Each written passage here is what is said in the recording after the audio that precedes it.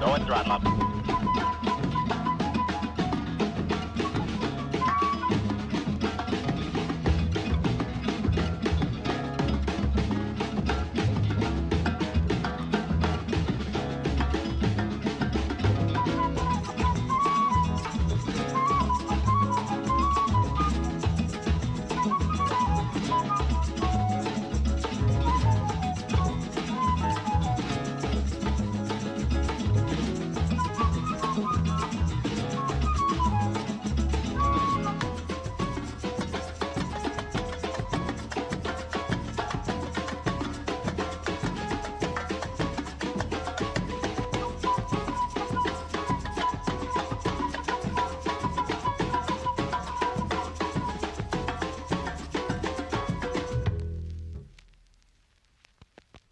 Hey, we are actually relatively on time.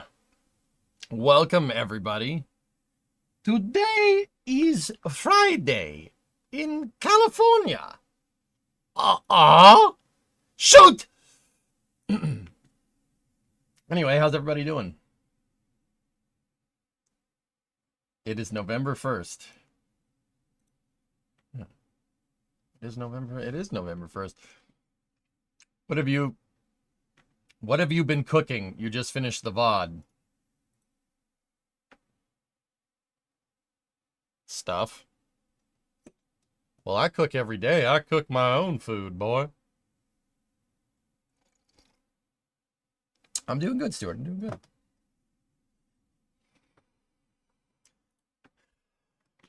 Many irons in the fire, friends.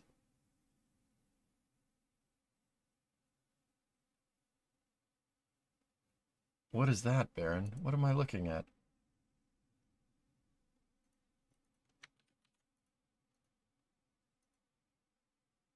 What the funkin' waggles is this? What am I looking at here? File review was conducted at your system on October 18, 2024. During this file review, possible violations of Chapter 403 FS Chapter 62-4 Florida Administrative Code were observed. During the file review, the department personnel noted the following. On September 23, 2024, Blue Origin performed a static fire of the second stage on the new Blue Gun launch system at Slick 36. Based on media releases from Blue Origin, the static fire utilized... Oh, no. No. Uh-oh.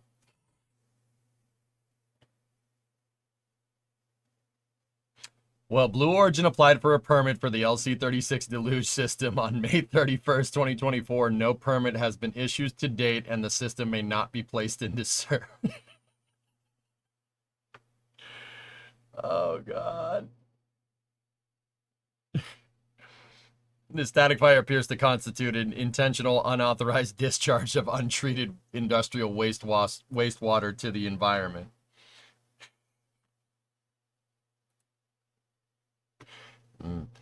Ironic. That's... You can't make this up. You can't make it up. You can't make that up. Who the... Like... Okay. Sawyer, hi from YouTube. What's up, man? Very serious question. LS3 swapped Saturn Sky, yay or nay, like a mini Corvette. If I did the work, I would buy it, but I wouldn't buy somebody else's project unless it was like immaculately done.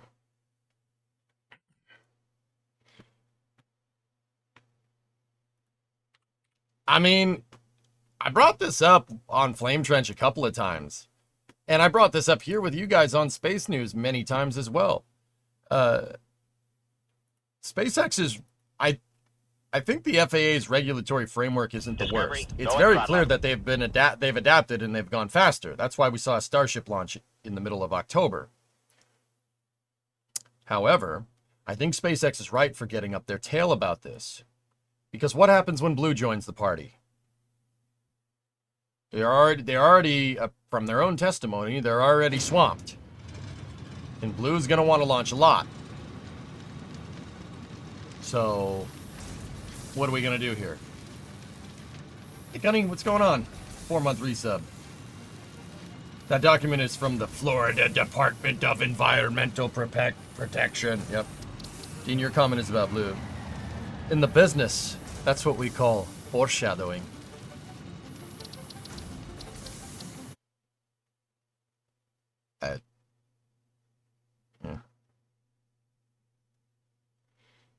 Followed a Cybertruck to work. The tailgate is just so plain ugly. Ewok, I've always said this. I like Cybertruck. I think Cybertruck looks good from the front. I think it looks good from the side. I think it looks incomplete from the back. From the back, it just looks weird. Anyway. How's this docking bay look? It looks like a dumpster. Yeah. Yeah, it looks like a dumpster from the back. From the front, though, I think it looks ace. I think they really did a good job. The Cybercab looks cool. Yeah, I agree.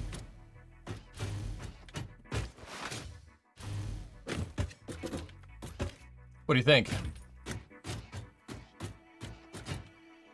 Not bad, right? Yeah, J-Sweet, I'm kind of with you. 117 out of 10. I see what you did there. Yeah, I really think we got a pretty damn good Halo vibe going here. Yeah. It looks pretty... It looks right. We should put some markings down. Actually, let's do that. Looks like about room for 2 drone ports. Cool.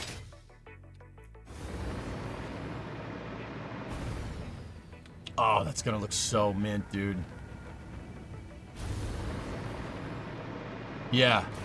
Today we're gonna finish the rest of them. Actually, we should work on the back and front walls for that.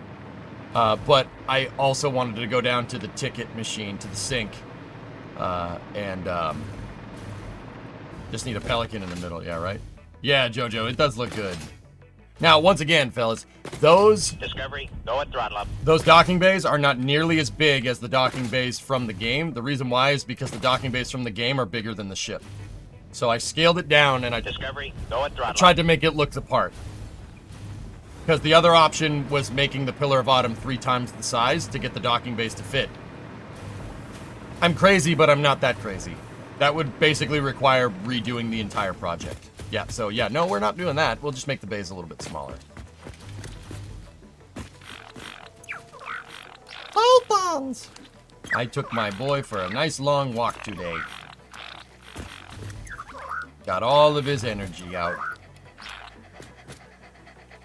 Not gonna lie, it was to make sure that Bree, who's still not feeling well, doesn't have to deal with him barking in her face. But yeah, me and my boy.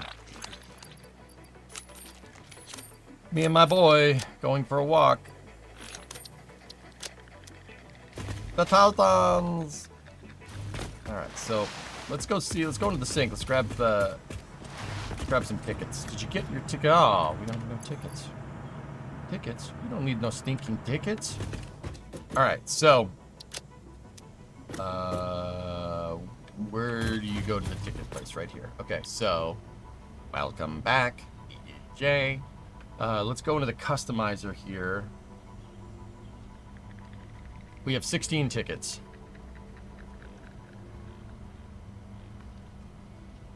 The icons could be useful. We have number patterns. Transportation icons, I don't know if we need those. Pathways could be useful. The dotted lines are something I want. And you know what? We'll get the solid lines too. Arrows could be useful. What was that about? No ticket.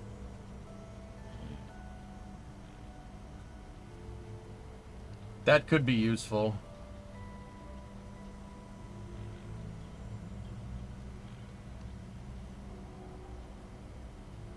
Oh, we have 9.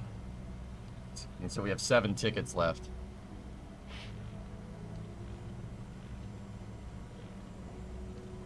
You're useful. Well, thank you. What a nice thing to say.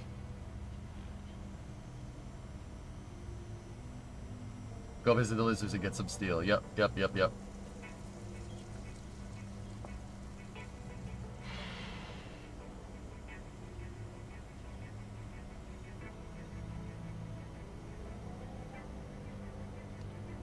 Kill him with kindness. You're trying to kill me?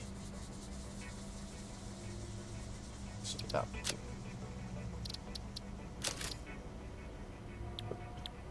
Ring, beep, bop, boop, boop. Okay. Take our solid biofuel. Put that in there. That would be most counterproductive. Alright, Titans are taken care of. All Titans are taken care of. Titan 1 and then Titans 2 through 10. All taken care of. That's all good. Oh, that's the other thing. We need quartz. We're going to need quartz. I was thinking... So here, let's take a look. Let's go into our blueprints, right? Go into the prints. We go into POA interior, right? I'll organize this when we actually go to build out the ship. Okay, so the sidewall frame... There's that, right? And then there's just the side wall. There's the actual docking bay structure. So if we go into the prints, right? Let's do the math out here. We have 8 bays. Each bay has 10 of these side walls. So that is the... Yeah, so 10, 20, 30, 40, 50, 60, 70. That's the amount of materials that we need. We need quartz. We need quartz. We got to set up quartz. So there's a quartz node on the other side of this structure. Everything else I think will be okay. Oh, plates. Plates. Hey Jay, I just accidentally filled my entire apartment with smoke cooking a steak. Tasted great though. How's your day? Dude, turn the damn fans on. What's wrong with you? And use less oil next time. You don't need to use that much oil. You're not pan frying the damn steak.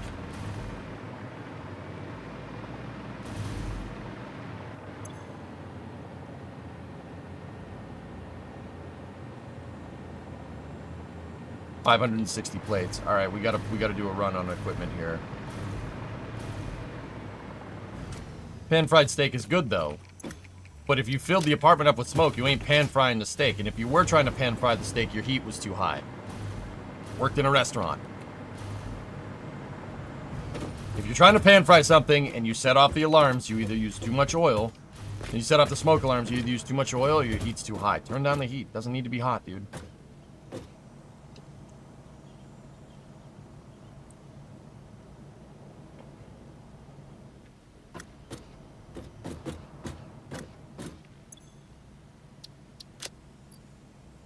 Anyway, plates. 560 plates. So let me get the sloops that are in here. Hey, Jaden, what's going on? Alright, put the sloop in there. 6 plates at 560, which means we need 250 plus 30. So we need 280. We need enough for 280 plates. That's a lot of screws. Okay. Why is the machine idle? I do a la carte manufacturing, dude.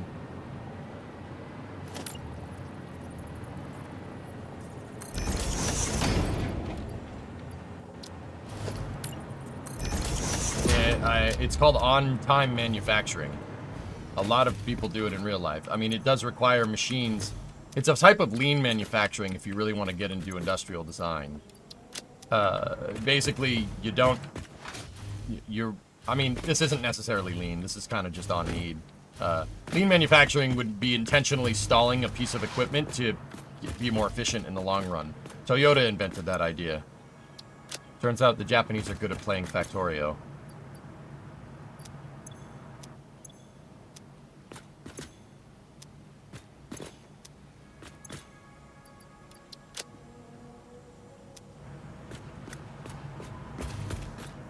Yep, exactly, Jaden. Yeah, you got it, man. All right, so let's go get... We need plates and screws.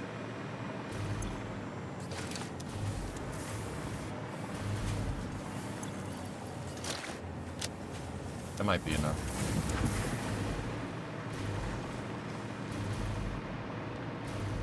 Sorry, Jaden. Sorry, I won't mention it again.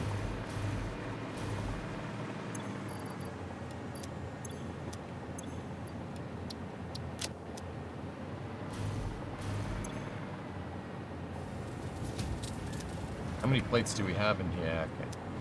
Nothing. Plenty of ammunition.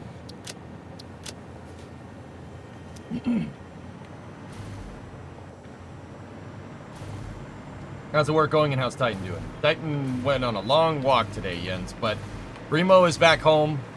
I took him on a long walk. I actually went to the P.O. box today. There's nothing in it. It's strange. Saying there's something in it and then there's nothing in it, but turns out right around the P.O. box there's there's like a nice path to walk around the marsh, you know. So that's what I did. You said everything to the house. Yeah, oh, I know, Ewok.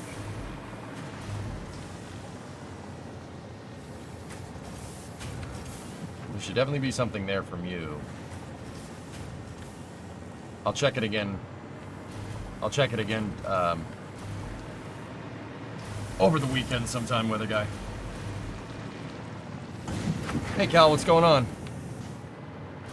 You would install the equipment, you schedule it properly. Yeah. I started saying it, Dina. What I'm doing is more on need manufacturing. It's not lean. This is not lean. Lean is where you scale around your production bottleneck. That's lean manufacturing. This is not lean manufacturing. This is just on need. I'm going to have a fairly valuable package sent to you soon. Hokey, shoot me a DM. Just send it to the house. I trust you, dude. I trust you. Yeah. If it's high value, just send it. Yeah, I got you. You could just send it here. Send it to the shop.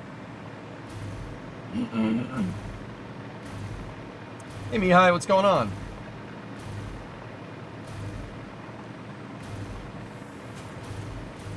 Okay. Just in time, exactly. How much is Hokey selling your address for? Weekend is going on, Mihai. There you go, man. There you go. Okay. So we got plates figured out. I think I put enough in there to make more plates than what I need. I'm not worried about iron rods. We got plenty of that. Steel beams, we got plenty of that too. Concrete, I got buku freaking concrete. I'm not worried about that. Yeah, we got enough concrete. Is this an intentional challenge you're doing, or a gameplay choice to make the parts this way? Just wondering. Okay, so Jaden, we're on phase 4, so I'm almost done with this game. I've almost got tier 9 unlocked. I unlocked tier 9 with this factory. With what you see on the screen here, and then there's a little oil deposit over there that is making plastic, rubber, and rifle ammunition. I got to tier 8. I've completed tier 8 with 3 assemblers, a manufacturer, and probably 10 constructors. How I did it, well, I know what people are going to say. How did you do that with no aluminum? How did you do that with no aluminum? Like, you have no aluminum production, you have no nitrogen production, you got nothing. Yeah, that's right.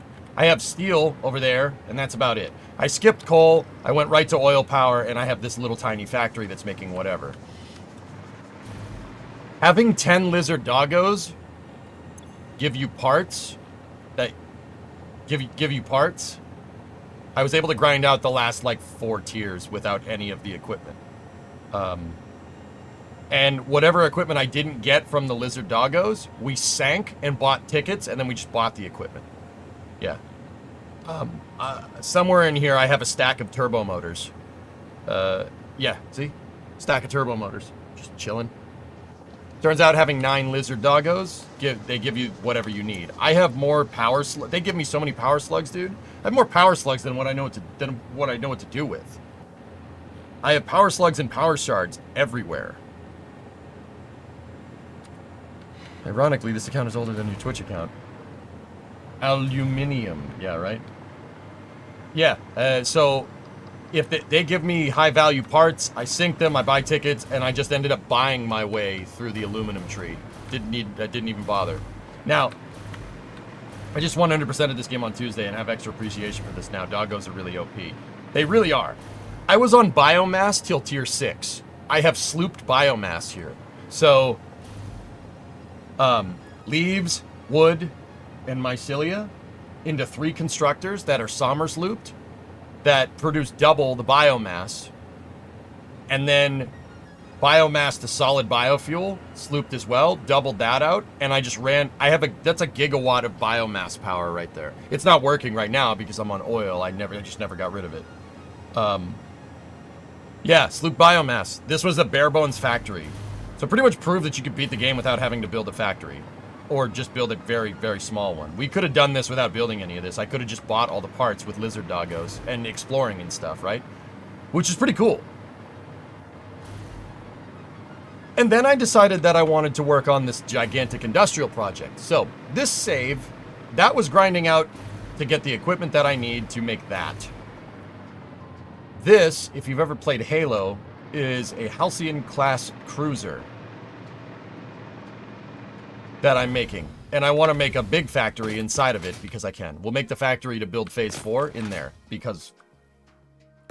Sure. Yeah. If you ever played Halo, you know that Halo's a sci-fi shooting game. In case anybody... I can't imagine anybody doesn't know what that is, but... There you go, not explaining sloop. Yeah, there are parts in game you can use to make duplicate parts. But I figured Jaden probably knew what that meant. So yeah, I'm building the ship from Halo. One of the ships from Halo. And I want to put my factory inside of it. This is a challenge build. That was a challenge build to build as little as you can. And this is a challenge build to build as big as you can. Which is... You know, when you say it like that, I kind of sound like an idiot. But then again, I kind of am an idiot, so it kind of works out. Yeah. It's the Pillar of Autumn from Halo. I'm a gigantic Halo nerd. Bungie Halo, though. I don't really like 343, where 343 went with the story. I was about to say I'm not hating, but...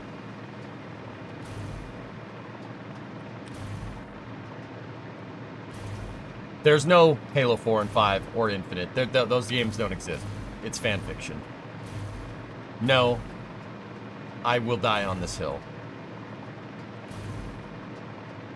Send me out with a bang.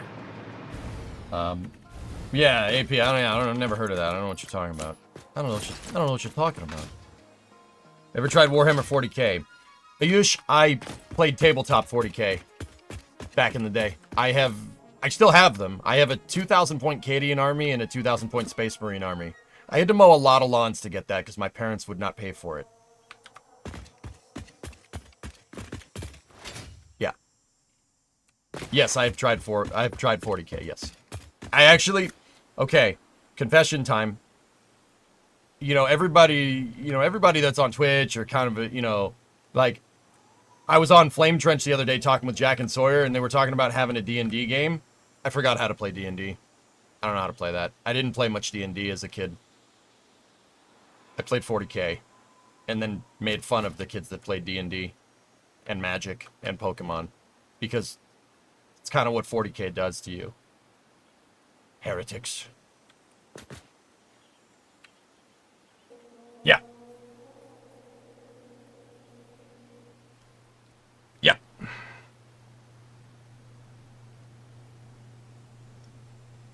Yeah, dude. I actually got part of my Cadian army from my parents' house a little while back.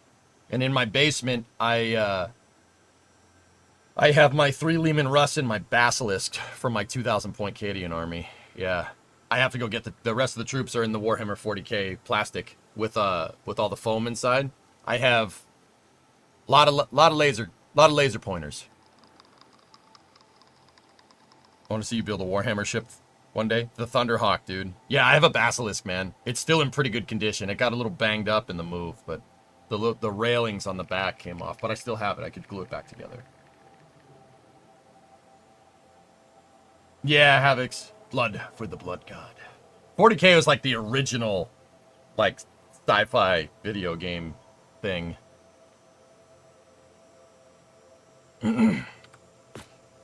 Yeah. I always wanted to buy a Thunderhawk gunship, but yeah. Didn't have the money to pay Forge World. Pay for Forge World stuff. Didn't want to do that. This was 20 years ago at this point, but yeah.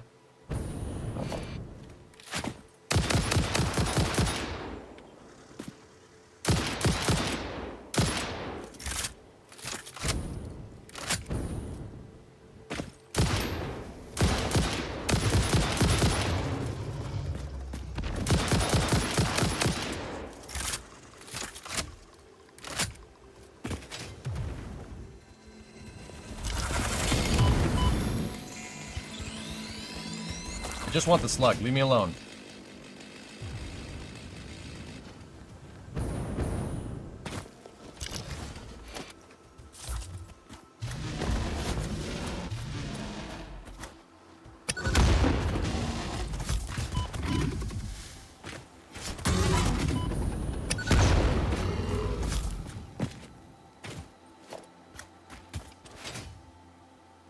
Oh, the slug. I didn't see his name on it. Okay, so here is the quartz. Is the quartz. You did a drone-only transport playthrough? Alright, let's go. Alright, so let's get quartz figured out over here.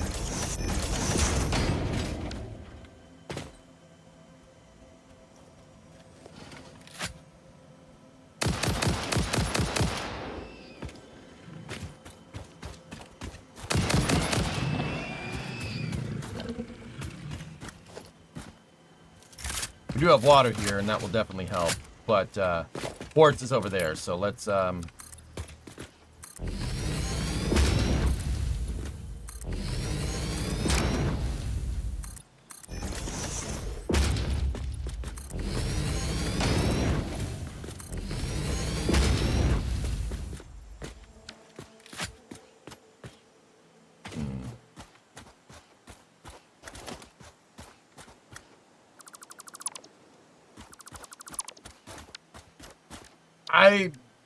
Alexis, I thought Halo 4's story was awful.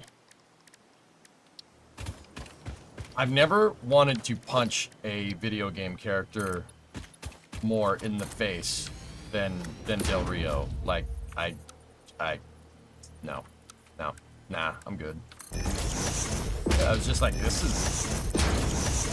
Like, and it's not even like I hate him for how he acts. Like, the character's just incessant and annoying. Like Jar Jar Binks. Hey, Zarek. I'm just like, this is awful. Like, I don't mean to crap on people's work. Like, I know you shouldn't do that, but... I know good and well that some of you may have realized that I know what goes into making a game. Like, I know all the effort. Like, not for me.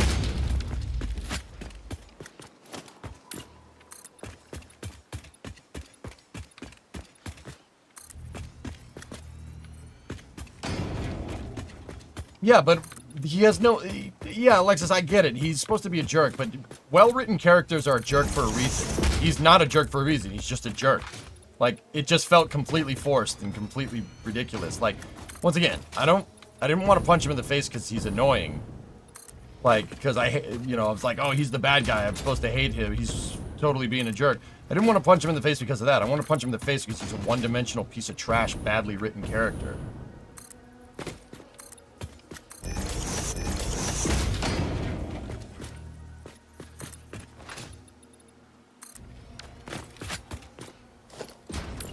Like, you got people like Johnson, you got people like Lord Hood, Dr. Halsey, right?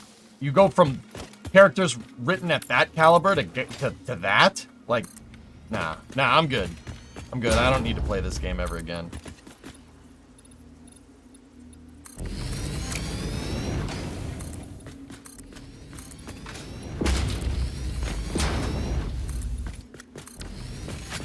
But how do you really feel? But why male models?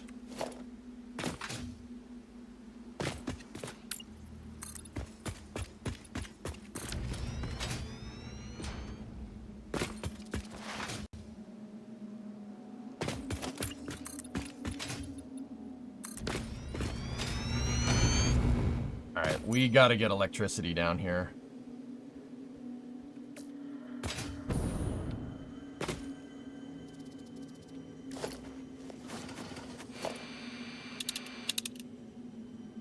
There's a power slug in the cave below me.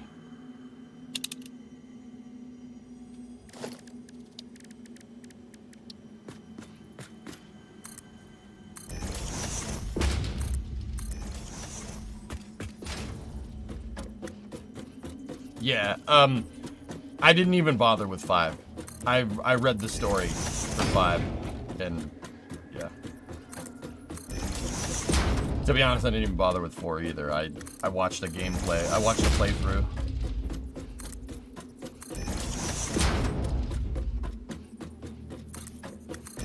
Yeah, I didn't bother, Havocs.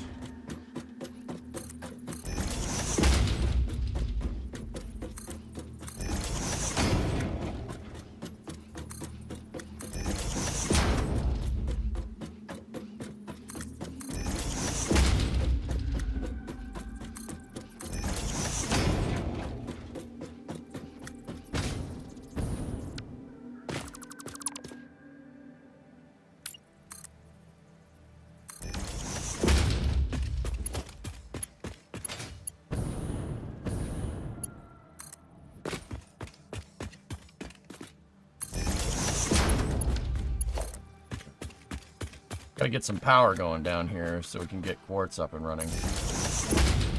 Because I'm gonna need a lot of that.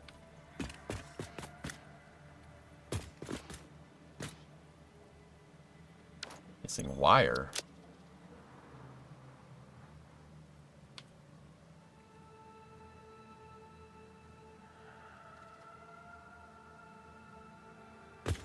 Some more uplifting news. My company got approved. Your company got approved for post-seed funding this week. Hey, all right.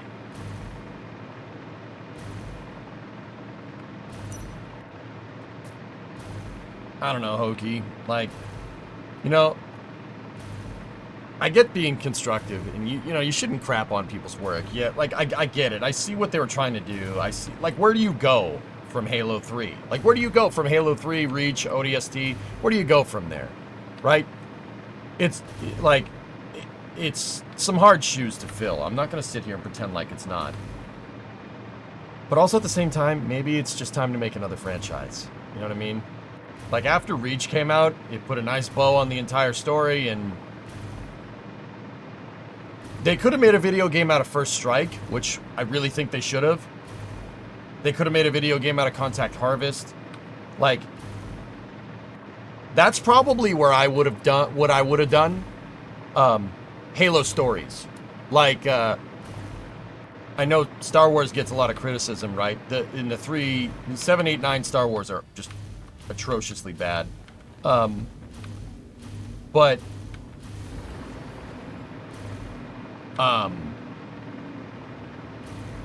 like the Star Wars stories, so like Solo, Rogue One, Andor, they're amazing, really good, really, really good. Mandalorian, very good. Book of Boba Fett was okay, but those were excellent. They should have done that. Like, that's the direction they should have gone, exploring the other characters, not trying to continue the story of Master Chief. I think that was a big mistake.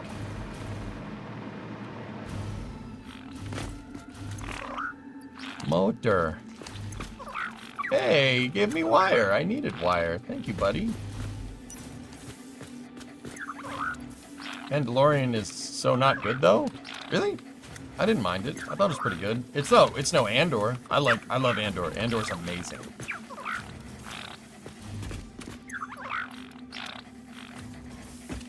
Rogue One is the GOAT, though. That's such a good movie. But yeah, I don't want to just turn this into crap on Star Wars or Halo Hour, so.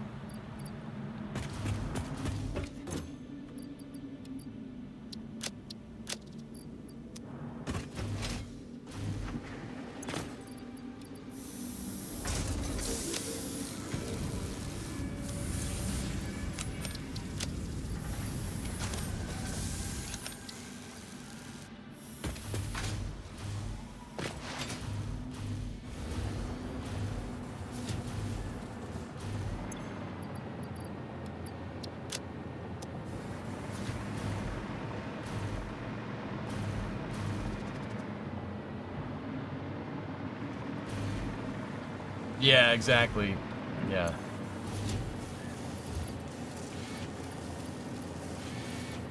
Okay.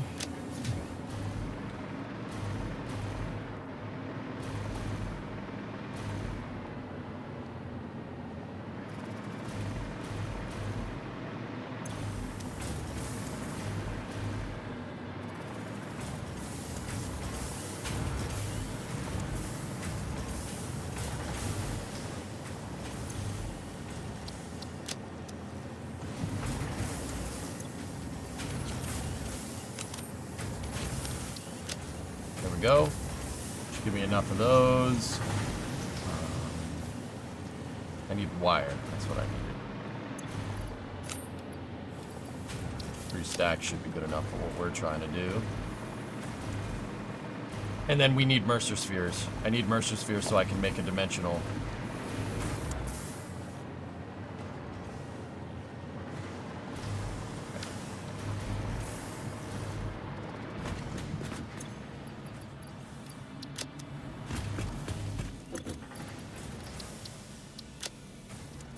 Okay, that should be good enough for what we're trying to do. Yeah, Andor's fantastic, dude. Yeah, really good. My thing about Star Wars, Jaden, is that George Lucas envisioned Star Wars to be a dystopian hellhole, right? It's not. It's supposed to be not a good place. Really not a good place. Like. Not a good place paralleling, like, the decadence of Rome and the dystopianness of society that led to the fall of the Roman Empire. That's the whole point. Or the Roman Republic, excuse me, into the Roman Empire. That's what he was taking reference from. Everybody thinks he's and don't get me wrong, there's some overt, like, Nazi symbolism, like, in Star Wars. Like, the stormtroopers are carrying around actual, like, German weaponry, like, But I think, you know, he's taking more reference from the fall of the Roman Republic than anything. That's just my opinion. Could be wrong. That's how I see it, but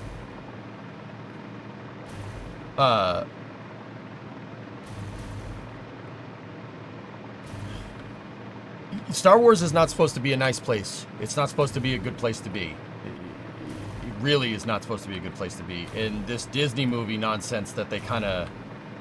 Disney movie figuratively, not like the actual, like, Disney, even though they did it. This kind of whole fun movie for kids is not what Star Wars was supposed to be.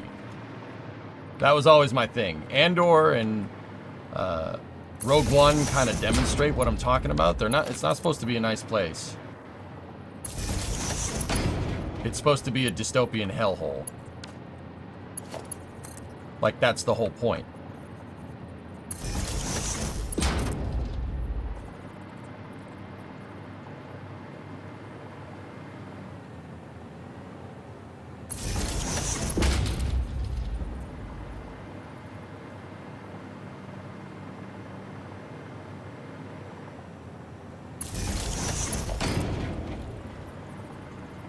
Not 40K bad, but still not great. Yeah, not like... Yeah, it's not supposed to be 40K. Like, it's supposed to be like Blade Runner dystopian. Same, like that. Like, it's not bad, but you could tell something's off. Like, it's not supposed to be a nice place. There's a lot of hardship, etc., etc. That's the whole point.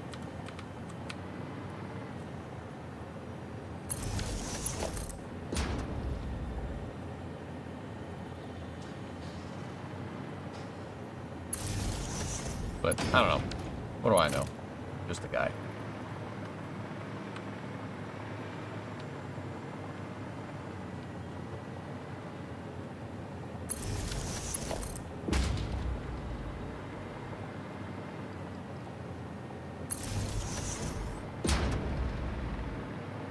Are you familiar with the old comic called Rise and Fall of the Trigon Empire? It's basically sci-fi Roman Empire on a different planet. Oh, that's cool, though. We're gonna need an equipment workshop, and I'm probably gonna need a crafting bench too.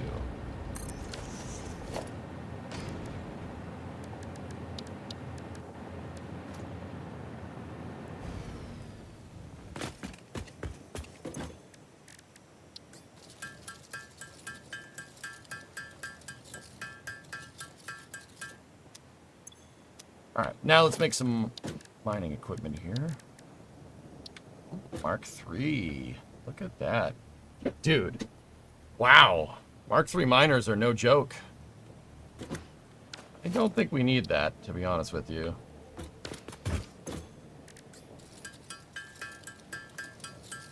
Hey, Yum Food.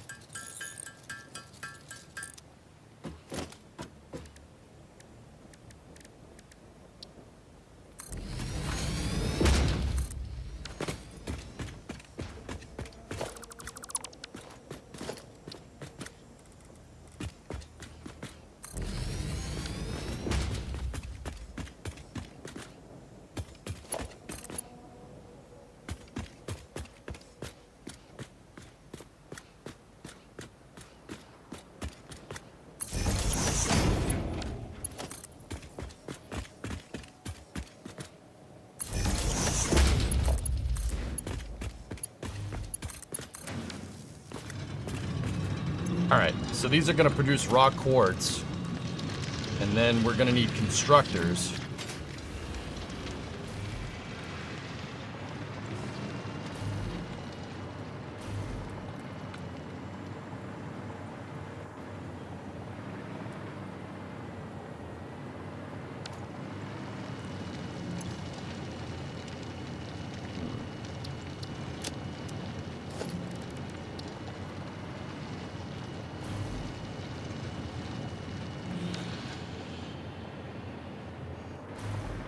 What you making this for? Glass? It's for the lights, believe it or not. And kind of by proxy, the glass, dude, yeah.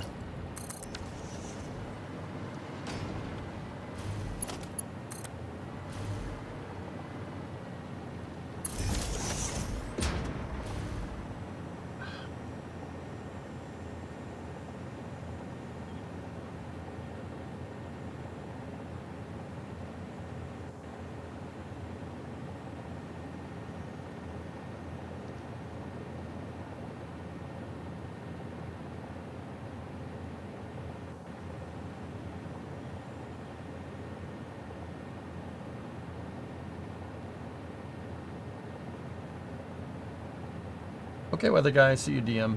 Yep.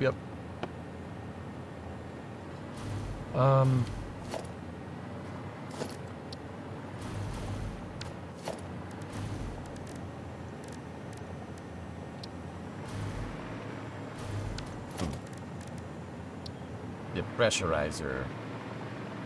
Nice.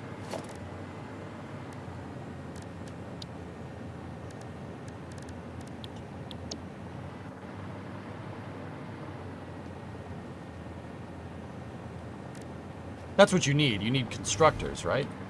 You know what? Hold on. I'm pretty sure you do. Yeah, quartz crystal. Or silica. Alright. So here's what we'll do.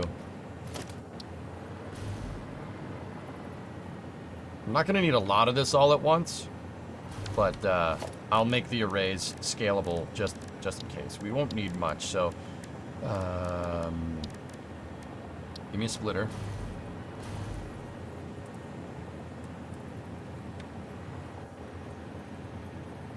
Actually, you know what? I have a blueprint. I should have a constructor. Blueprint somewhere in here. Boundary array, 2x2 constructor. That's for the building.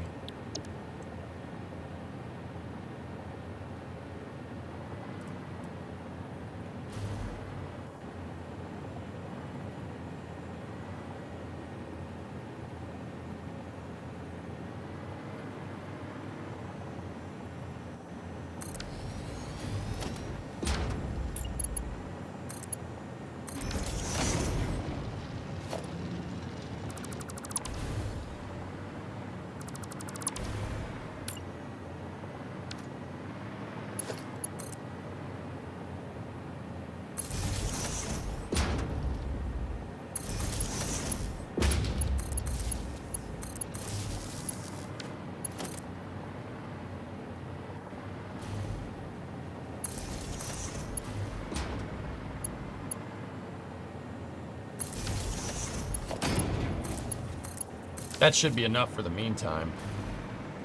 Let me get a merger.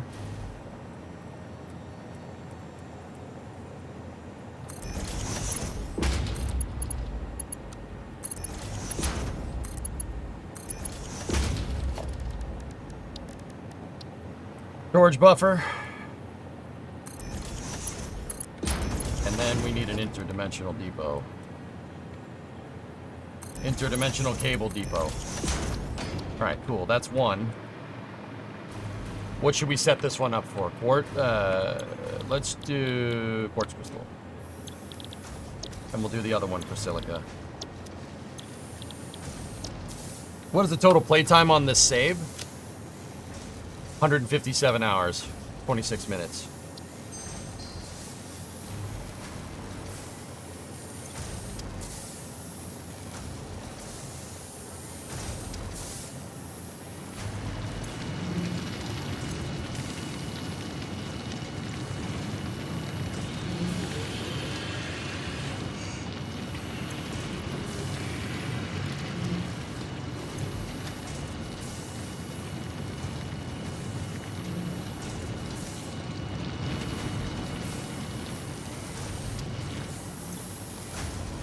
That'll saturate. Probably don't need that. Can probably get away with.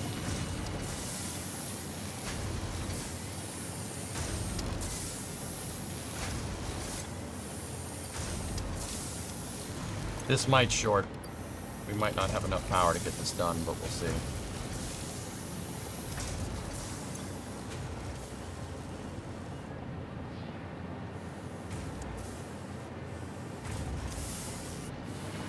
If that's the case, we're going to need to zap this thing out.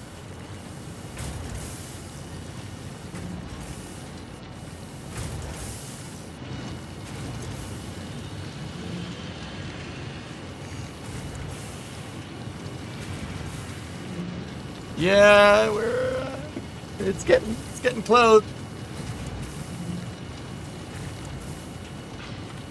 Hey, Super, what's going on?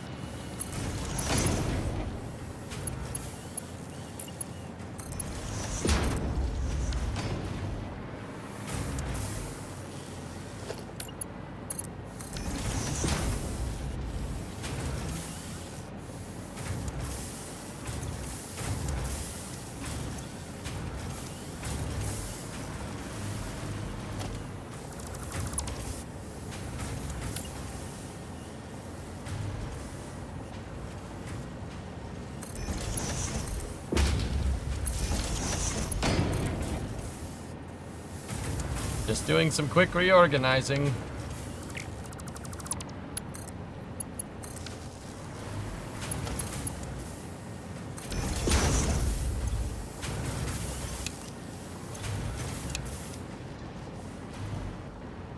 Today is Friday in California. Ah. Shoot! Okay.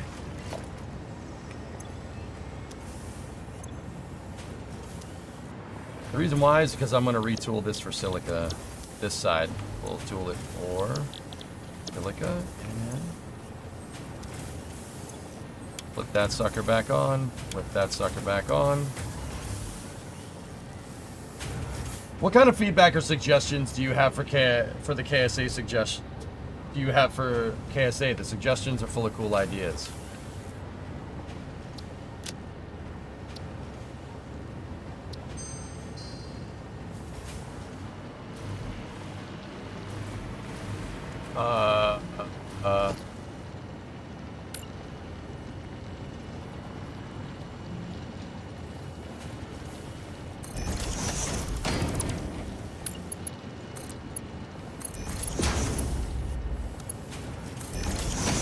What do you mean?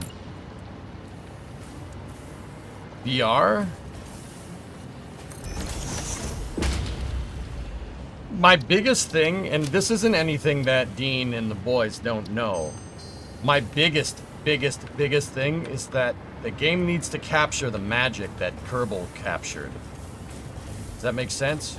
There's other spaceflight simulator games out there, like Spaceflight Simulator, like Juno. There's a bunch of them. And they're not bad games, they just don't feel right, if that makes any sense. It doesn't feel, it doesn't have the magic. Like, I don't know what that's about. Can't explain that one, you know?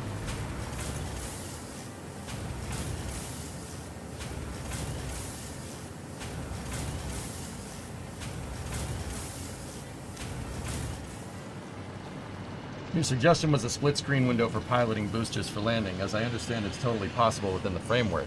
That's possible to do in KSP1, dude.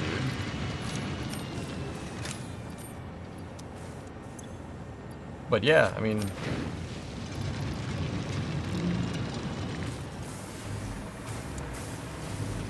some of it was due to how KSP was novel. Yeah, Nivus, KSP mastered the semi-serious little... Like, that's the thing, Nivus. You could play KSP seriously like I did, or you could just have some fun with it. I think that in retrospect, and I didn't think much of it at the time, but I think in retrospect, like, Take-Two's insistence on making it fun, like, in catering to, like, the fun, hey, it blew up, but that's okay thing didn't really work too well. Because the hardcore KSP players, the people that were still playing the game, don't play the game like that. You know? And once again, this is my fault, because I had a line with the developers for KSP to, and I didn't realize it. I missed it, and I hold myself responsible for that. But you'd have to switch back and forth. Okay, Hellengar, yeah, I got what you're saying.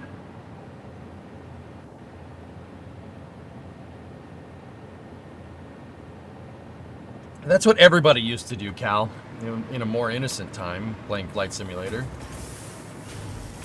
Primo's fine. What is KSP? Googly Moogly, KSP is Kerbal Space Program. It's a space flight simulator. It's the game that I basically made a name for myself with on Twitch. I have 15,000 hours in KSP. I played KSP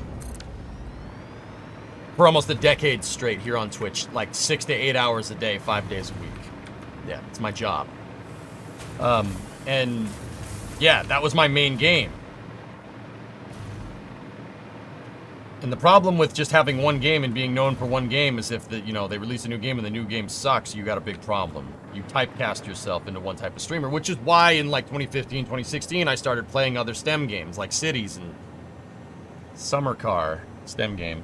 I mean, we made Summer Car STEM game, but yeah, you get the idea. The days of the sunglasses. Good times.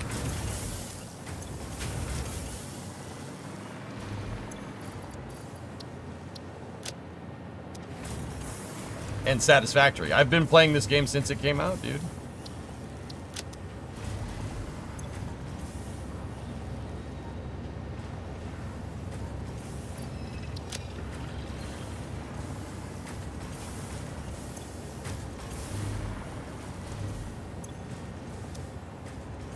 Okay. Now we just let that do its thing.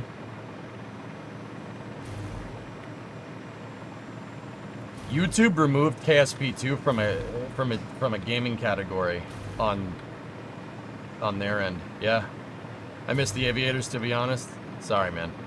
I mean, I still have them here. Keep them for special occasions. I want to play Factorio Space Age, Jaden, I'm not going to lie to you. But I'm already playing Satisfactory Space Age here, quote unquote.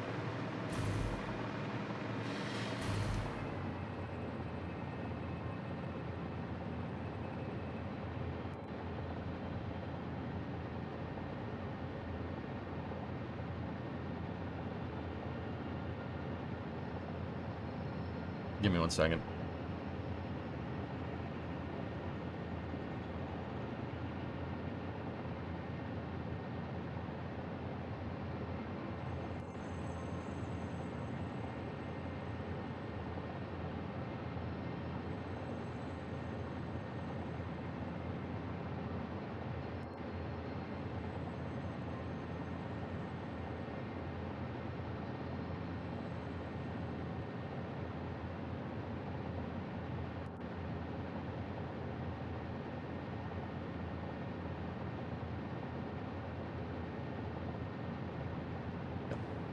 Sorry, needed to answer a message.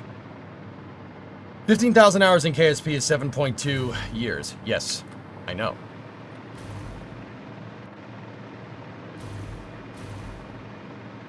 Elon should buy KSP too. Yeah, that'd be something. All right. Okay. We do need to work while our quartz army is building up here. Yes, I said quartz army. Right. Well, that's going on. Let me go back over to the main production area, quote unquote.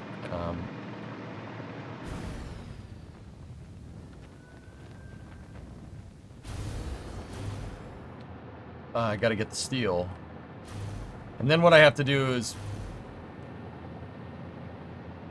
Yeah, I have to get the steel, then we gotta go back up there, and I gotta work on the back wall. We gotta work on the back and front walls. The side walls are fantastic. Been watching since I was 14. You're almost 24. 7 years makes sense. Yeah, super. I mean, we played a lot of KSP, dude. And yeah, KSP taught me lessons I don't think anybody would get, like the way I played it. It taught me lessons about rocketry and about how you go about running your space program that I don't think you'd get unless you worked in the industry. And that's what that was my intention, but I think we modeled it pretty damn well. What are you building? Hey, Mushroom, you ever played Halo? What is Halo? Oh.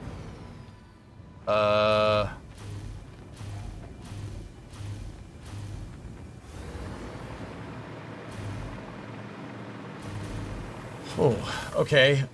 Halo is a video game. Came out in the 2000s, and then they had a bunch of other, you know, there was Halo 1, Halo 2, Halo 3, etc., etc. It's a sci-fi shooting game, and it takes place in the 26th century. And yeah, humans have these big, gigantic ships that they fly around in space. I'm modeling one of the ships from the game, and I want to put my factory inside of it. That's what I'm making. To scale. Well, to scale to the game.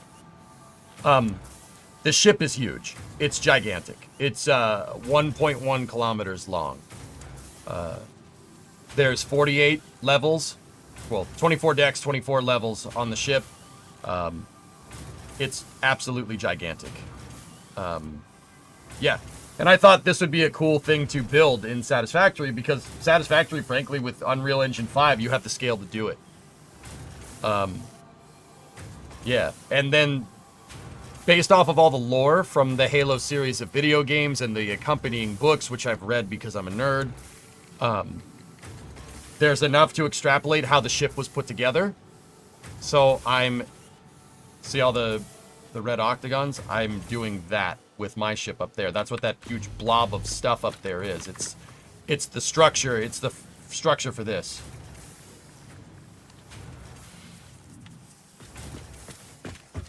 So I'm building a gigantic spaceship. Or I'm building a gigantic factory and making it look like a spaceship. We'll go with that. Hold on.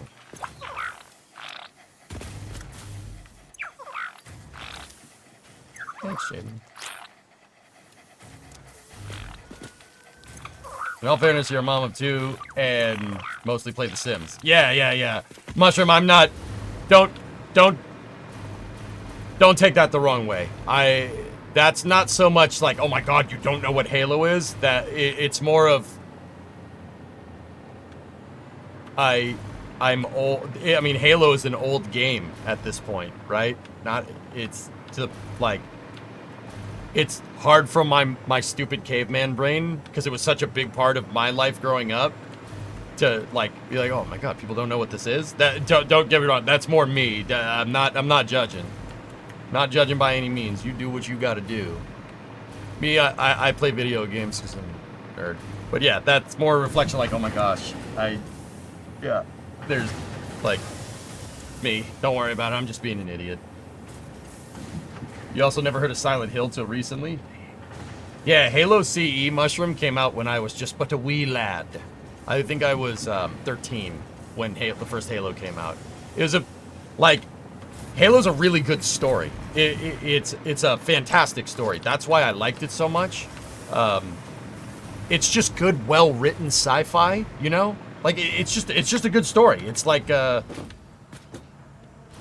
the story, the developers that made the game put a lot of work into, you know, writing the characters and the story and stuff. They put so much time and effort into it. It's, yeah, the games are fantastic because of it.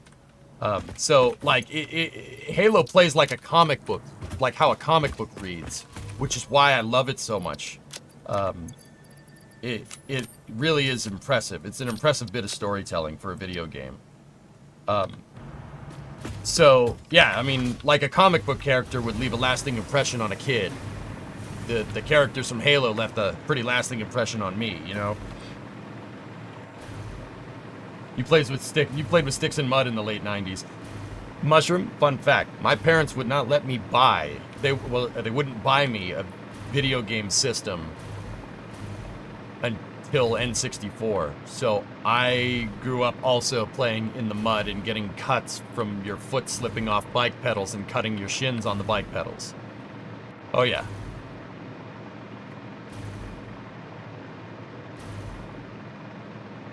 Yeah, so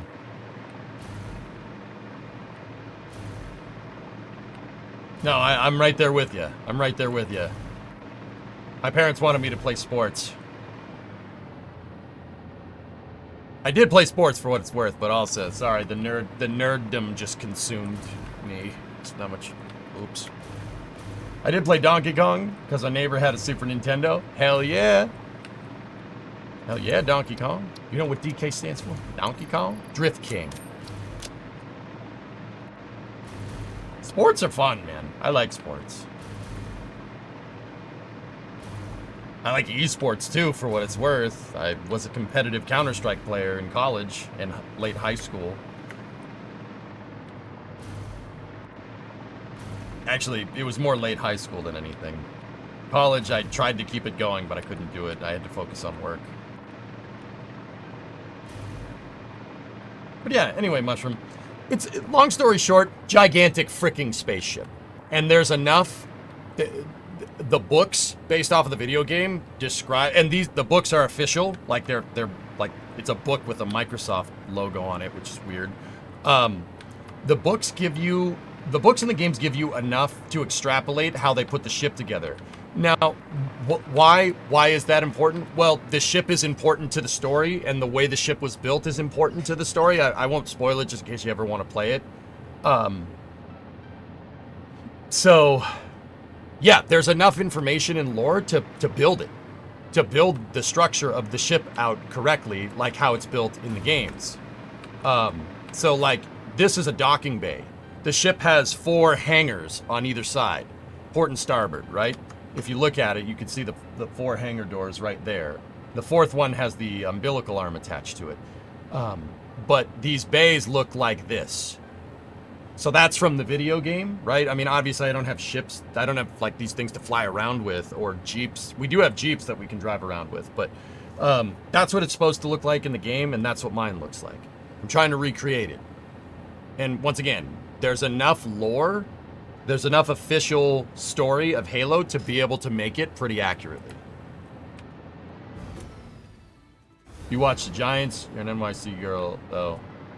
It is not a good time for New York teams in general. I'm from Boston, so I mean, yeah, that sucks to be you. Sorry, sorry, the Yankee dude. Look, I'm not saying nothing. Even as a Red Sox fan, I ain't saying nothing. I ain't saying nothing. You know what you did. They know what they did. The frick is Cole doing? That is not how you play baseball. And I'm saying that as somebody that wants your team to lose, that wanted your team to lose. That is not how you play baseball. What the actual frick is the matter with you? How are the Bruins doing? They got destroyed yesterday, 8-2 by the Canes. It was not pretty. We got absolutely thrashed on. BMX bike shinners, I still get those and I'm not a kid. Yep. Not as bad as Judge dropping the ball. Dude, you mess up fundamentals like that? Come on. What the hell are you doing? But yeah, Mushroom, the Giants didn't do too well this weekend either. Or they played on Monday. They played the Steelers. That was actually a pretty good game. Pretty decent. For what it's worth, I like Tommy DeVito. I think they should put DeVito back in. But the guy that's starting QB isn't bad either. But I like Tommy. Tommy's cool. And I'm saying that as a Patriots fan. But see, unlike other Patriots fans, I don't mind the Giants. There is 2007 and 2011, and that sucked. I assure you, that was not fun. That was not fun for me. But I gotta respect the Giants. The reason why I respect the Giants a lot is because Belichick was a coach on the Giants in 87 and 89. So you gotta respect it. You gotta respect it. Just saying. Life is rough out here for people being a Yankee for Halloween. Love what you do with the interior. Thanks, Wally. Yeah, we got to work on the back wall. You know, we got to get that looking nice.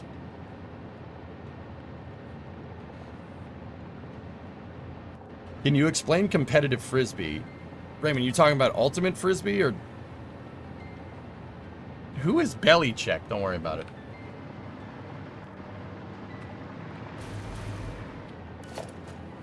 Frisbee golf is... Look, frisbee golf is cool, but regular golf is cooler. No, I'm not changing my mind about this. Regular golf is way more fun to play. I'm sorry. That's just how it be. I'm not sorry. It's true.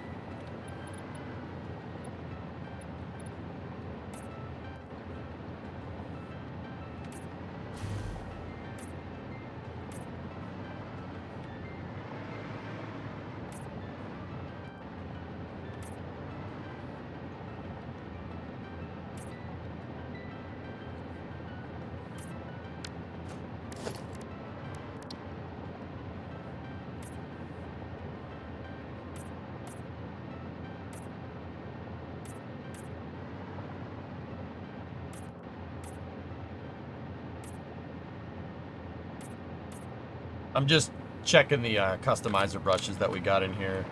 See if they look good. They do. Drinking beer while playing golf. Yeah, dude, it's the only sport you can get thrashed with, and it's really not a big deal.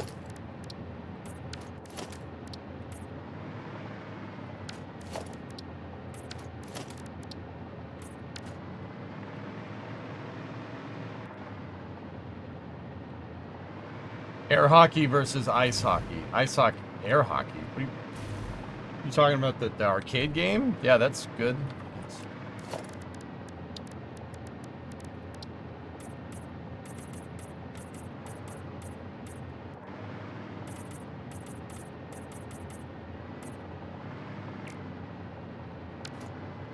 You like confusing? Well, yeah, thank you.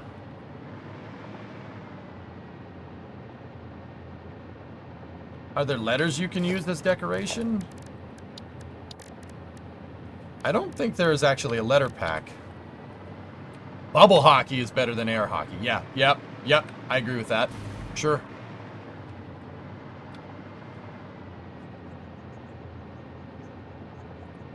All right, so let's work on the back wall here. How wide can we make this? What the heck is bubble hockey? Oh, you're bubble. People don't know what bubble hockey is. You're a college basketball fan the most? Right on. That's totally cool.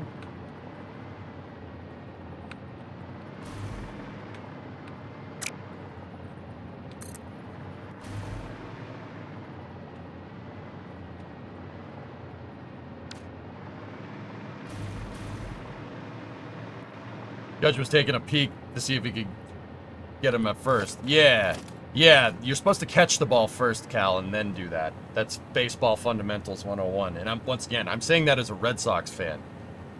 What are you guys actually doing? You got players making stupid mistakes like that? Making errors? Dude, a ground ball goes to the first baseman. The pitcher's supposed to sprint at first base. That is like baseball fundamentals 101. Bro, that. I hate to say it, you guys got a management problem. That's, players, you get paid. Can't be making mistakes like that. You know, if one player makes a mistake and one player keeps making a mistake, that's one thing.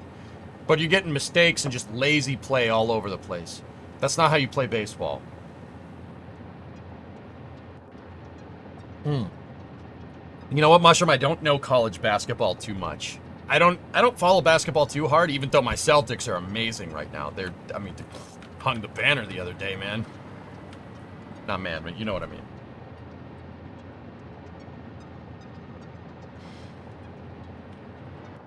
John Calipari, he just left Kentucky. Where did he go?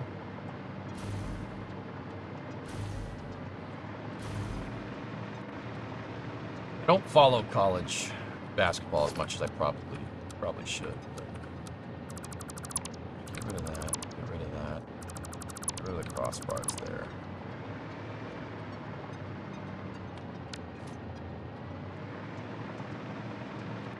Arkansas? Yeah. All right, so let's look at the back wall here. What do we got going on?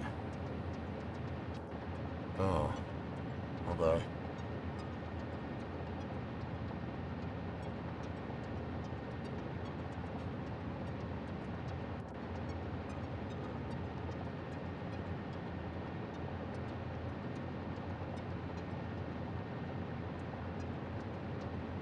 You follow industry more than any sport. Yeah, James, well, look who you're talking to here.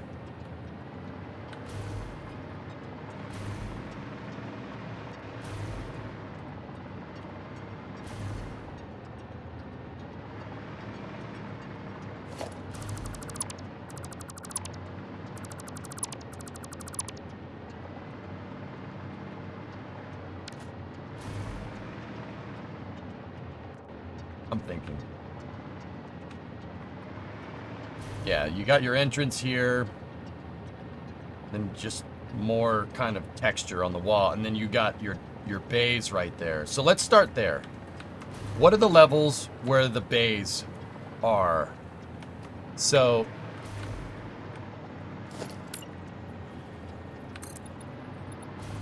okay, we got to do some custom work because that. Okay, let's get our deck spacing test article out.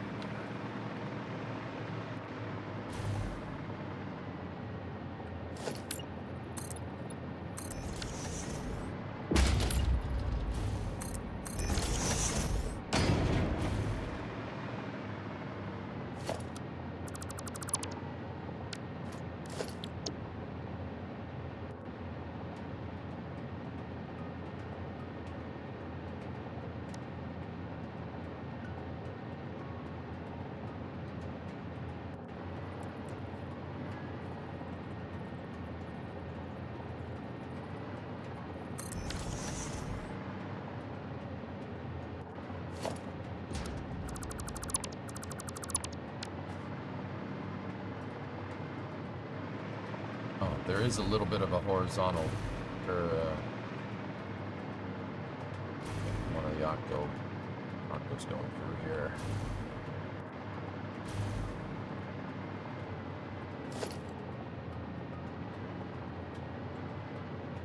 Yeah, just get rid of those. We'll build around them. You can keep that one.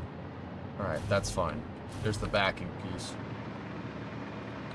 I'm not a hangar door. The base look like windows to you. Yeah. No problem, Ichi. All good, man.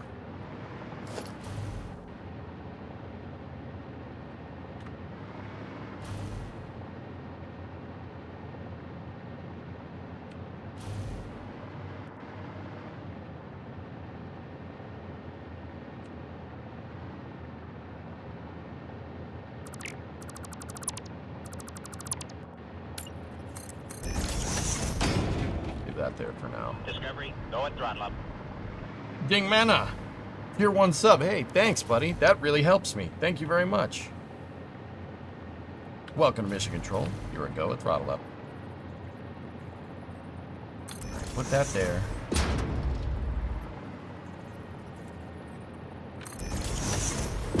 Put that there. Put that there.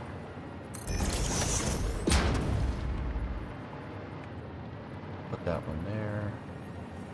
So this is showing me the spacing between floors on the ship. The orange part is area where people go. The gray part is where the floor is.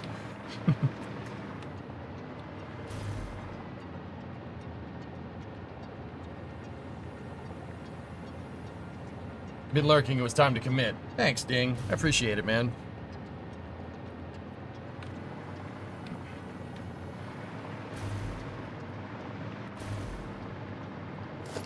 Alright, so get rid of those.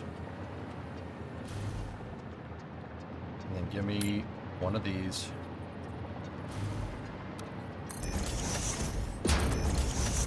So, guys, what I'm going to do is the same thing that I did yesterday. We do have to place the rest of the interior pieces, and I'm basically padding the amount of quartz that we have, so we can build this all at once. But we do need to work on the back wall. So I'm going to do exactly what I did yesterday and just kind of figure something out. Like, we'll play around with it.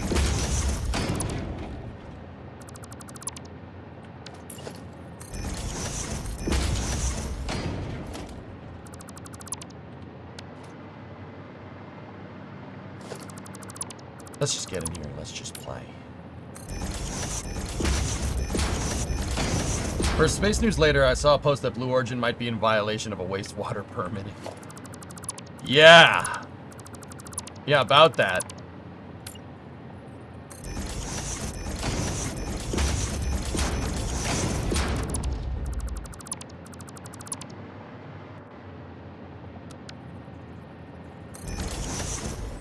And yep, we are in perfect alignment here.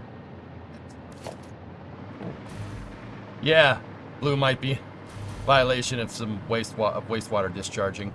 Yep. Oops. Okay, so we have 1, 2, 3. There's 9. Okay, we have 9 of them. 9 bays here. So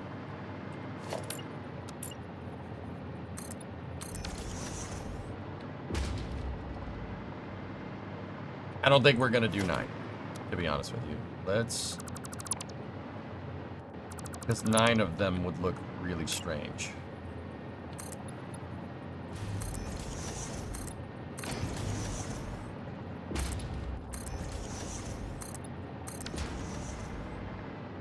Unless we can get the right window framing here.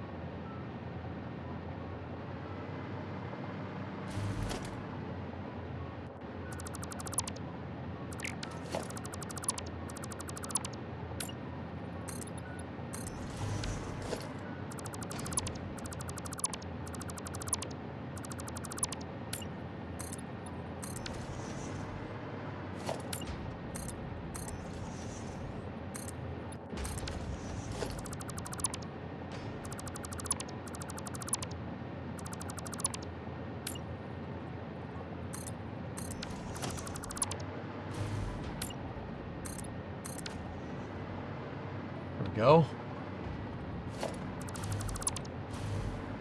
Okay. That's where all the levels will be.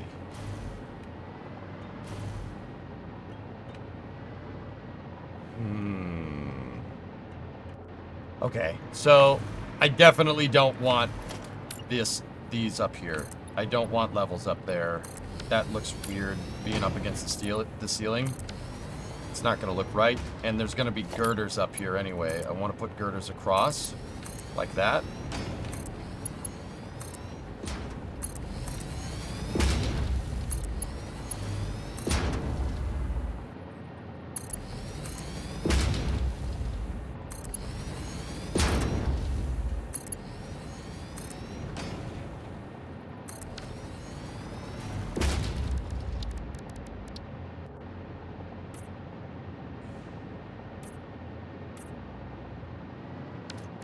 Yeah, we can go unpainted with these just so it matches the rest of everything.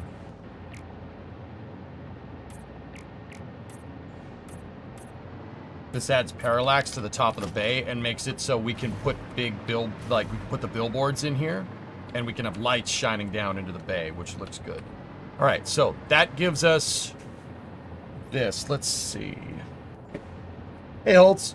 Good day for some gaming. Yeah, man. Just, hey. If you could during the day, man, can you just watch your language? I agree with you, but yeah, like, dude, I've been doing this for so long. People watch with their kids nowadays, and I just want to make sure we're at least kind of setting a good example, like just a little bit. Like, don't get me wrong, I'm probably not the best case of this, but you know. But heck yeah, man, I'm in. Good day for some gaming. It's Friday, baby. Alright, so how are we gonna do this? What type of... Let's, figure out what windows we want here. Seems kind of like a open window so they can see what's going on in the bay.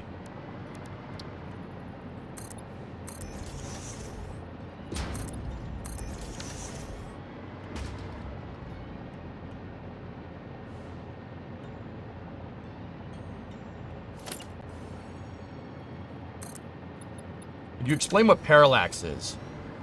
Yeah. Okay. Parallax is used in environment and hard surface modeling in video games to basically give you a sense of depth. Okay, so...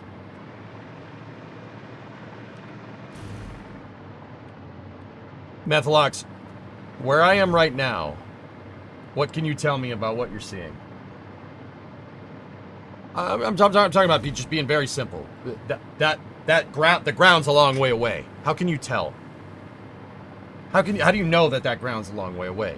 It could be 2 feet off the ground. It could not be 2 feet off the ground. What's telling you that ground is far away in this picture is the framing of the ship.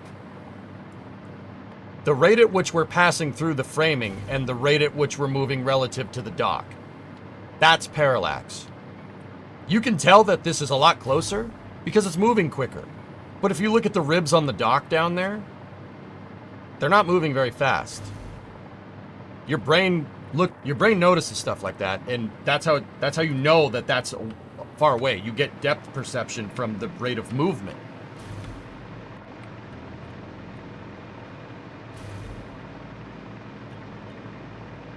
So, like, I see the term a lot and never fully understood. Yeah. Once again, your brain's telling you how big this ship is because I'm going back and forth along the hull of the ship, and you can see that it's wide. How do you know that it's wide from this picture? Well, the beams on the other side of the ship aren't moving as fast as the beams up close, right? Why? Because they're further away.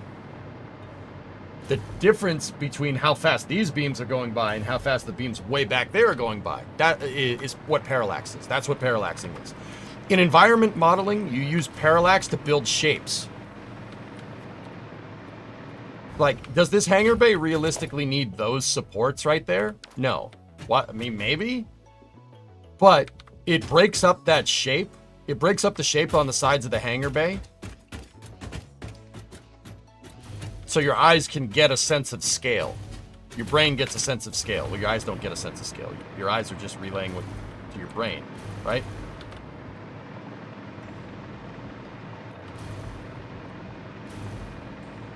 The rate of movement between objects depending on distance compared to where you're moving. That's what parallax is.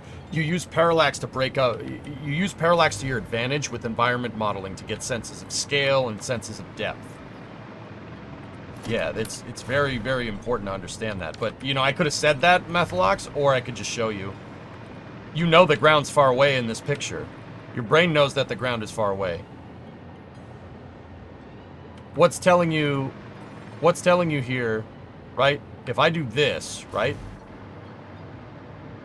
What's telling you that mountain is far away? Well, the fact that I'm moving, like, it's really hard to see it's really hard to judge the distance of that mountain.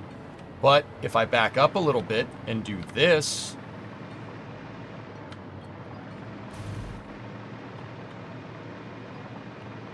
it's a lot easier to see that is a long way away because stuff's moving close to you. You can see your rate of movement. And from the rate of movement relative to that, you know that's far away. That's what parallax is. Very, very, very useful for environment modeling, dude.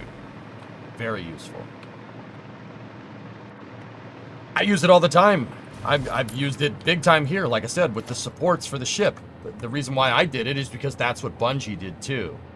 Look, they made this scene and they want to show you that the Pillar of Autumn is not a small ship. This is just one of the hangar bays. You know what a Warthog is in Halo, right? You know, you see the Jeeps down there, right? You see them moving around. Crap, this is a big ship. right? Like that's why they have this, that's why they did that scene, this cut scene in Halo 1. They were trying to convey to you the scale of this ship. Where did the Jeeps go? That's right, they go in the square hole.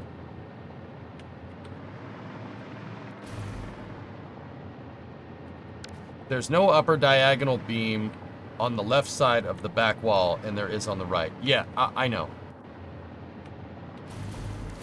It's because the blueprint has the beam on one side. I do need to modify that. See, the beam wall is only on one side. I compensated for that by making this. I just have the beam wall by itself. And I'll, you know,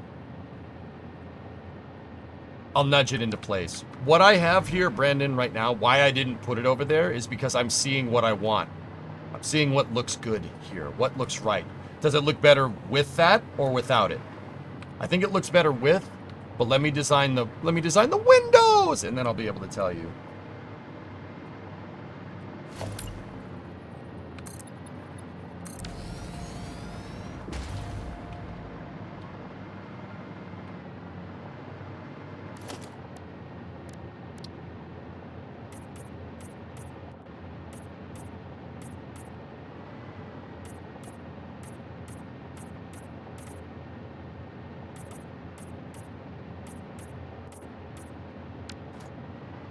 How much of the ship's overall structure have you completed?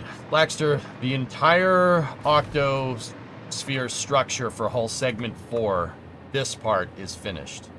I gotta do this part, this part, this part, and this part. So, a pretty good majority of the ship's frame is done.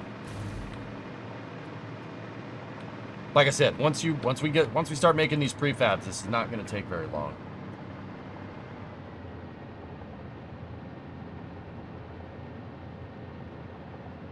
I think it does too. It gives that parallax. Well, in this particular shape, you're not using... I mean, that doesn't really necessarily apply to parallax. So in gaming, you really never want to have a flat repeating texture like this. This doesn't look particularly bad, but it's boring. It's plain. That's what it should look like. This looks like a spaceship. That just looks like a wall, right? You don't ever want to do this in level design unless it's intentional. You don't want that. That's bad because it's boring. It doesn't, your eye is not necessarily attracted to it. You could do it in a place where you like I said, sometimes it's intentional to make it look plain or whatever. But that doesn't look right. I mean, especially it looks wrong because it's orange. It doesn't match the color palette that I'm going for, right? But it's not finished. The diagonal beam here isn't necessarily doing what's called parallax. It's breaking up the shape. That's really what it's more about. That's not necessarily parallax. That you never want to have like one big plain edge. See, like look at the Pillar of Autumn here. There's flat edges, but it's not like completely flat. Like the back has all this weird armor plating on it, and that makes it look cool. And where it is flat, they have like this rib structure down here. You see what I'm saying? Like, there's no really plain part of this ship. And once again, that's on purpose because it wants to look big and massive and complicated. So they added all these angles for all the armor plating. See? And in this, they even used lighting to draw your eye to stuff. Like, you draw your eyes drawn to the hangar bays. I don't know where those lights are right there that are shining on the side of the ship. There's no lights. Where are those lights coming from? It looks like it's lit from the flame trench. See what I mean? Sometimes video game modelers and level designers use smoke and mirrors like that. Like, where are those lights? What's shining light on this ship? You have your ambient lighting from the sun. What is all this coming from? Coming from the dock itself? Where? I don't see any lights down here.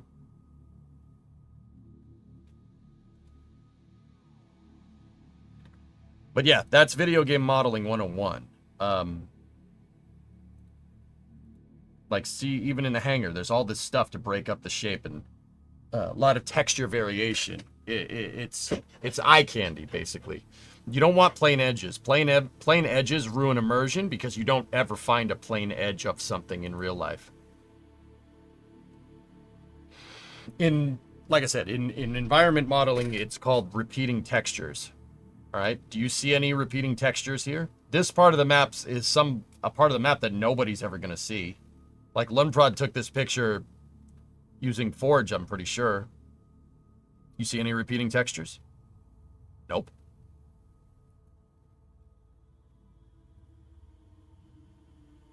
Repeating textures happen when they make your when you're like you use repeating textures for optimization in games, but see, that's a repeating texture. See how it's the same thing over and over and over again? But Bungie overcame this problem with Halo 1 by screwing with the lighting. This is all just, there's no lights. This is all pretty well lit. In this Sketchfab thing, there's no lighting or anything. So, but if you look, you start seeing repeating textures everywhere. As an environment modeler, I hate repeating textures. It looks ridiculous. But sometimes you want a repeating texture, like on the sides of the ship. There's no reason that the walls would look different from one bulkhead or one frame to the next. However, if you just kept doing this, the player would get bored. You'd get bored because it's just the same thing over and over again, which is why they have like a flat wall and why they have a wall with looks like a utility corridor or something, right? And why you have like the supports and everything going through the ship. And that's the reason, you know, there's one of the octagons. That's an octagon going through the spar going through the deck, right?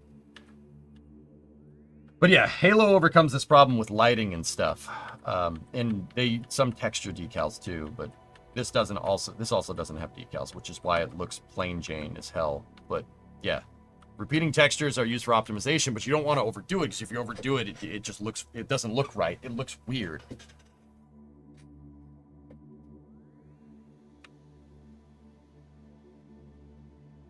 Can I link up that shot? Lunprod took this, but yeah. Hey, Chief. How you doing, buddy? It's Friday, man.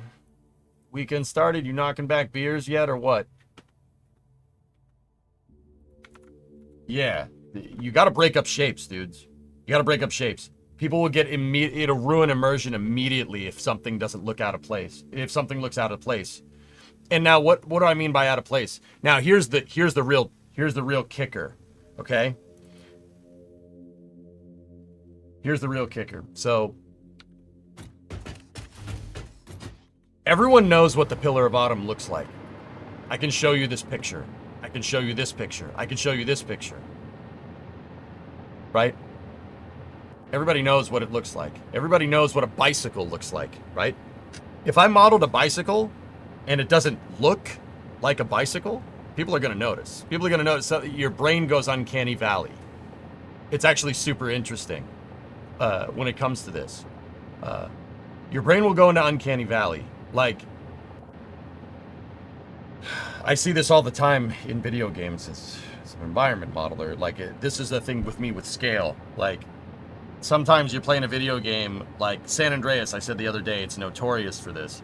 Playing a video game, you walk through a door, and CJ's head is at the doorknob of the door because they didn't get the scale right, because they had to model such a ridiculously big map, right? And I'm like, huh? Like, the door is like 12 feet tall, right? There's Uncanny Valley, and it's very easy to enter Uncanny Valley with video games. It's very easy to do it. Like, superbly easy. Sometimes you could make like a 1-to-1 of something, you know, and it looks Uncanny Valley. It's very weird. Like, I just said, in video games, you never see, like, say you're playing like Left 4 Dead or something, right? And you are walking through one of the maps where you're in the city. I think it's in Left 4 Dead 1 where you're trying to escape the city, right? You're going through alleyways and stuff, or even Half-Life. Pick one. You're never going to see a building with just a flat side. Like, like, say you have a brick building and the bricks go all the way up to the roof. You never see something like that. You never see just plain bricks going all the way up to the roof. Does that mean that buildings that have one side that's completely flat don't exist? No, they're everywhere, but they don't look, it doesn't look right. Your eyes don't see that. They're not drawn to it. So everybody has an idea of what like a 3-story brick building in the city looks like. But sometimes even if you model a 1-to-1 of like an actual building, it doesn't look right in the game. You have to add windows and stuff. It's very interesting. This is done in cinematography and movies all the time. This is done in video games, any type of production. Like everybody's mind has kind of like an idea of what it looks like. And even if you sometimes make it look like exactly like what it looks like in real life, it still doesn't look right. Yeah, so you kind of have to fudge it from time to time. And that's part of the reason why you don't want flat edges. You don't want repeating textures in video games. Even if it's like that in real life, you still don't want that. Because it doesn't look right. Even though, I mean, obviously we're not making, the Pillar of Autumn doesn't exist in real life, right? This is not a real thing, right? But it's not a real thing, but, you know, this happens in games with like cars and trucks and stuff. Sometimes people don't even notice that they're, you know, taken out of it. But yeah. Hopefully, that'd be odd. That's the answer I want to see. The ships in Halo are just big guns. Yeah, seriously. The ships in Halo are all just a gigantic railgun. It's just a big gun. The whole ship, like, it's an A-10 on steroids. It's like if you took an A-10, replaced it with a railgun, right, and made it 1 kilometer long. They're not supposed to look nice. They're supposed to shoot stuff. That's a gun barrel right there. A railgun barrel, for what it's worth. But yeah, the interesting thing about parallax and breaking up shapes. Like, even if I was modeling this hangar bay off of something that actually existed in real life, and even if in real life there was a flat wall right there, it still doesn't look right in the video game. And that's why I bring this up, Brandon, because you said, like, that looks better than that.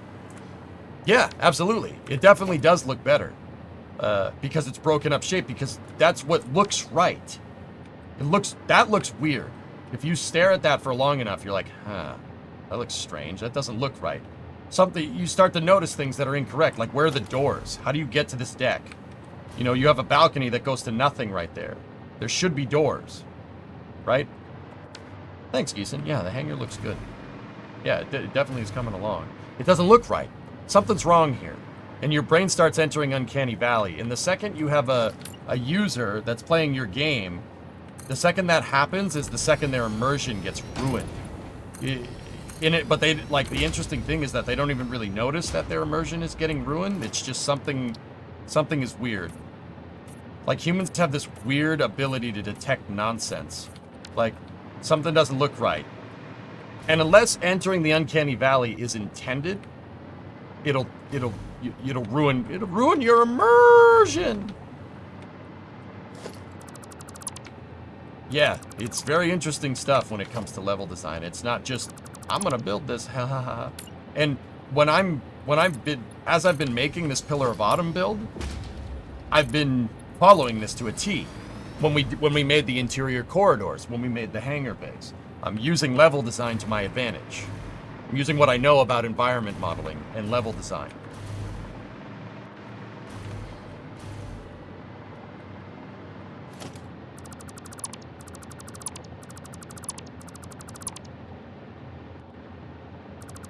This is why movies, videos in 60 FPS tend to look fake.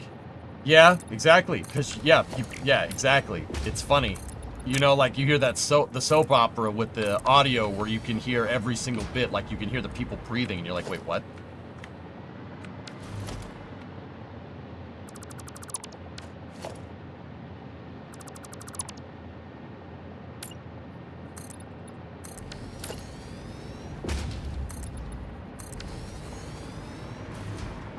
Can we please have a quick look from the outside? Sure, man. I'll go as far as I can go, Chief. But, yeah, this is Hangar Bay 1. Has EJ heard about the new Rocket Works game? Mock, EJ is working on the new Rocket Works game. I don't code for it. I'm a consultant on that game, for what it's worth. If you watch Dean's live stream that he did last night, him and JPL Repo, him and Jamie just are referencing my stream constantly. Freaking amazing. Thanks, man. Yeah, we're gonna have...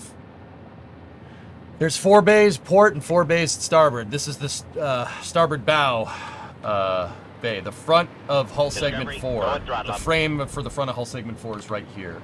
So we got to fill this in with stuff, but yeah. Ruggian, 80-month resub. Yeah. Mock, yeah. And I'm not trying to take credit, I'm just telling you because I've been involved in this project basically from the start. I've been involved in that basically since they started doing it. The reason why I got involved with it is because KSP2 devs, some KSP2 and some KSP1 devs are out of work, and I referred them over to Rocketworks.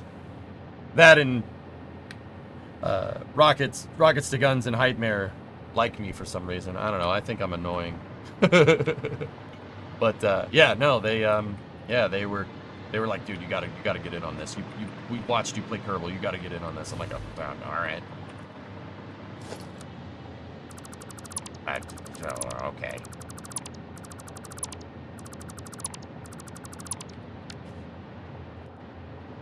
You are, yeah. Okay. Anyway, but you are kind of annoying, Miss Vaughn. No annoyance will ever be our annoyance, Mason. Ooh, that wasn't very nice. How about you, Sideburns? You want some of this annoyance?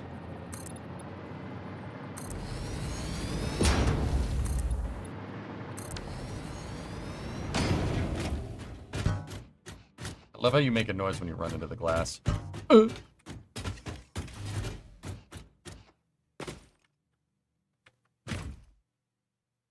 Like, okay, see this window right here? Let me give you guys a lesson on this. Does that look good? Yeah, it looks okay. Doesn't look too bad. I mean, we gotta paint it. We gotta paint it so it matches. We're using 3 different types of grays here. We have the painted gray, we have carbon steel, and then unpainted, and then yellow for contrast. Right? The yellow is because it's all over the halo things everywhere. I don't know why they do that, but they probably did it because it looks good.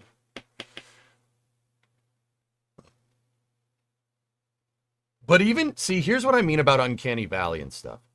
This is a believable hangar bay. Why? Well, look at the color palette that they chose. You got 3 different types of grays. You got the yellow right there. So you have a really dark gray, a mid-tone gray, and a really light gray, right? So where do you think they got reference from? A Navy ship? Well, this is a hangar. Watch this. I know this color palette for what it's worth.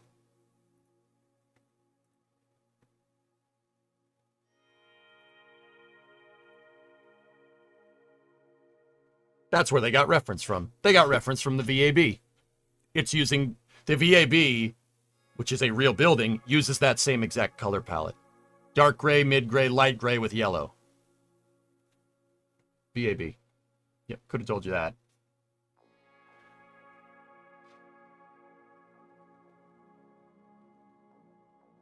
See? It's fun. It's fun being an environment modeler and seeing other people's environment modeling and knowing exactly where they got the reference from. That's one of my favorite games to play. You know, just inadvertently. Like if you look, see? Look. Dark gray, mid gray, light gray, yellow. It's the same palette as the VAB. Now the VAB is painted like this because they want the hot, like it's OSHA yellow, straight hex yellow, or like I forget what the hex code is, but it's hex yellow, on purpose for visibility. All the like there is a huge yellow line right here where there is a 250-foot drop to the ground, so you probably want to make sure you see that. You know, that's probably important, so you don't fall. But see, I know exactly where they pulled that color palette from. It's the same thing. Weird, huh? Bullseye. Still got to figure out how to read those. So, take this. All right, what do we got? We have dark gray for the window frame. We have also dark gray for the ceiling. And we have light gray for the trim, and then dark gray again. This doesn't look too bad. It looks okay. What you are getting is parallax to the hangar bay. So that does look cool, right? Can we see all the way into the bay? Yeah, more or less. So what does it need? What does it need?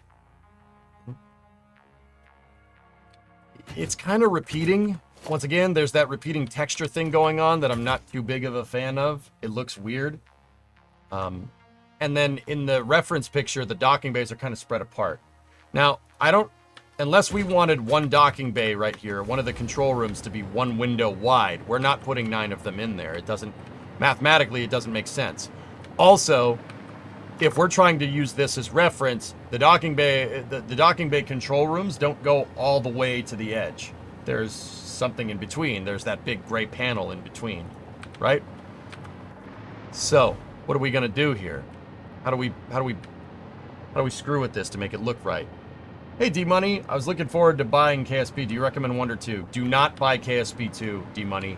Do not buy that game. Buy KSP 1. Do not buy KSP 2. KSP 2 is dead.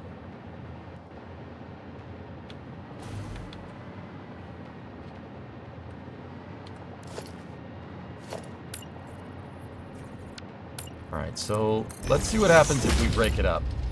Like that.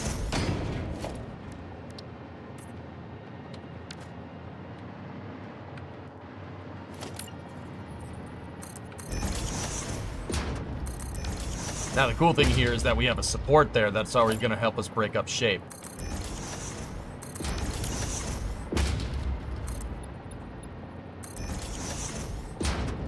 Discovery, go at throttle up.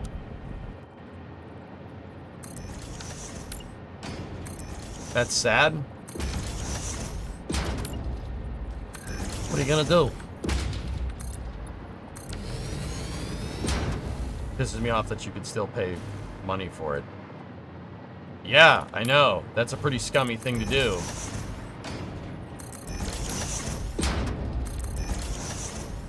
I've got... Alright, before this conversation goes any further, I don't want to talk about it, dudes. I really don't. I do not want to talk about this. Don't. I really don't want to talk about it.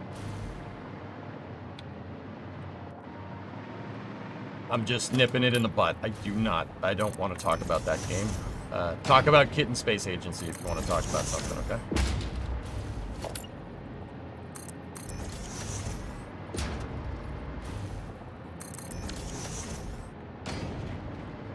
Alright.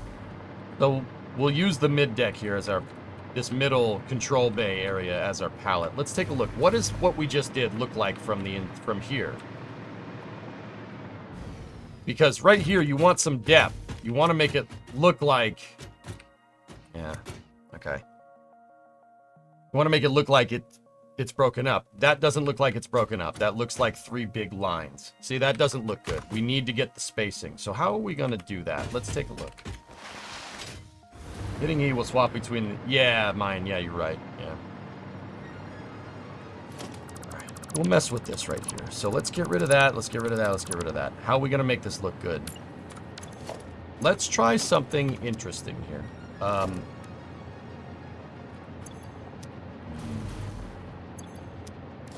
Okay. First thing I'm going to try is what happens when we do that. Does that look weird at all? You get any weird type of Z fighting or anything? Nope. No, looks good. All right, cool. So let's break up either side. Like that. Yeah, baby.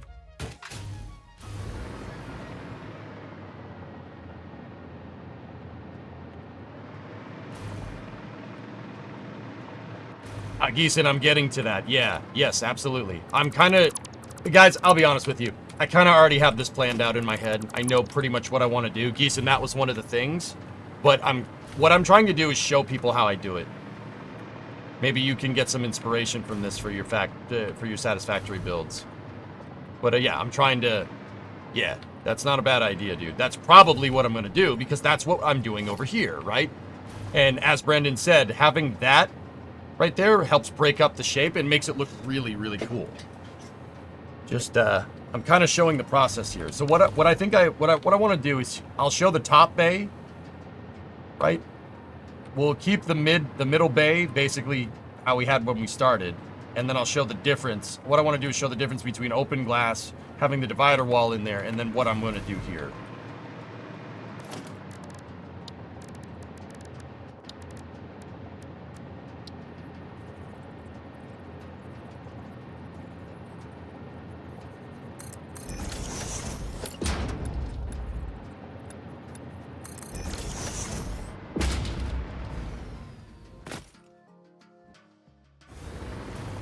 Minds think alike, yeah, baby.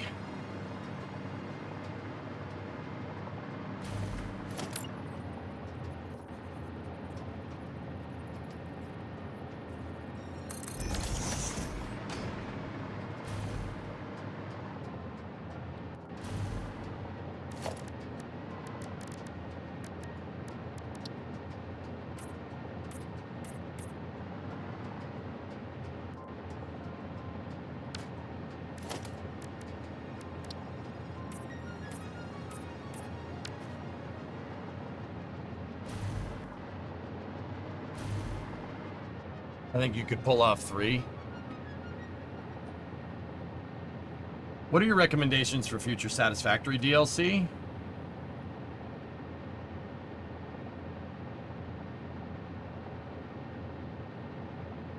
A plane that you can fly around. I need a pelican here. Can you please send my last? Yeah, what's up, man? How are we going to open and close the hangars? Having the game drones fly in and out of the hangars carrying stuff would be awesome. I don't think I can make a door that big, Chief. I think one of them just needs to be open and some of them need to be just closed. Yeah. But believe me, dude, I'll make it look right. Well, that's a whole nother can of worms that we'll get into in a second.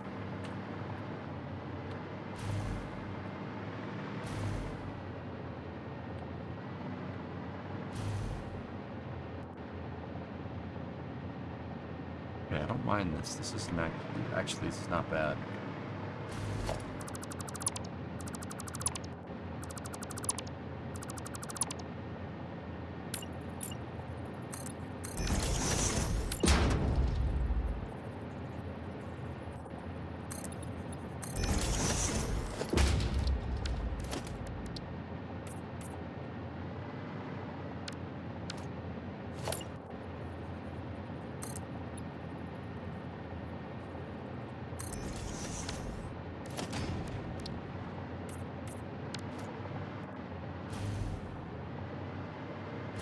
See the difference here? Now, what we're doing by putting that support in the center is we're making parallax. That's what we're doing. Pretty cool, huh? You see the difference? This just looks like an observation deck. It doesn't look right. Those look like control centers. Do the drone ports fit within the landing bay sections you made? Oh, God, I hope so.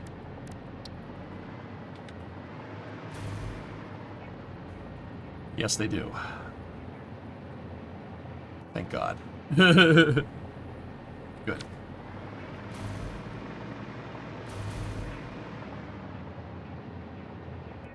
More steel in the windows. You guys are getting it. Yeah, it's not that hard. Yeah.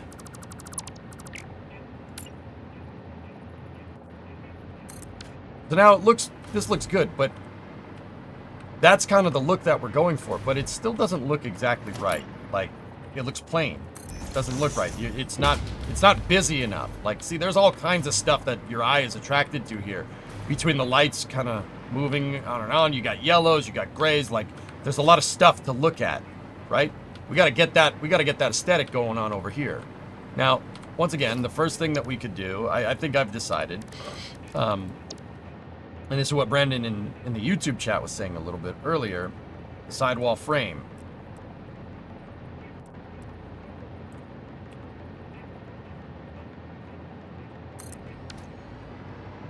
Getting the parallax in there. See, that looks real good, man. Real good. Now we need to get our crossbars.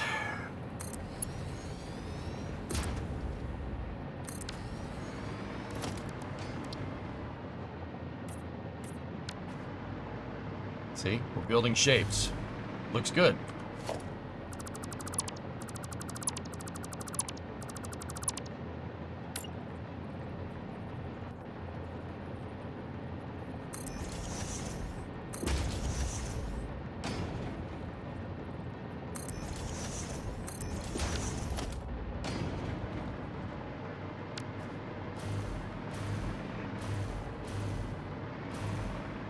Hey, what's up?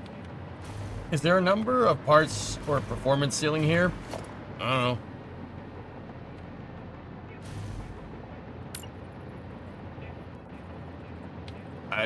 I don't know. Maybe.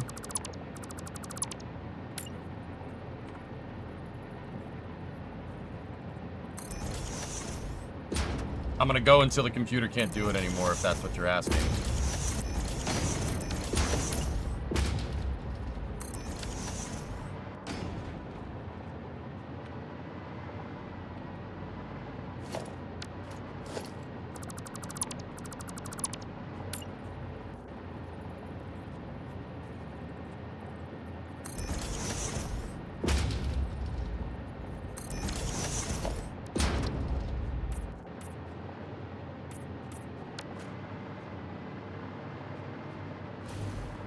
Do you see the difference?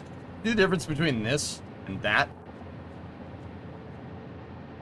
This just looks like an observation deck. In fact, it might be cool to leave it just like that, but I will stay kind of faithful to the game and just put, like, once again, this is a smaller deck, so I don't want to do 3 across.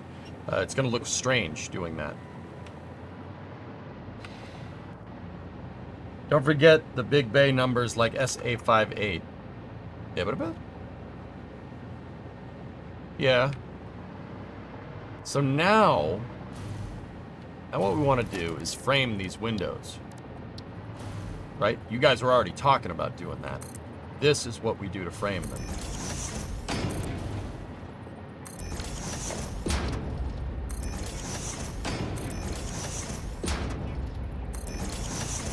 Now, note that I put these beams right there.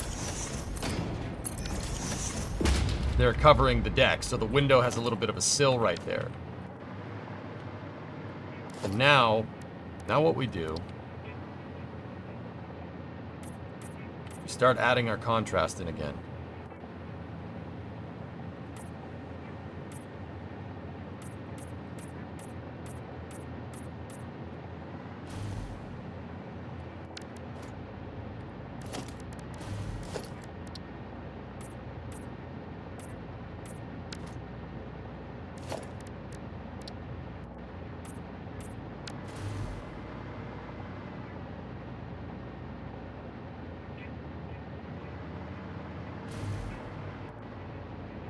The 3x3 array is the most memorable part of that wall. If you can't make that work somehow, it's not going to feel right.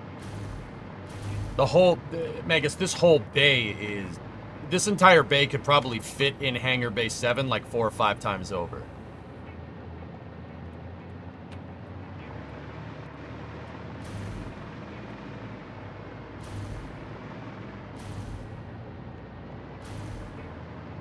You have to champ for the corners of the frame.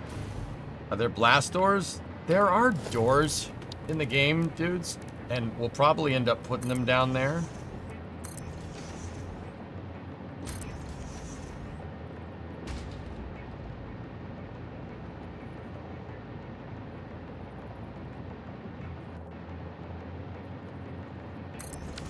But that's the extent of doorage in the game. Really, it doesn't look right unless you only have a 2 foundation wide door. Like, I wouldn't want to do, and this is what I was talking about with Chief a little bit earlier. I can't do that across the entire bay. It doesn't look right. Hey, Creams, thanks for the Prime sub. But yeah, I have a plan for this. I have a plan for this. We can't make the doors animate. Can't make them animate. We don't unless we want to use mods. And I kind of don't want to do that. We can't do that. So I have another plan. We can make the doors look like they're open. We can make one look like it's open and make one look like it's closed. I have an idea. Don't worry.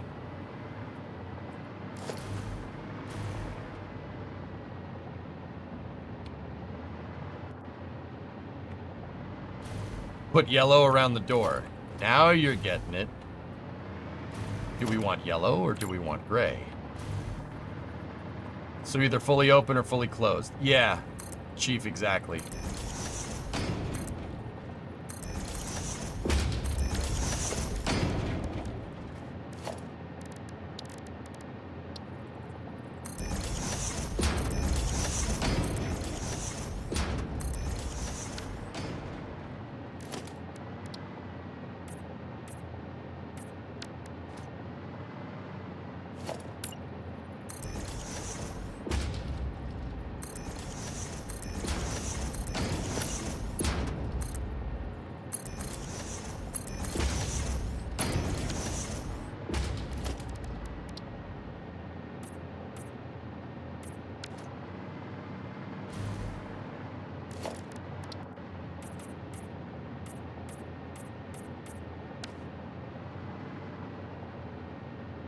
Not bad.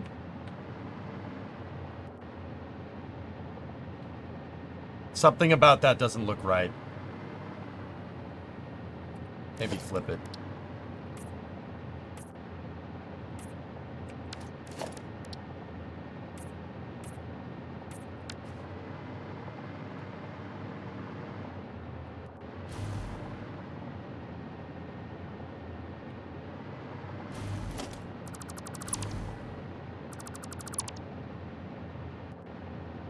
Last. So are we going to be honest and say that this is a scale model of the Pillar of Autumn? No. It is a scale model. I don't understand what you mean by being honest, Meg. It's implying I'm misleading people, which is... I don't understand where your mind's at. That's a little strange. But, no, it's not... You have to take some scaling liberties with it because that is wider than the entire ship per the scale from the lore from the video games. There are some creative liberties that the Bungie developers have taken. Like, for instance, this is the last level of Halo 1. See the hangar bay over there? See Launch Bay 7? That's what that's a picture of. Look at it compared to the size of the ship. So it's either A, scale the ship up so this fits inside of it, or B, take Launch Bay 7 and make it a little bit smaller and work with the size of the ship. Now I have tricks up my sleeve. I'm going to add an additional launch bay, and I think I can get an additional launch bay that's almost as big as Launch Bay 7 in the bowels of the ship somewhere. I'll do that probably. But it's not being honest. I'm scaling it. It's not whether I'm being honest or being misleading. I'm scaling the ship to the size that the developers say it is in the lore from the books and whatnot. But they took some of the levels and made them bigger. So you have to make a compromise. Either make the ship big enough to fit the level inside of it, or make the ship the size that they said and have to scale down some components.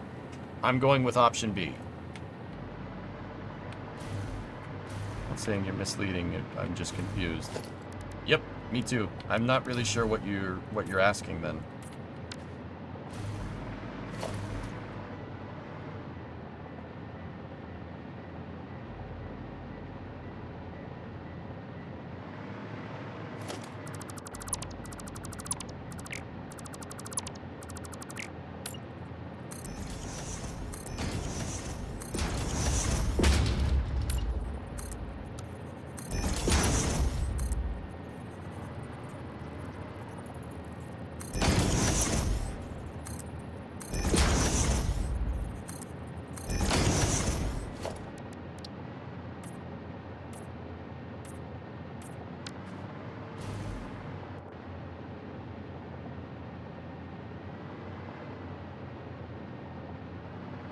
Thanks, Brady. I'm glad you like it.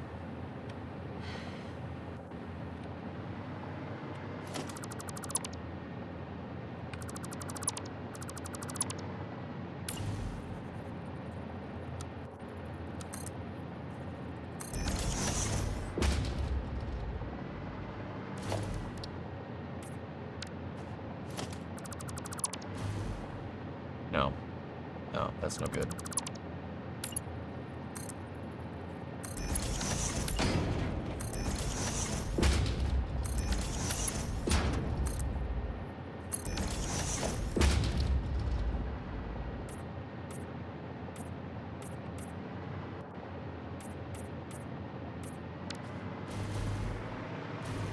Oh, this is space. Older Buffalo I'm in gifted space. 5 subs. Thank you.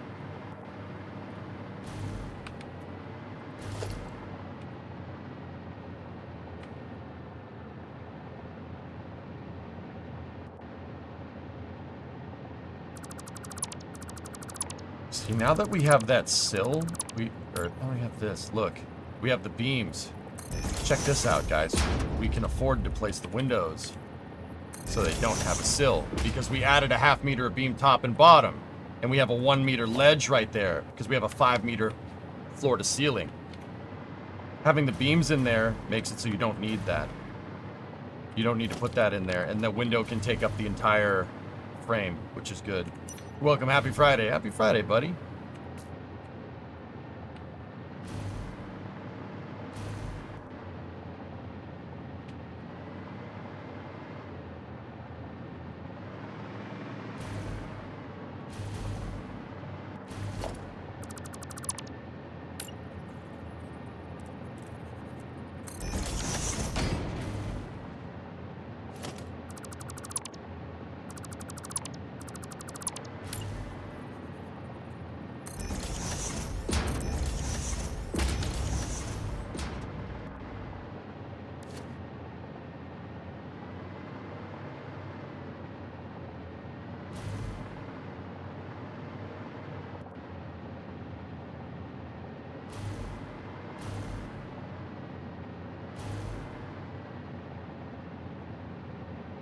Yeah, Raiden, we're working on the back wall.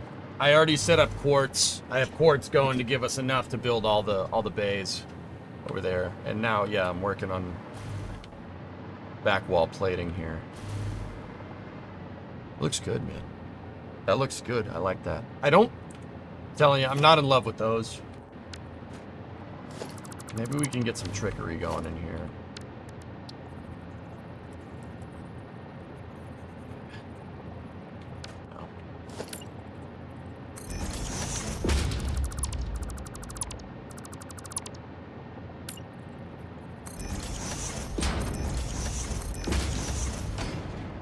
Use the quartz, EJ.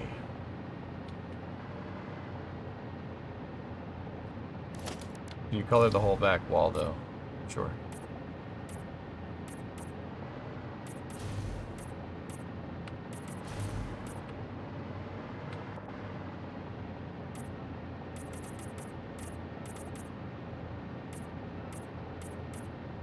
This is not how this is going to look in the long run. It's so you guys can see the bigger picture.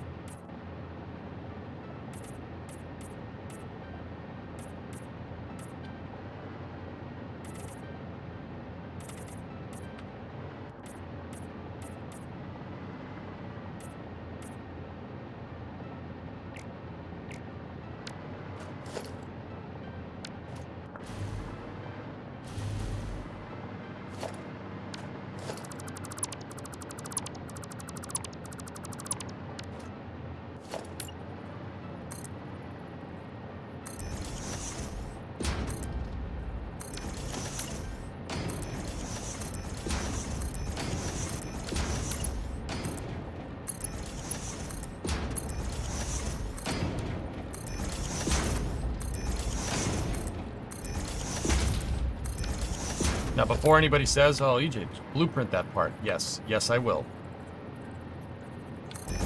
I don't have the window finalized yet.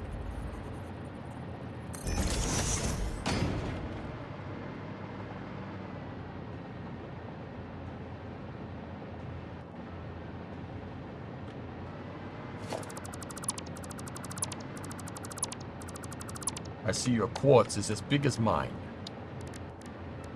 Let's see how well you handle it. We need... That hex frame window is cool, but... No, that's not the aesthetic we're going for. Triple frame looks like a house.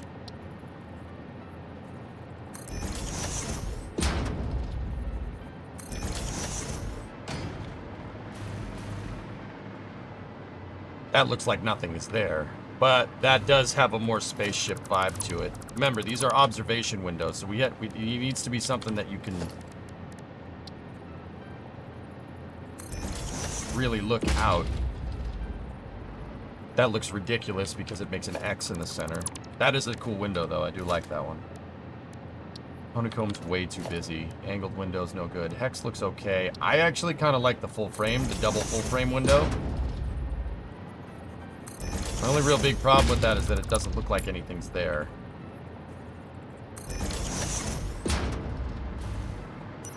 But if we light this correctly, you can get some reflection off the glass to make it look right.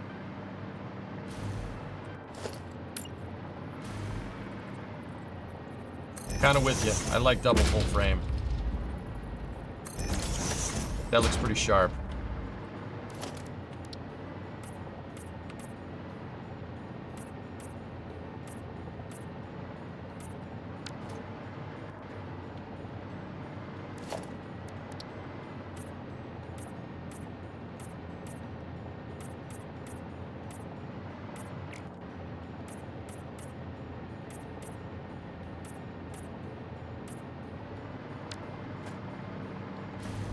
See the evolution of the design here?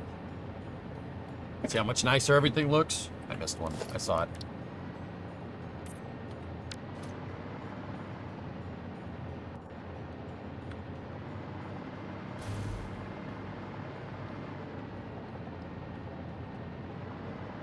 It would be better with corner walls, though. Corner walls? What do you mean?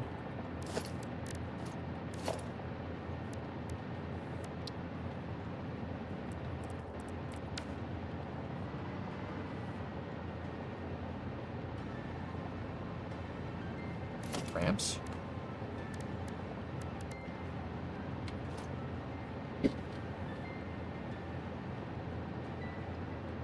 Yeah, I made it into sub-assemblies, Gilroy. That's what all this material count is over here. To build, this is one bay that I'm using for prototyping. We need to build 4 more. You can see, if you look right there, see where those the orange T is right there? That's on the concrete. That's my spacing. We need to build 4 more of these. You can see where the next one will go. I was just messing with how the bay looks comparatively. Yeah, I gotta build a lot more of those. If you see stuff that's like painted all different colors, like on the screen right there, that's just that was just me messing with different colors, looking at different colors and how they, you know, if they look good, if they look like dookie. Not good.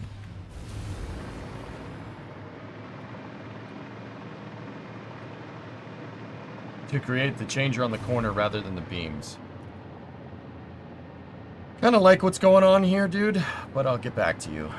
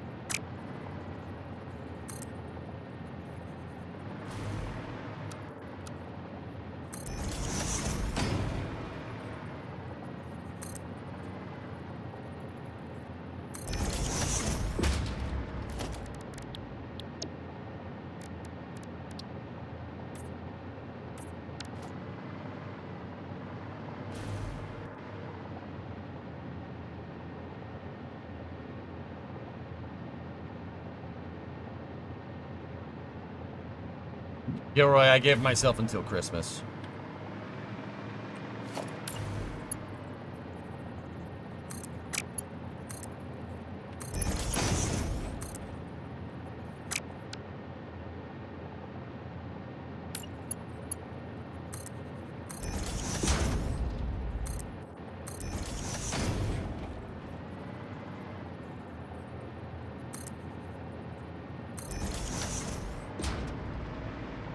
All right, let's punch out the rest of this.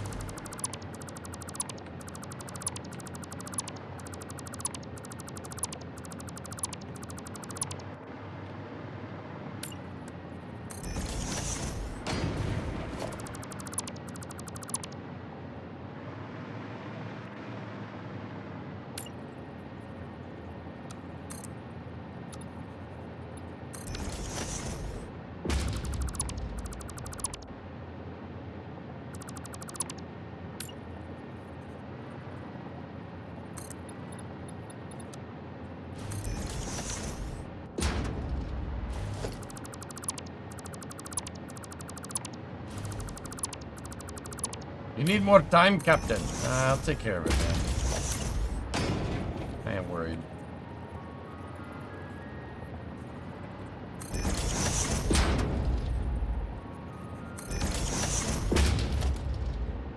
Oh.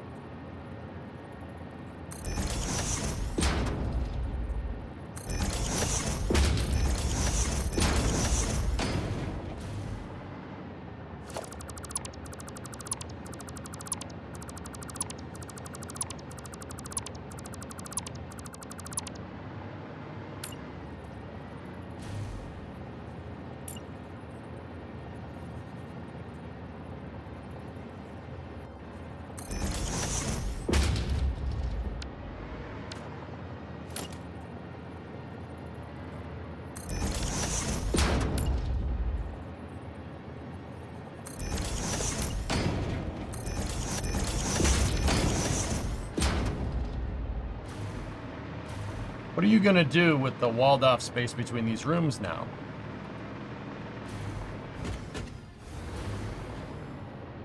I don't know, Serbian. Control room? Storage room? Maybe put a hallway?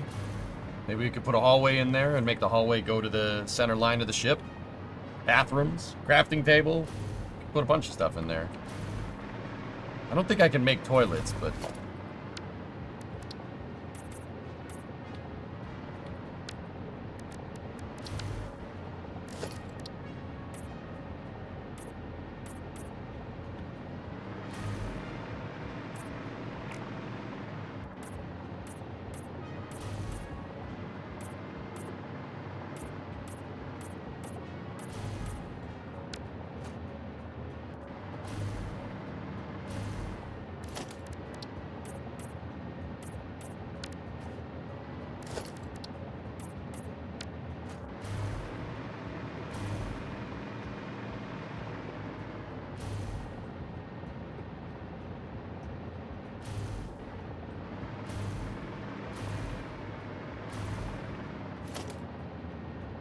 Yeah, I'll probably change it, Brayden, but I've already did it, so.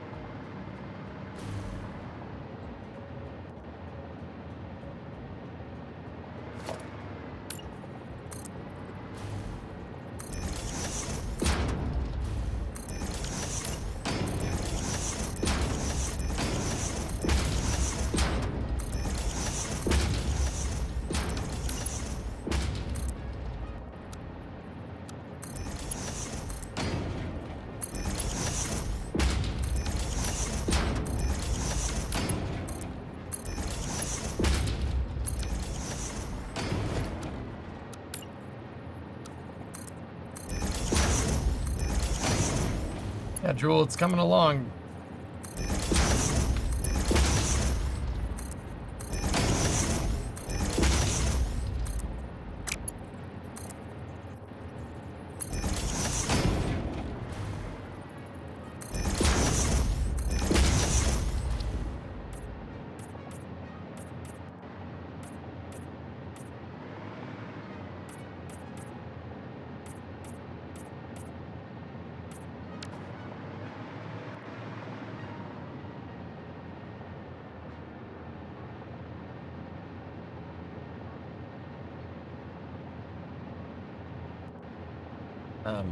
Fight those. I don't think George is around.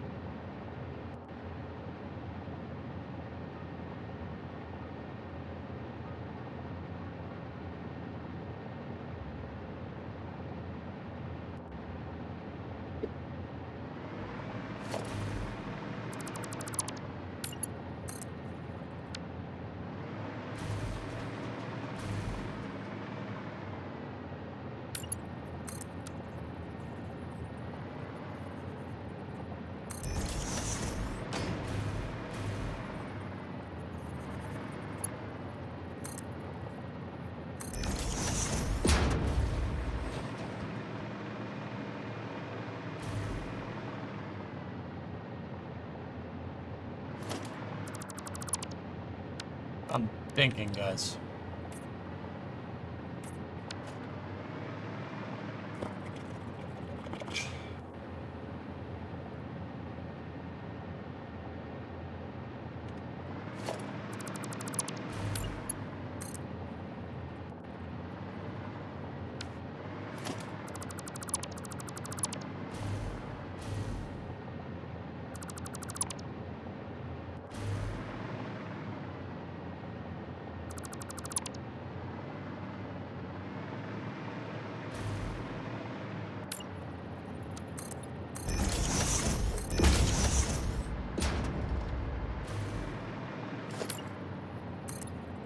Yeah, he worked. They said he worked for O&I. He was an O&I operator.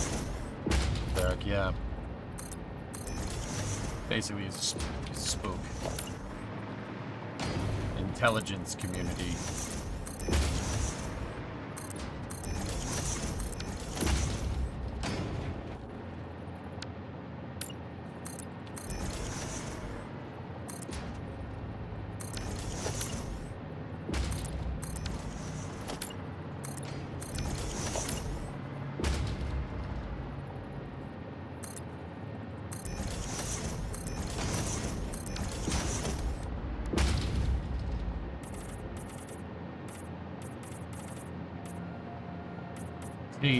Having basically the spacing correct, so these kind of appear where the deck spacing is. Except, yeah, see, that looks way better.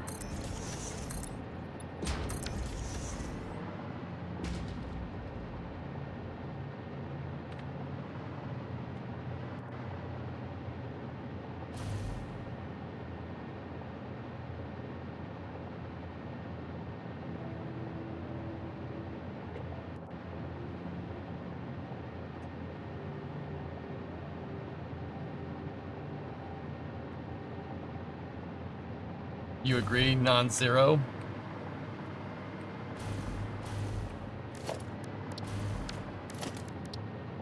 Nice.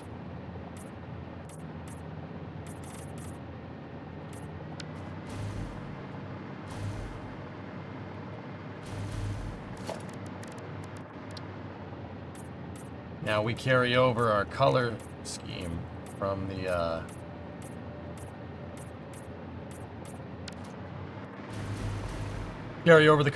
side decks.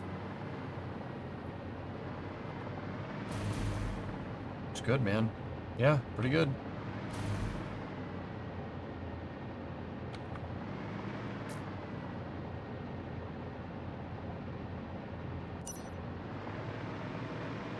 Horizontal beams connecting the window frames. Yes.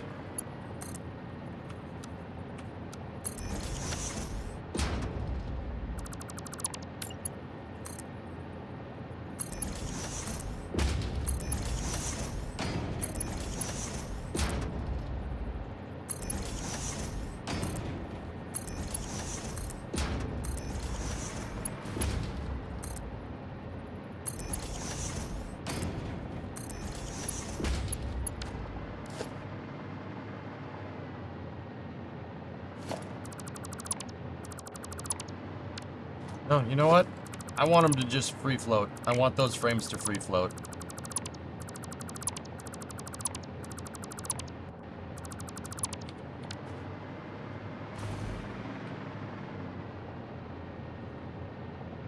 We still got to do something else, though. I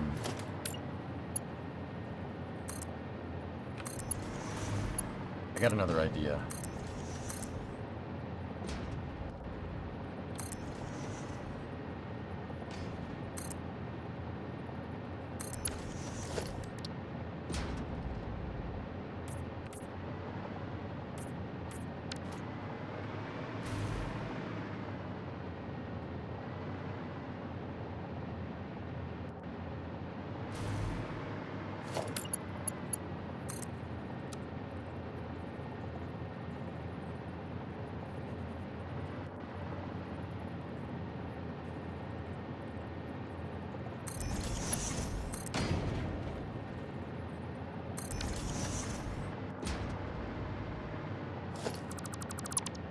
No. No, doesn't look right.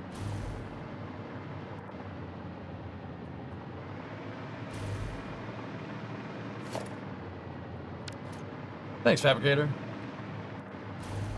Maybe some lights over the windows. Yeah, I'm working on it.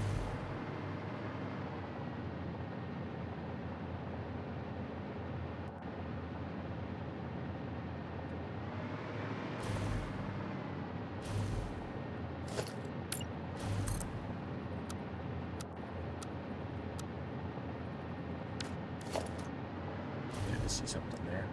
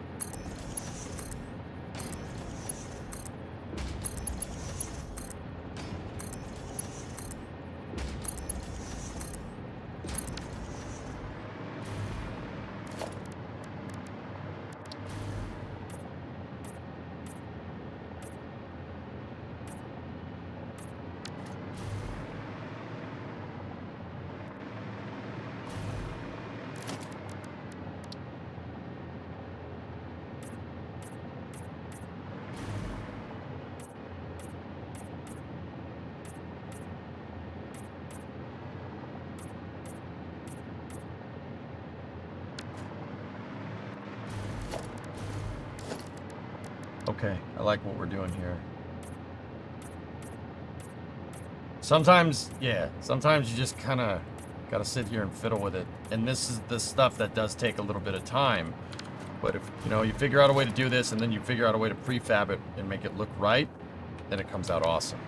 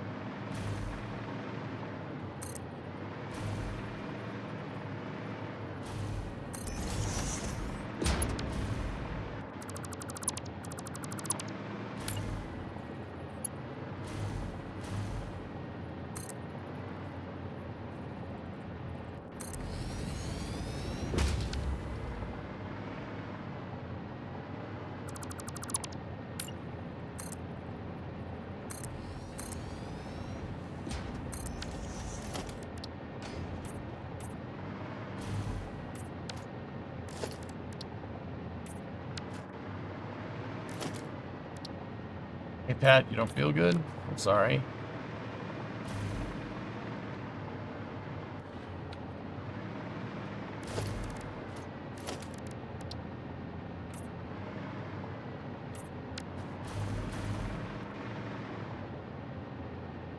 Something about putting yellow down low doesn't look right. I don't know. That's that uncanny valley thing doing its thing again. Even right around the door, it just doesn't look right. I think the real thing is that we got a lot of angular action going on here, and then the back wall is just, well, the back wall. Like, even Bungie put angular stuff back here to make it look right. It's just, yeah, that doesn't look good.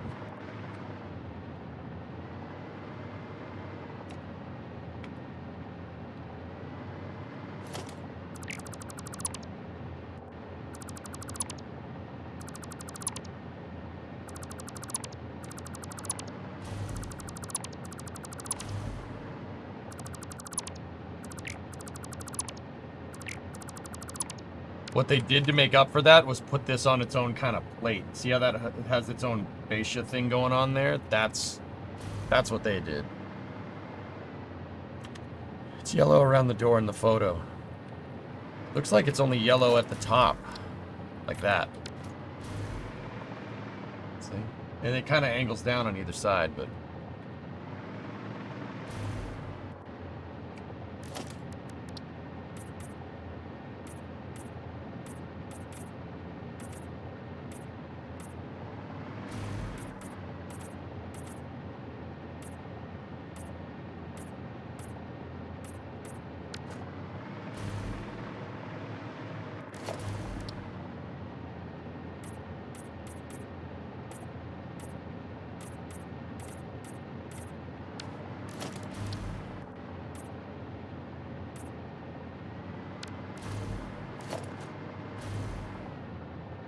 How do we get this to look like it's on its own plate?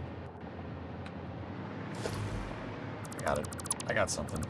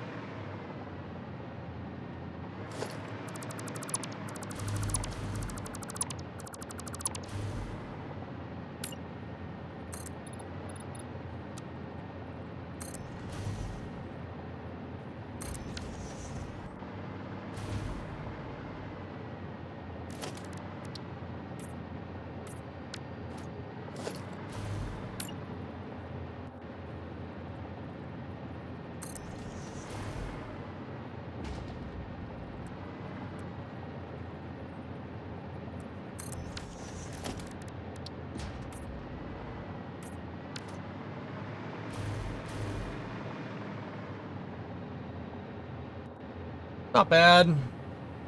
Looks okay.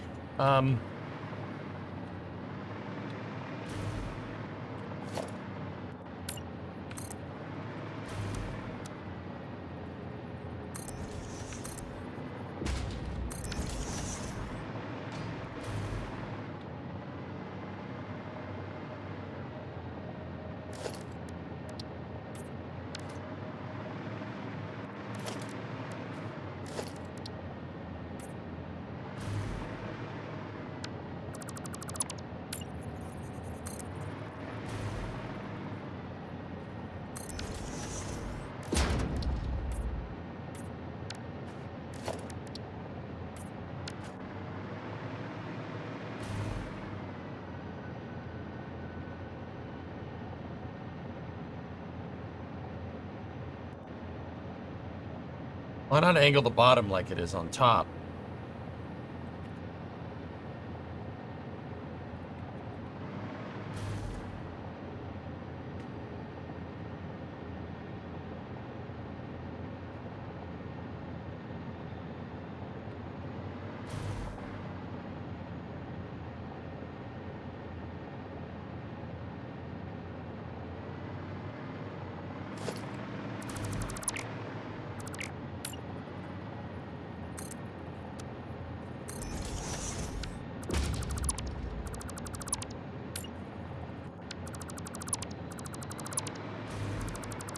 We're almost there. We've almost got it. We almost got it dialed in. It's just, it's not all there yet.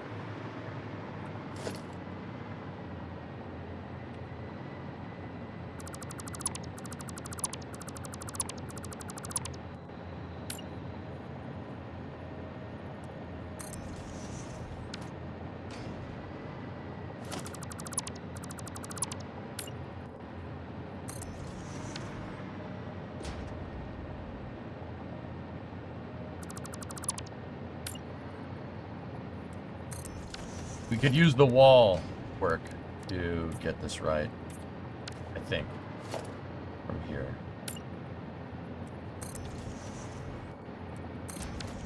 It'll keep it nice and easy to do.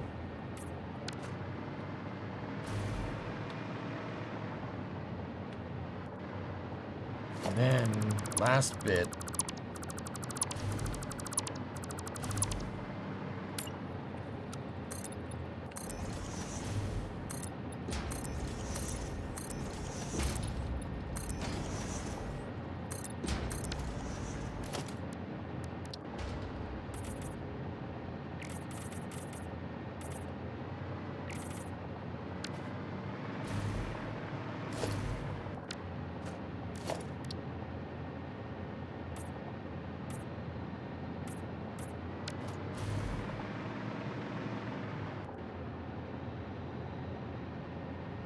Nice. Those cubic arc tags at the corner of each window are really distracting. Yeah, I know, Megas. I know. I hate them too. It's just that looks like poop. That's the problem. And if I did something like this, dude, look. That also looks like poop. What we could do is that.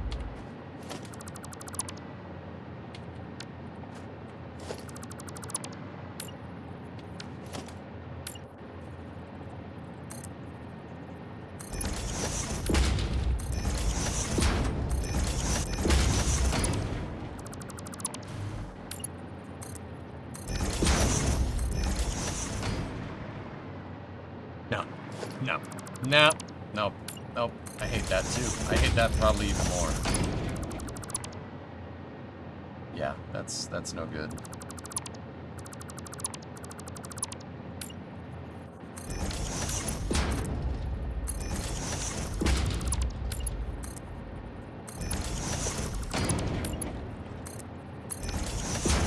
Just recolor the connectors. You can't. They're only one color, dude. Yeah, if that was the case, I would have done that.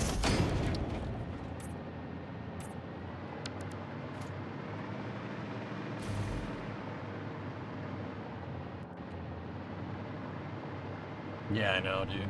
Nightmare.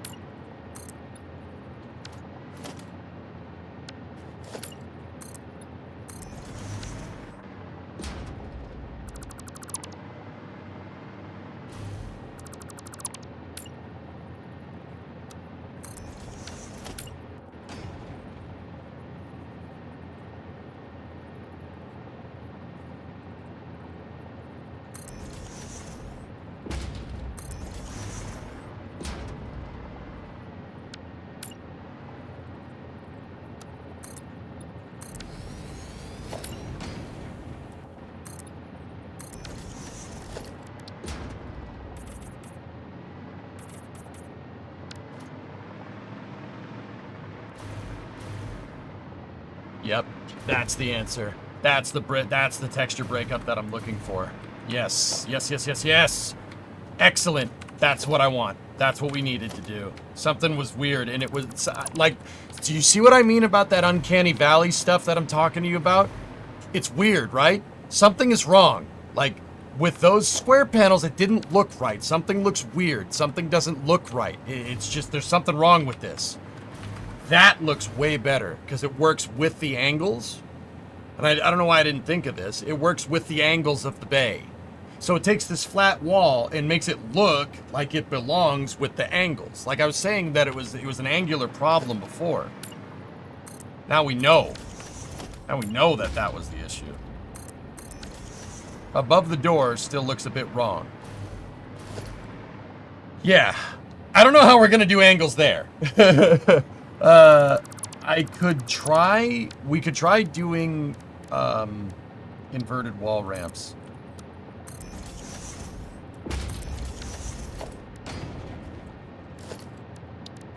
Mitsubishi materials.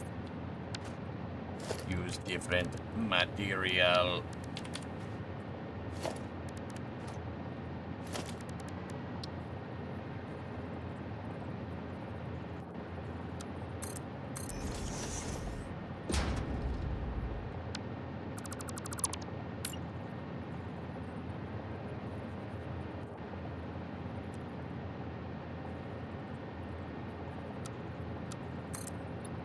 Whatever, that works.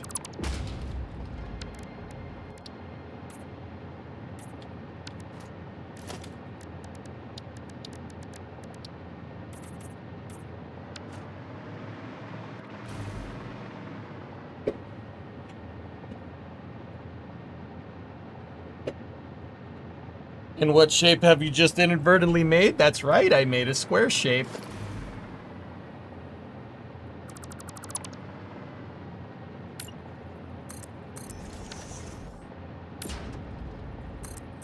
See, sometimes, dudes, it just, you gotta sit there and stare at it until your brain does brain things. Like I was saying, like, this is angular and that's too square. This way combines that. You're taking a flat wall and you're making it look angular, but it's actually not. That's what I mean about doing tricks. You do tricks with environment modeling. Like, dude, that's all over the place in the industry. All over the place. I like looking for it. It's fun. That's fun to me because, yeah. Trying to put the copious amount of money that I spent on that game 3D modeling degree to work.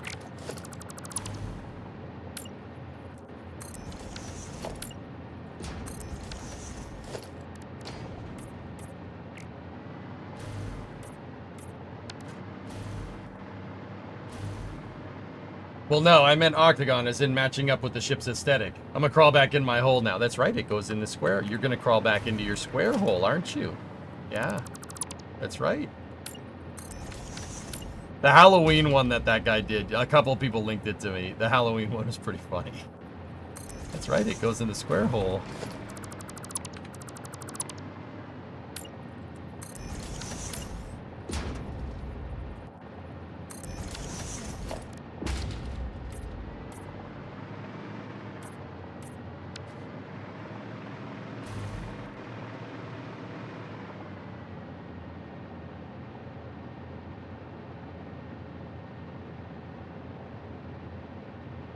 That hole is me-sized. It was made for you.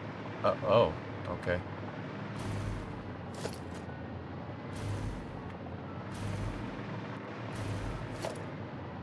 And let's just get a little bit... Maybe we can get a little bit more parallax.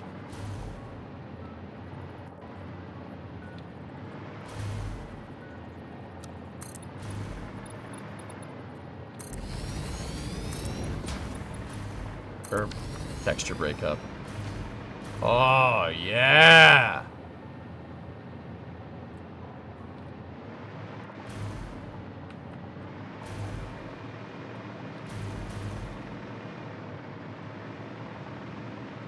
Ship's coming in. Dun, dun, dun, dun, dun, dun, dun, dun, dun, dun, dun,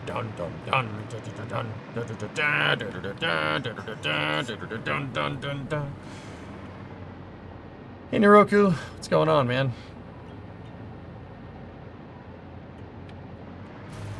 Maybe make flat wall in the center there.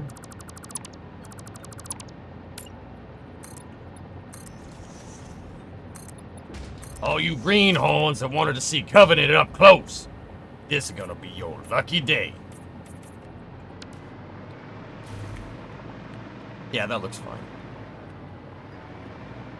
Good.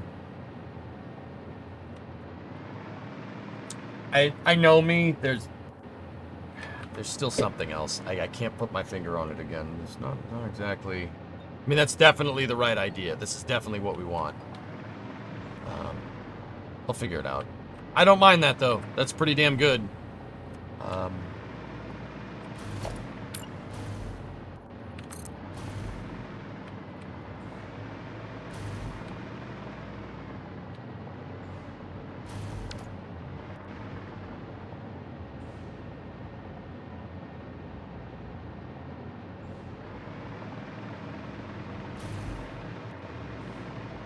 Okay, so that one is going to be easy.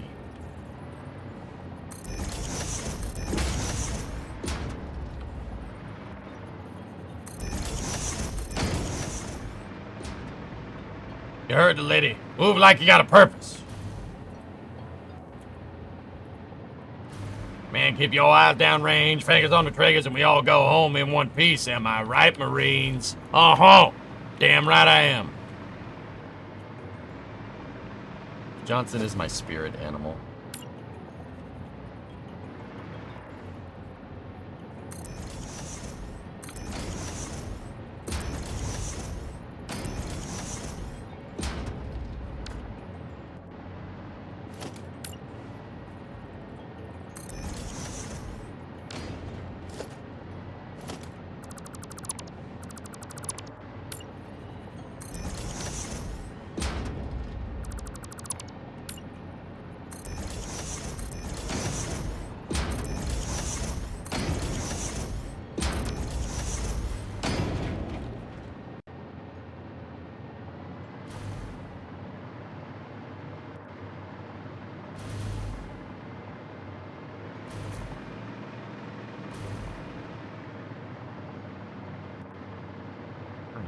Yeah, with the lights, it looks way better. I like that.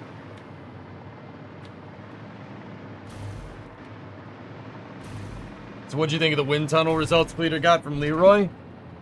That's I guess 0.38 on the coefficient of drag, and I was actually super close. I would love to show that parts of that video so you could explain like wind turbulence or turbulent air and stuff. Turbulent air juice. Turbulent juice.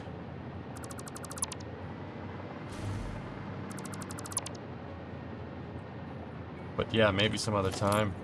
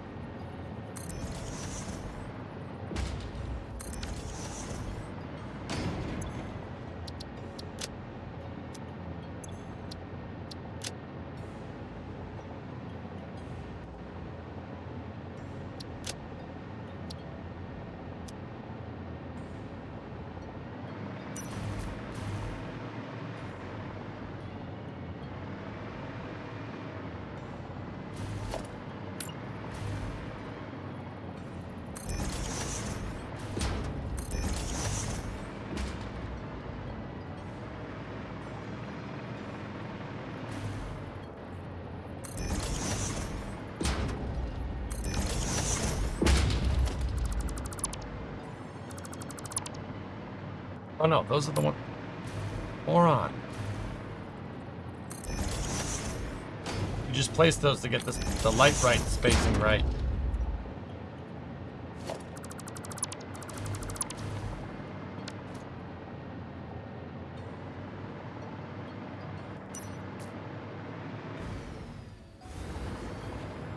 How does it look?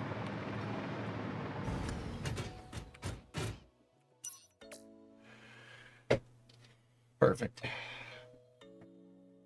Hand capping build's going well. Yeah, that's pretty good, dude. I don't hate it. It looks awesome.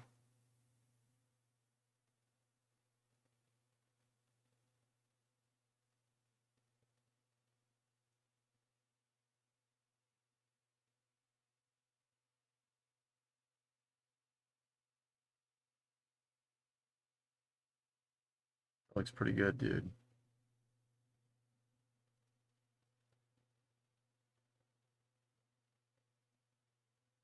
A little greenish, or is it just you? I think that just might be the desert.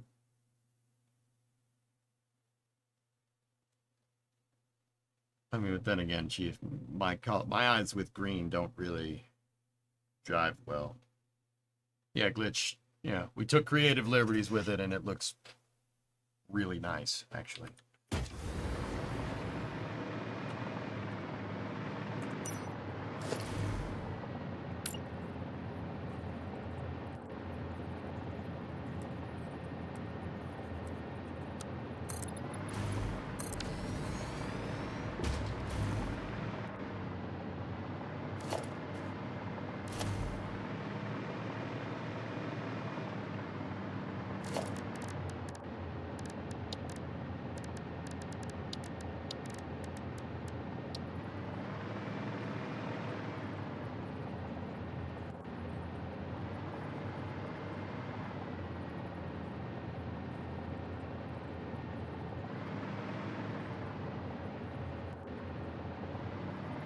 Yeah, it's gonna look pretty good. Pretty happy with that.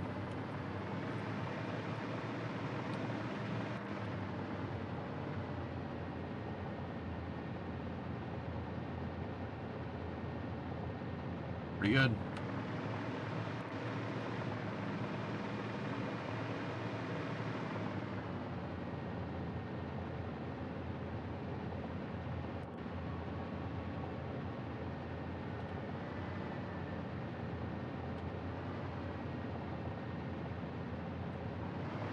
Now do it again. We have to make at least a portion of the back wall sub-assemblable.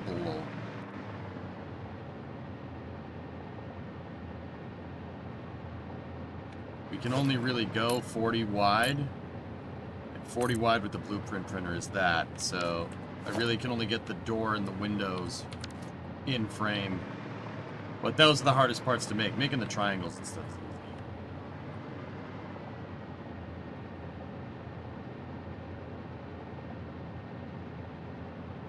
Alright, we gotta take that down to the blueprint printer. Or...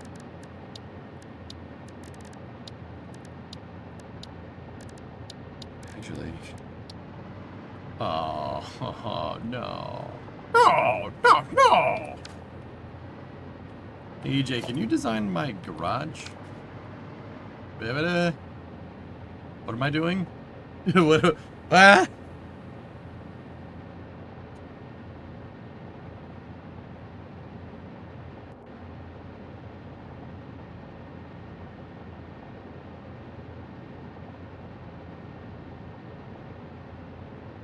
Hey, WD.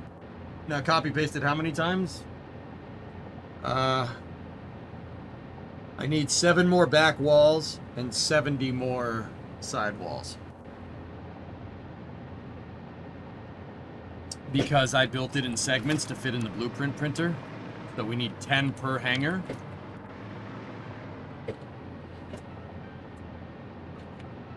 Okay.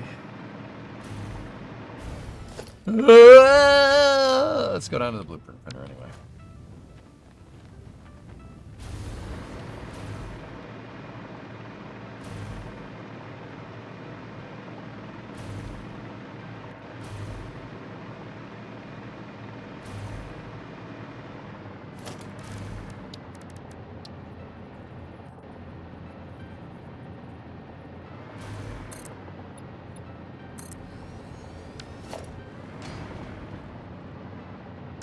Discovery, go and throttle up. Regal. Meh. 6-month resub. Thank you. Yes. Yes, thank you.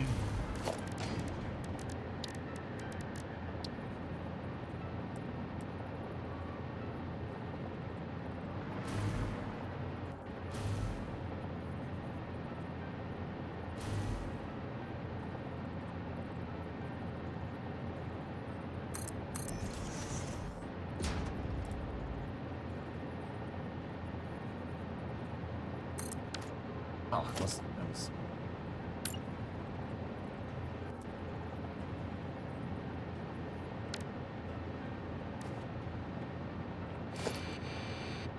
Hey, don't fat finger the controls, you idiot. Yeah, let's take out the object scanner. You know, that's what we're gonna use that for.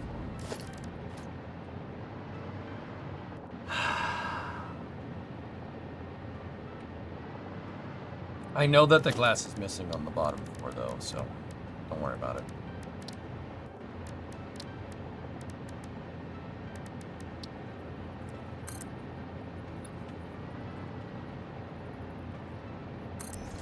It's all good, Raiden. Just letting you know. Thank you for reminding me. Like I said, don't stop.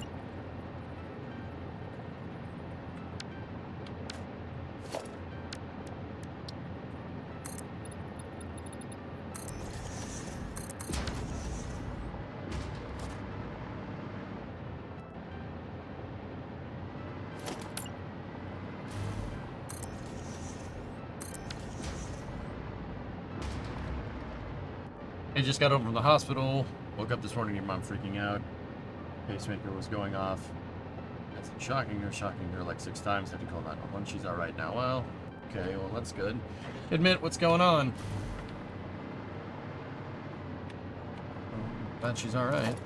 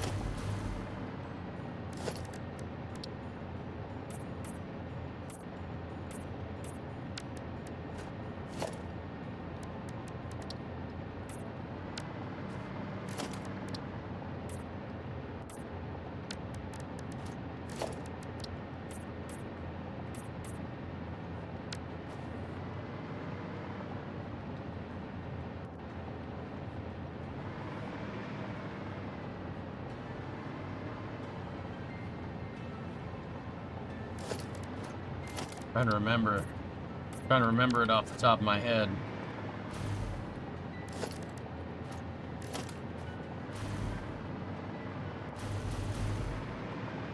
Screw it. Just go back up there.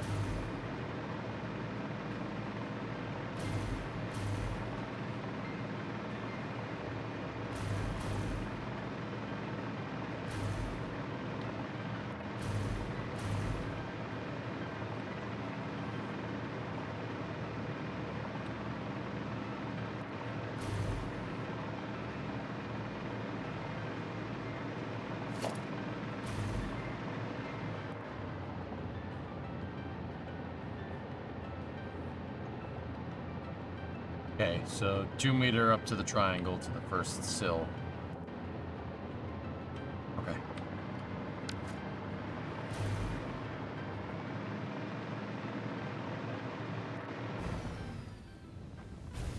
Oh, I'm free.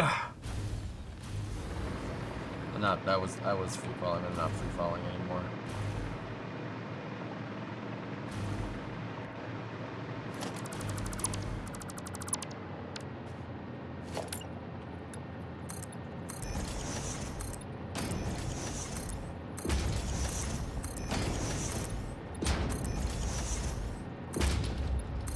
Yeah, it's big, Flykin. we're working on the cargo bays and get all the cargo bays done, and then we'll move to the next thing. That's just kind of where we wanted to go with this.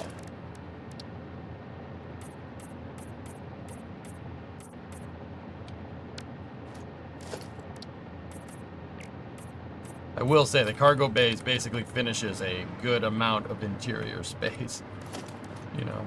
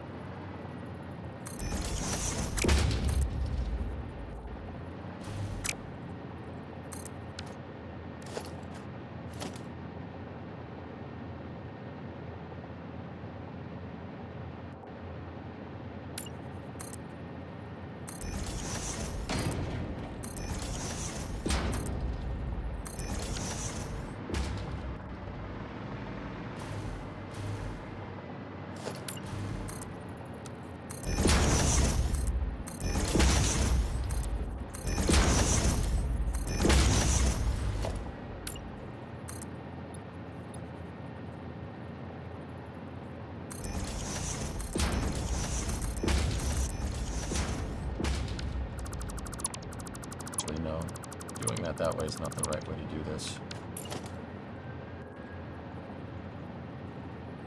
Actually, I suppose it really doesn't matter, huh?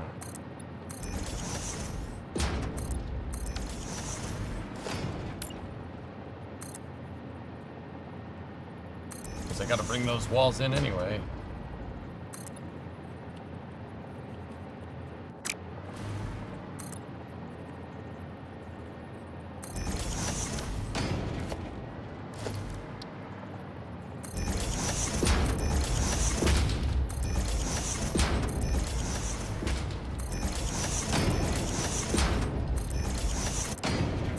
I should make a sub-assembly of that, so I don't have to do all the detail work on the angles again, but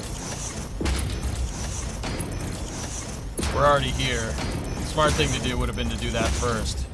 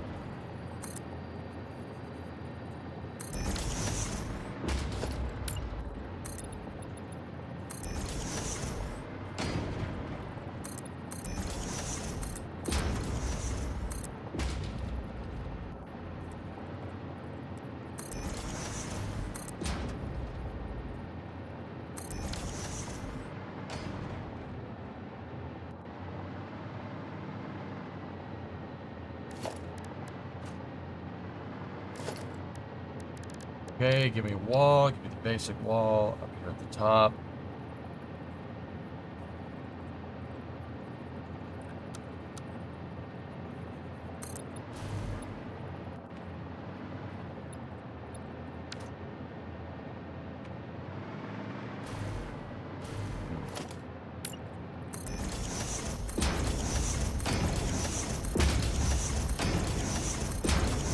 You know what is cool though?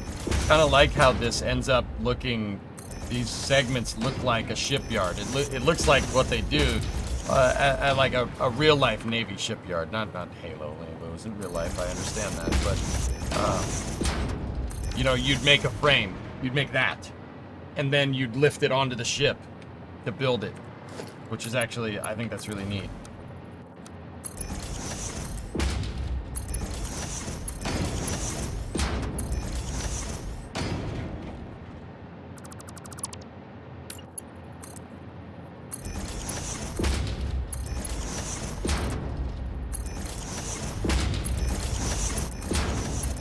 Going around in a circle like that is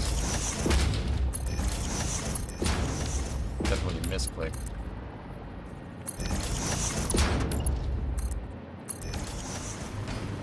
The power of Bakalaka Daka stands the plan. And now we do all the diagonals.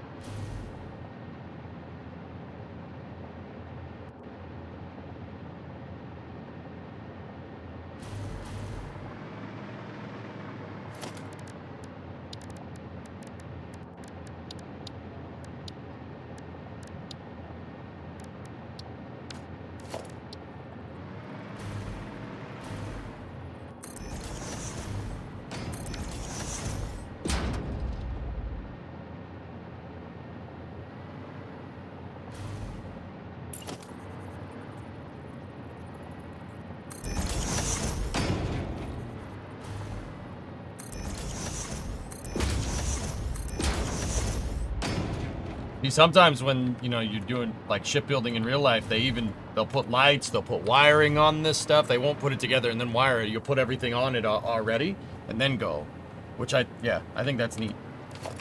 I think it's neat that we're kind of following in those footsteps.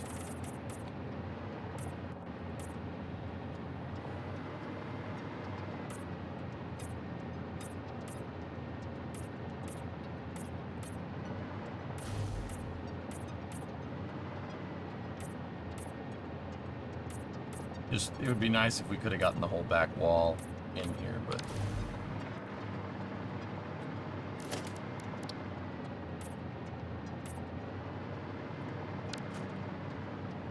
Okay, now we gotta hit it with the unpainted.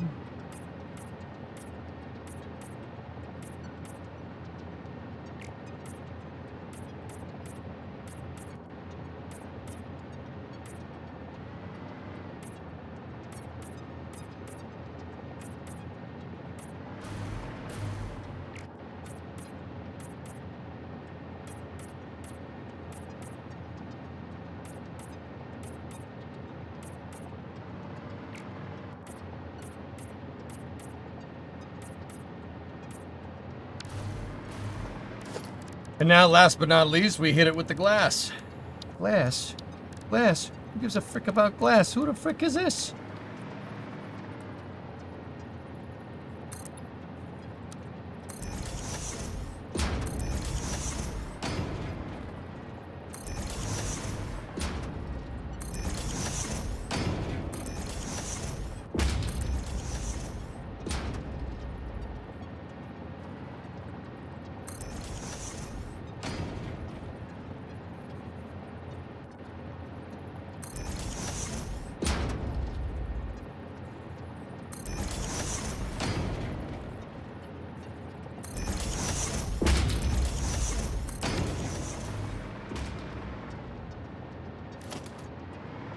Now, the real question is, do we do the floor?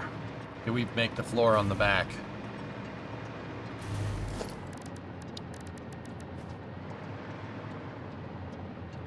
Yeah, wow, Raiden. You're on the same page as me. I think we should. Yeah, we're on the same page. I think we should, to an extent, yeah.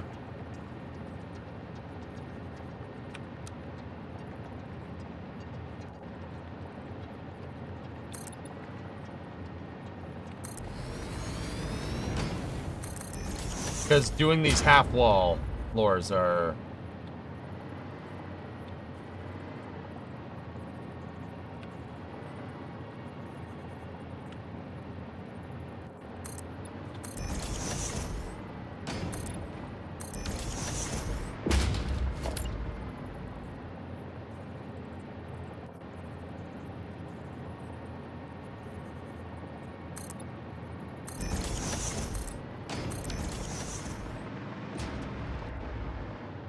And then you said, Raiden, and I agree with you, this is so we can put doors. We want to do that.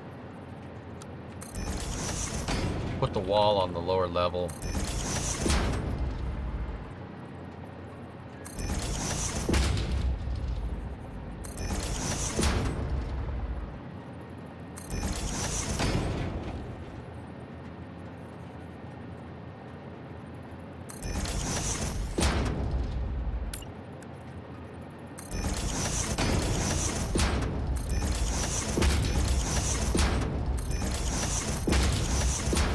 Have you figured out where the stairwells are going to be placed?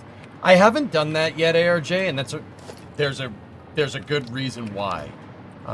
The big one for me for not doing it, dude, is that I don't know where these things are gonna, like. Okay, for instance, so this is the reason why I started like doing the docking bay instead, the docking bay windows and whatnot, because I don't know. I don't want to make a stairwell, and I don't want to have it going through the damn docking bay, right?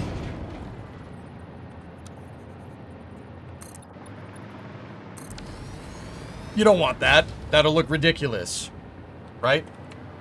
So, I'm gonna try and find homes for the bigger interior spaces first, and then if I'm thinking about it right, the stairwells and the elevator shafts will make more sense.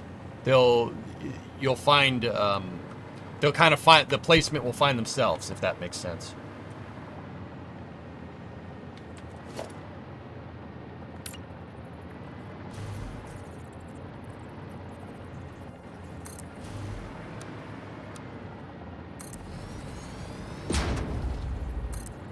So I'm trying to get the bigger components of the interior figured out before we get to elevator shafts, stairwells, etc., etc.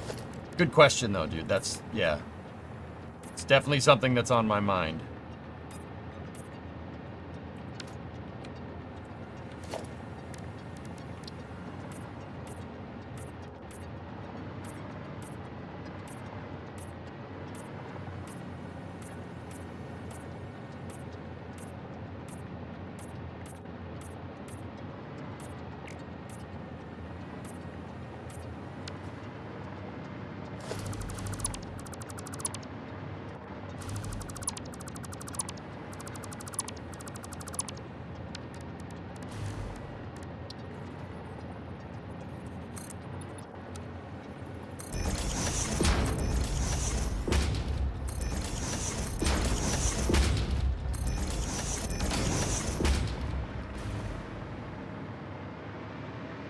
Yeah, like, and that'd be cool.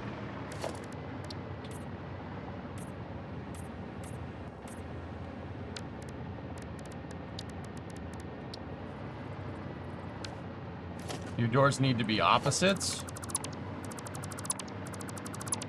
Alright.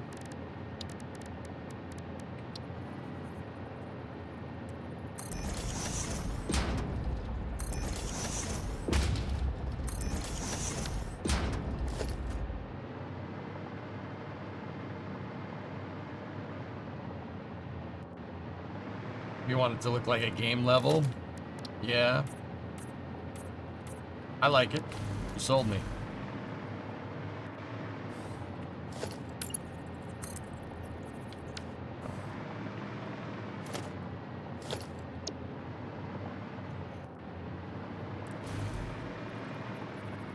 Discovery, go and throttle up.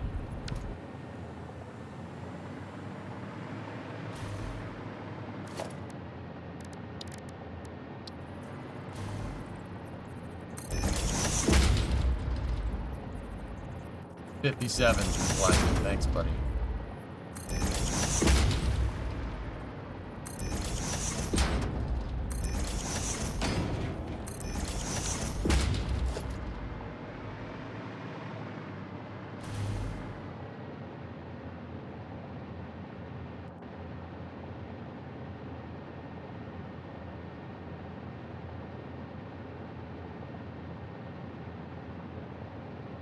Forza Horizon 5 is coming out with 71 Halo items to use.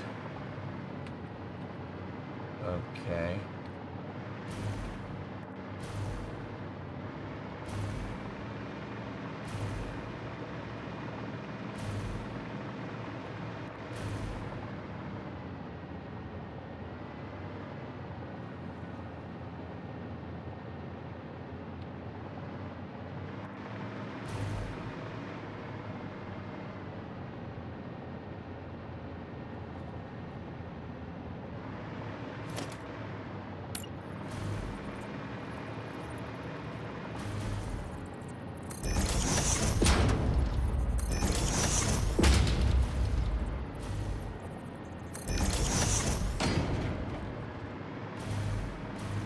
There's walls missing at the top. Yeah, I know. Pulls hold.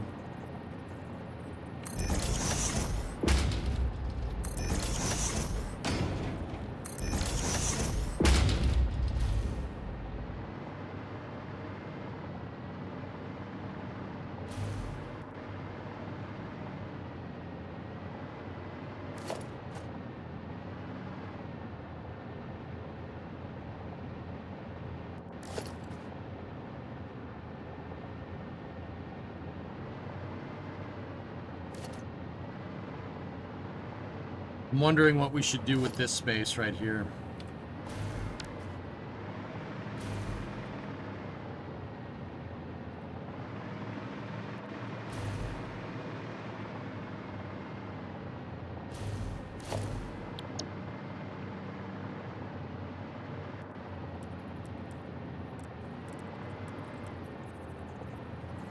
I'm just looking at what I did in here.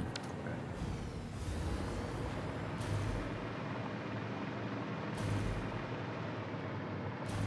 I did have an idea, but I don't think it's gonna work.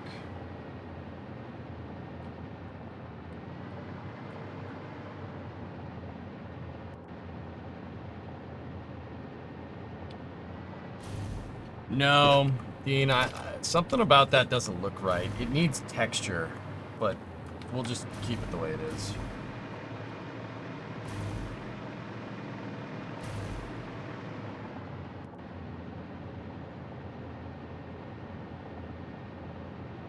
Yeah, this is fine for now. So we want to select the drone port as the icon. All my docking bay stuff has the drone port as the icon.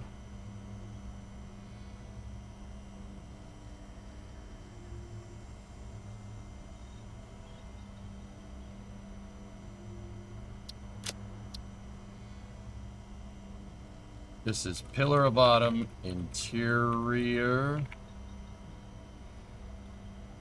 docking bay, back wall.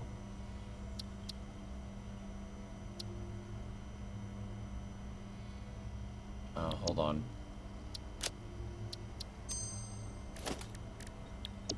I just want to make sure it was DB. Yeah, it is DB. All right, cool. Pillar of autumn, interior, docking bay, back wall.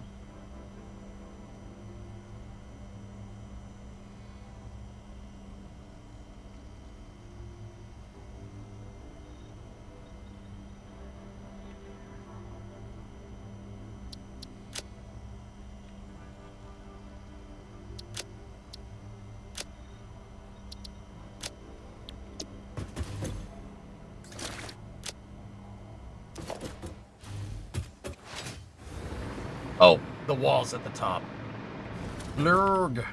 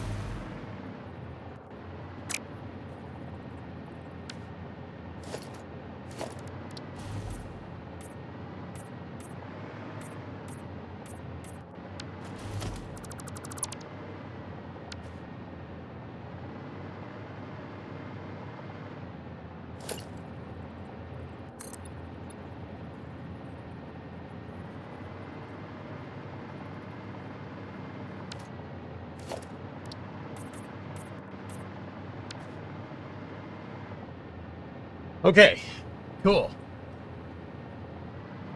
This is the humans stuff, like, yeah, humans.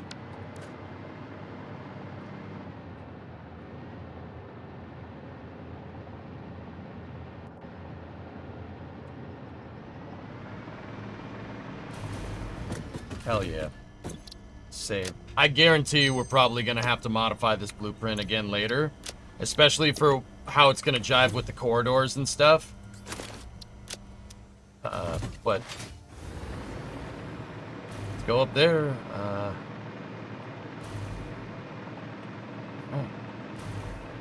Let's start building the second one. Screw it. Screw it.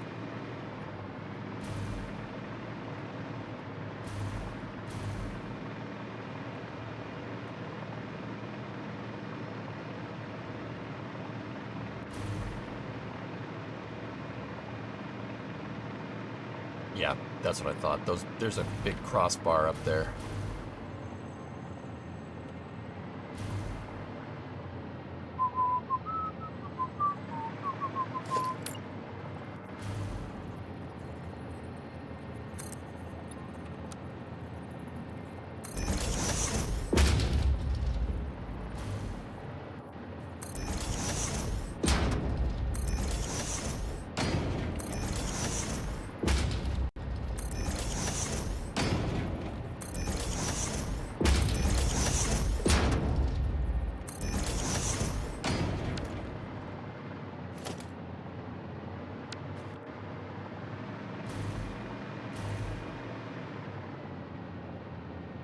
Yeah, Raven, it's pretty good.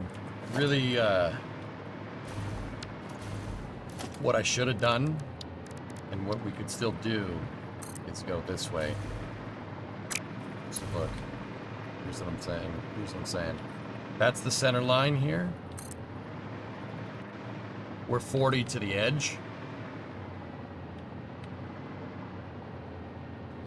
Yeah. Balls.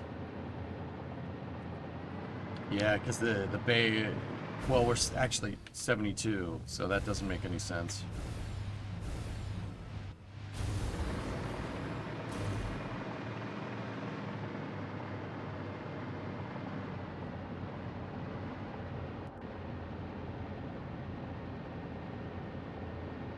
Thanks, King.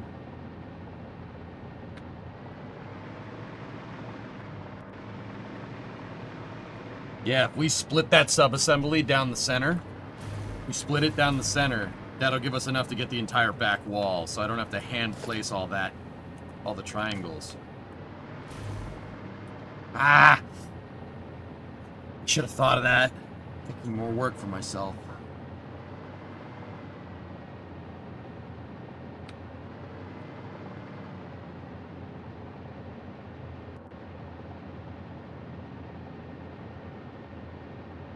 How would we split that blueprint?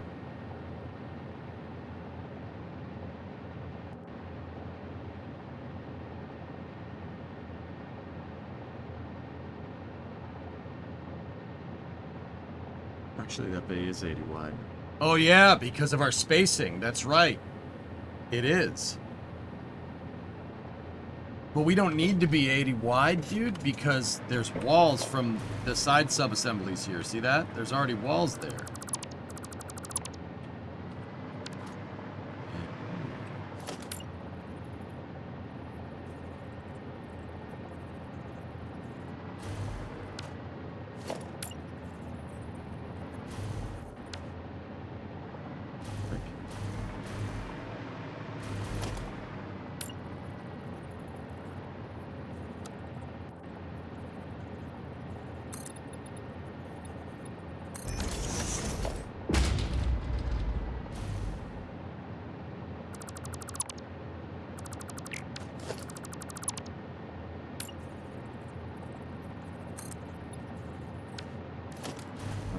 That flat wall doesn't want to go in there.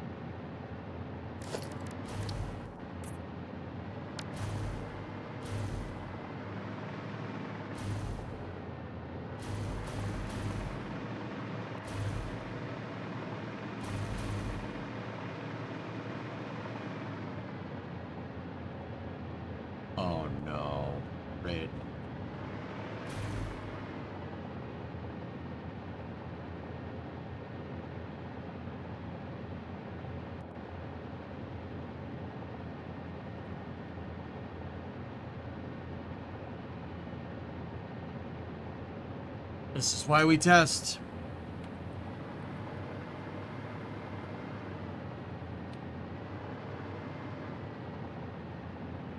Yeah, it's fine with this bay, but the other ones are going to need to be a half. They're going to need to be halved, so they're not...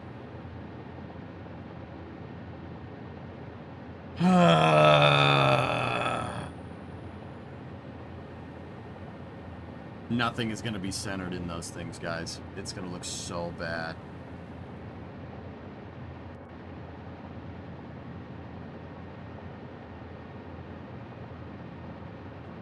Unless I'm not seeing that right.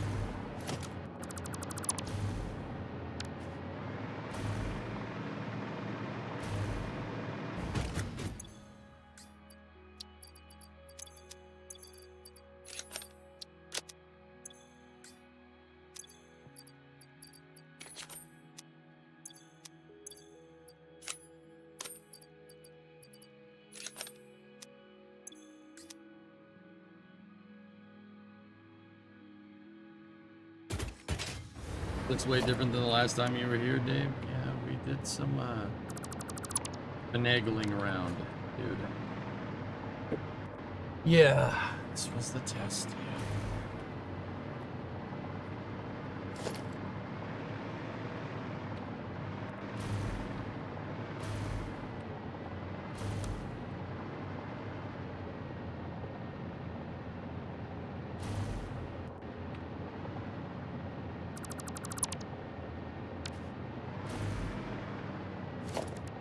Right move.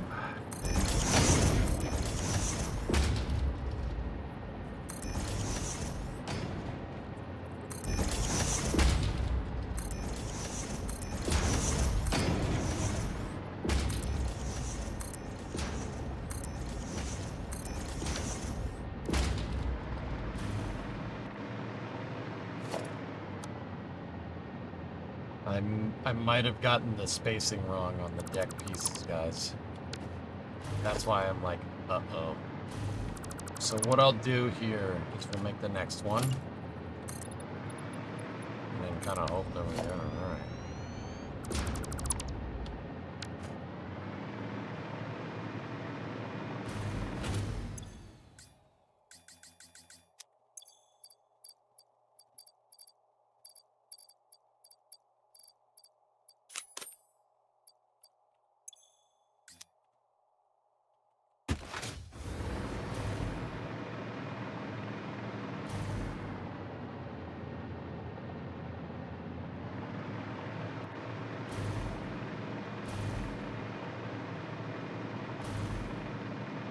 So that's where the base starts, guys. Note, so look, see that right there? That's where the base should start. You see how that's not aligned here?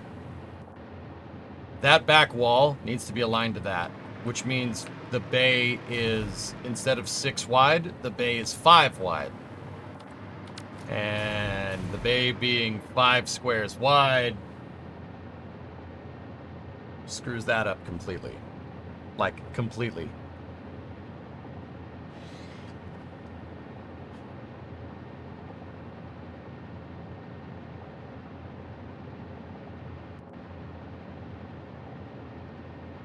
You can still center the back wall. Yeah, no, I know. I think the solution here might be to nudge each subassembly 4 meters forward. We take off because we need to be 72 wide. We're 80 wide. We move that a half wall forward. We move that half wall forward. Done.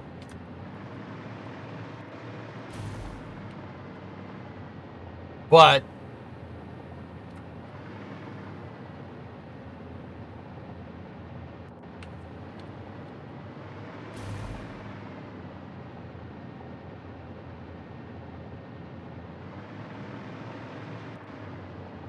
yeah, okay. Prepare, move forward. Preparing to move forward. Moving forward, sir. Moving forward.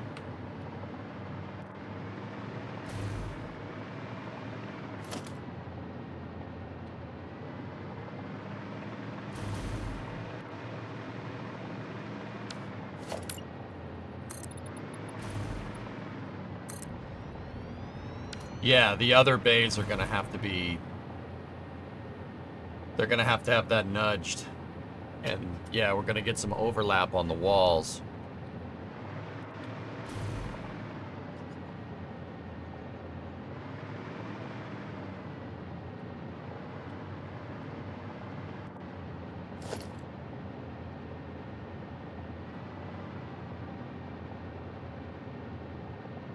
You know what?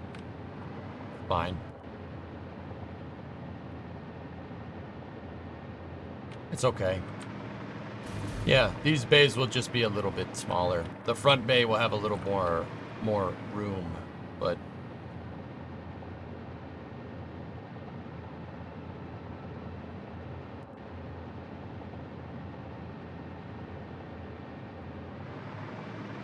all right.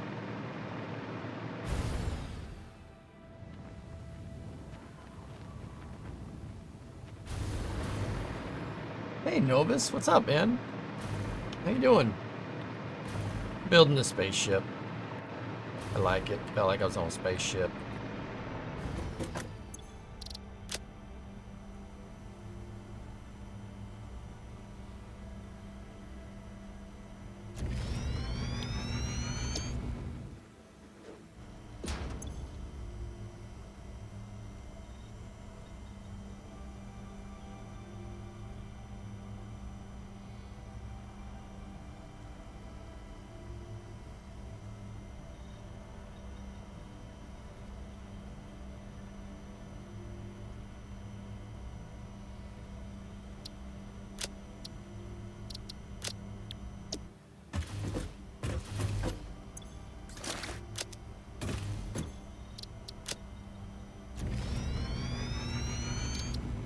How's things been, man?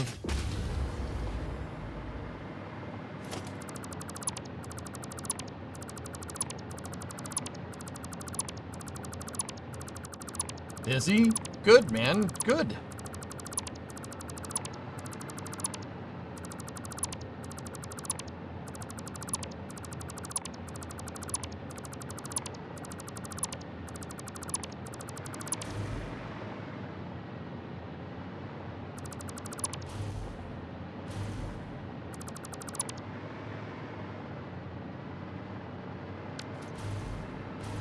There, that's...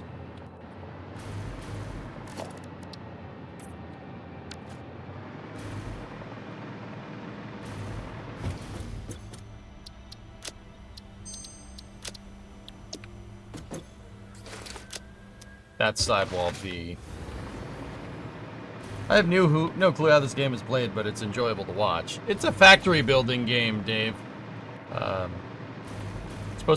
You're supposed to just build up factory equipment, but yeah,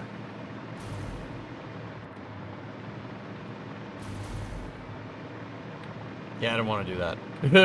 Yeah, I didn't feel like doing that. I felt like building a spaceship. This is me, dude.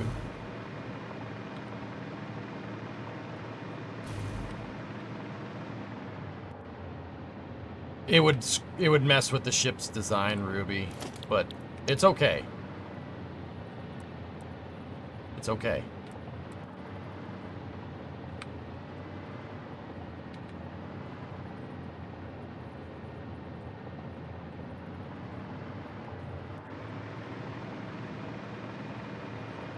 These other bays are just going to be slightly smaller. That's all.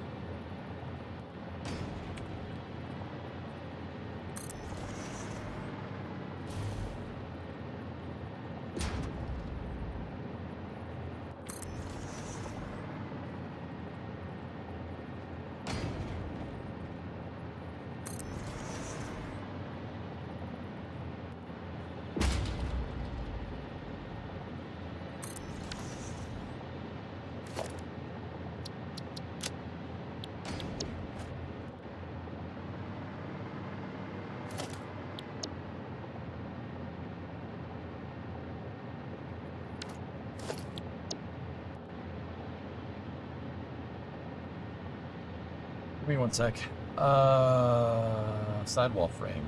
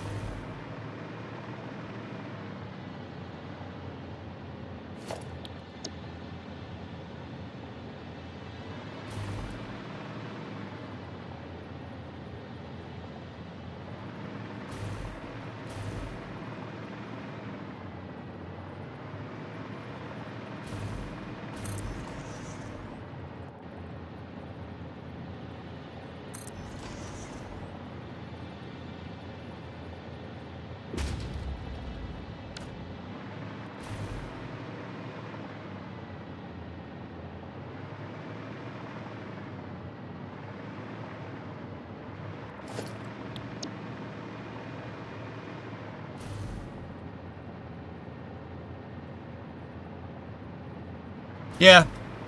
Yeah, it's not a big deal. The walls are going to get a little weird on the sides here. But, are you going to do flame trench? Yeah, in about an hour. I have to leave in about 30 minutes. But, yeah. Things are real busy down in New Orleans. Good, man. Good. Novus, yeah, it's been,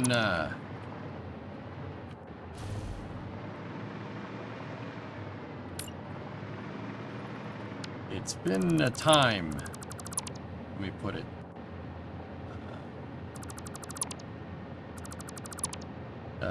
Talking about SLS on here in the wake of the booster catch, which was still, once again, still awesome. But yeah, you know, the static has gotten very, very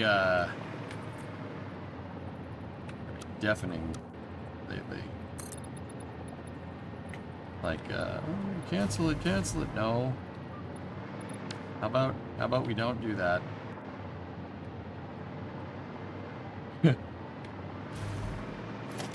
But yeah, no, I'm still here doing my thing, dude. Hey, we should launch it more, not less. Stop saying we should launch it less. You banana part person, people.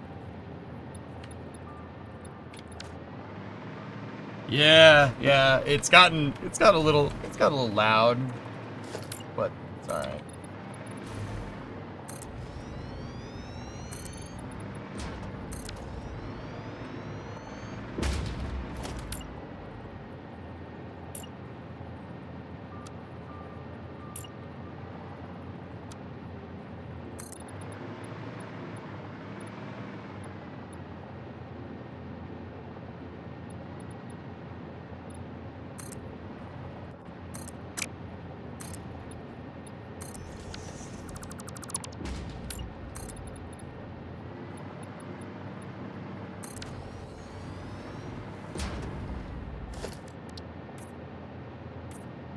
But I'm still here doing my thing.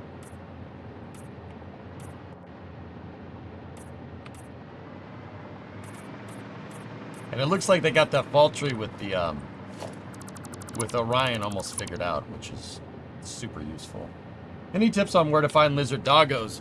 They're in the forest and stuff sites. You just kind of got to look. EJ, have you seen this? KSA base gen? I consult on that project, dude. Yeah. Oh, I've seen it, bud. Yeah, I was there basically from its inception. Yeah, dude. If you watch, go watch, so Rockets to Guns, that's Dean. Watch the, if you look at actually one of the VODs that I did yesterday, the Space News VOD from yesterday, it should be the only VOD from yesterday. They shout out the stream multiple times, dude. Yeah, because I'm kind of involved with that.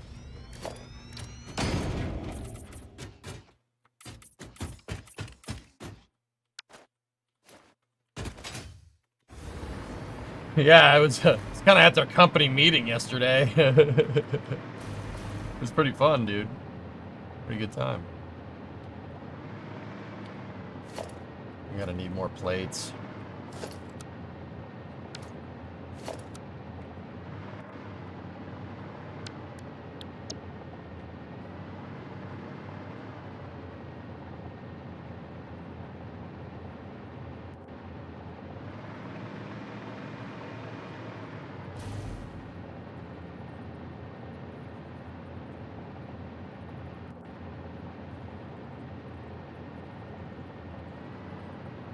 But yeah, so I actually kind of helped orchestrate this whole thing. I mean, it was Dean's idea. Like, don't get me wrong, I'm not saying that I was a part of that, but I helped orchestrate the whole thing because there was a lot of ex-KSP1 and KSP2 developers looking for work for, you know, for some reason. I don't know, I couldn't know why, right? Yeah, I may have been like, hey, Dean, because I know Rockets, right? I know that dude. He was a Kerbal modder back in the day, and I played video games that his company makes on stream before. So I knew him, and I was like, dude, he told me in passing one time, he's like, I want to make a Kerbal killer. This was right after we heard that Kerbal 2 was folding, and I'm like, okay, I know people, dude. He's like, yeah, I know you do. Yeah, that's kind of how that conversation went down. Yeah, a lot of big names. Yeah, dude. Yeah, the who's who of past Kerbal alumni are working on this, and yeah, I am very, very humbled to be part of it. Some of the company that's working on this fricker, oh my goodness, man.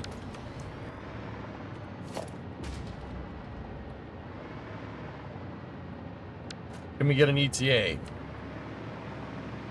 ETA for what?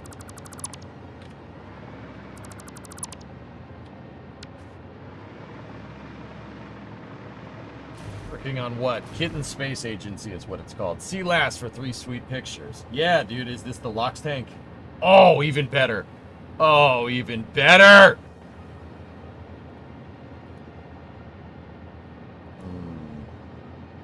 That was... Oh, yeah, that's good.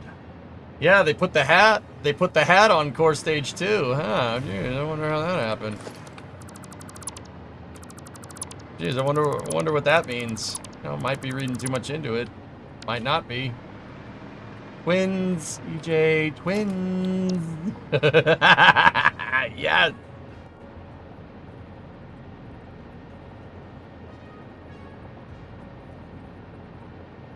All right, we got to put the sidewall frame in first. Hold on.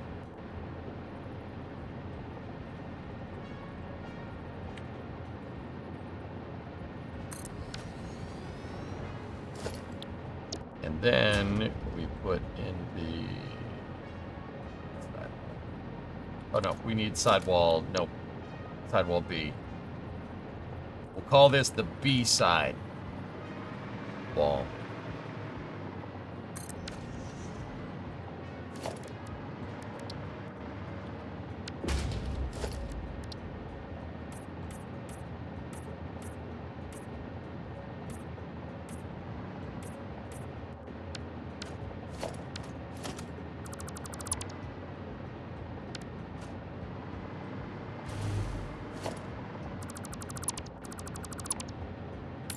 Is that a G-class raid? I think it is.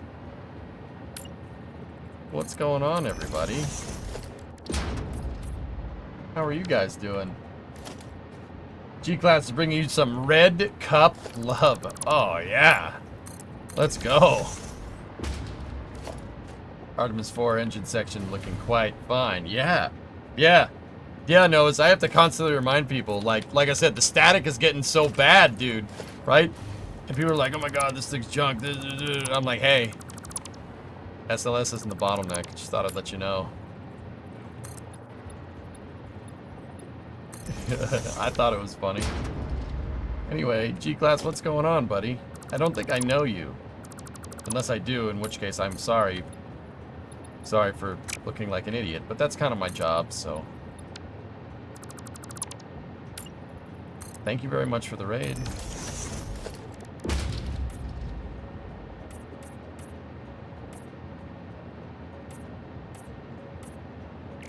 I'm just working on my Pillar of Autumn build here. Oh, yeah. No worries, I've been coming by for a little while. Right on, man. Have you raided me before, though, G? That's the thing. I don't know. Have you? If you have, well, sorry I forgot. That's my fault.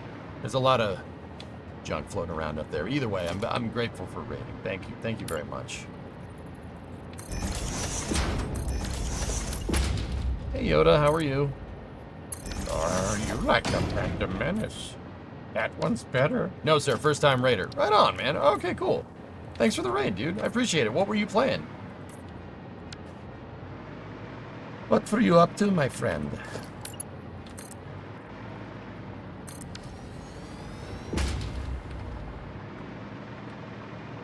DJ Molly Party. Greetings. Hello. Hello. Well, hello there.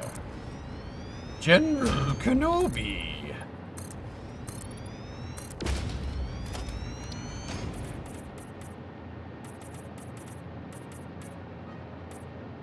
I'm building docking bays for the ship that I want to make, that Halo. I want to make the Halo ship. I'm weird.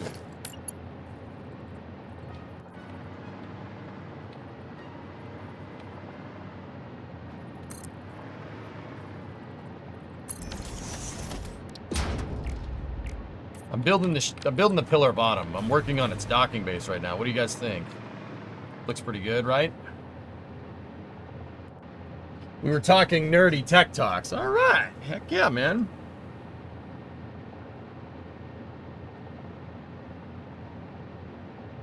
Yeah, if you guys are familiar with Halo, I'm building the Pillar of Autumn from Halo. It's a gigantic freaking ship, and I'm building its dock to go with it, and I just feel like making that into a factory. Nobody else is doing that. I can tell you that right now. So, yeah, just do that one. Screw it. Yeah, screw it. So, yeah, I'm working on a giant kilometer-long spacecraft from the 26th century from a game. It is 1-to-1, Rembozo. Yeah. Yeah, she's 1-to-1, dude. Yep. It's 1-to-1 scale.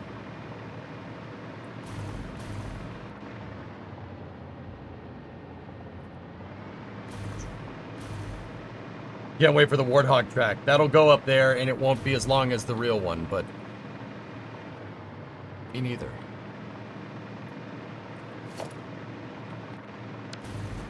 Alright, so now give me sidewall.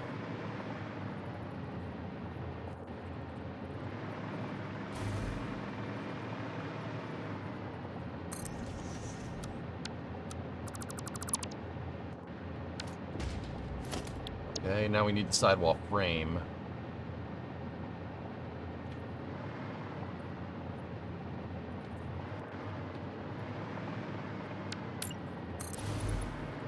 Just put that there for a second. It'll make it easier to place.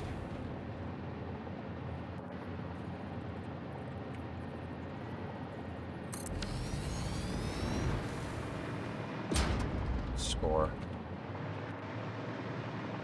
What's the deal with Kitten Space Agency?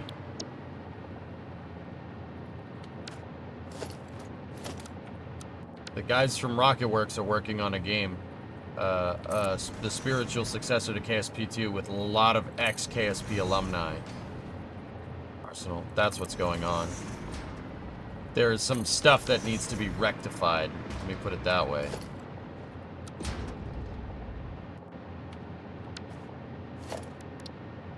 Consider it unfinished business from for a lot of us. Picking up what I'm laying down.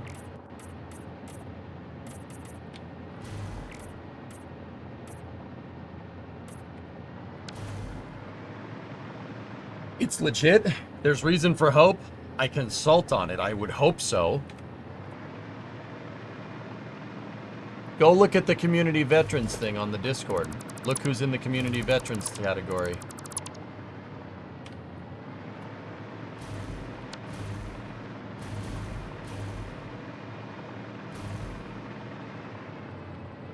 I'll talk to them about it, Bargon. It needed to be done. Exactly. Some unfinished business, Alex. You know that. Yeah, after Arsenal, long story short, after Take-Two, after Intercept folded, we were all like, can't let it be like this. It can't be like this, dude. It just can't. It can't be like that. I'm sorry. We have to fix this. And Dean has the means to do it. And I actually, because I know Dean from playing Stationeers, from playing his company's games, right? And I know a lot of the KSP2 developers, especially ex-KSP2 developers. Yeah, I just started saying, hey, go apply for a job here. Trust me.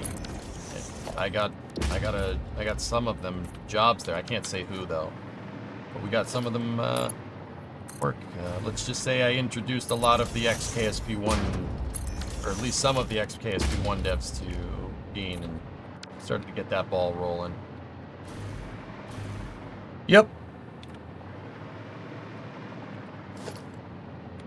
Cool, huh? So yeah, I consult on that project, dude. They did a development stream last night on Discord, and I restreamed it, and they were shouting out the stream. Because, like I said, some unfinished business, dude. Some stuff needs to be rectified. You know what I mean.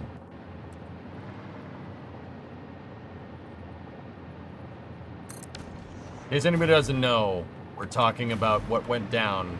Oh, that's not right at all. We're talking about what went, KSP2 stopping. Take-Two pulled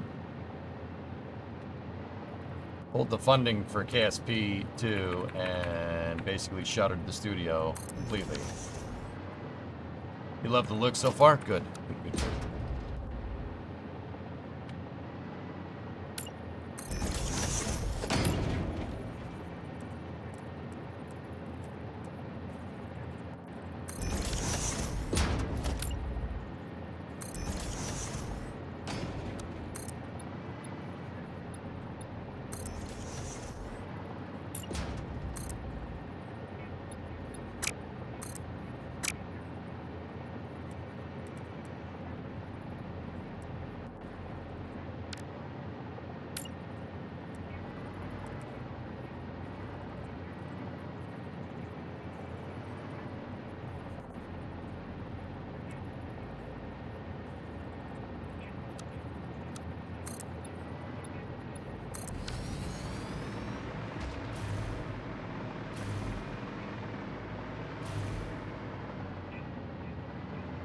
This is what I'm wondering. What the hell are we going to do about this?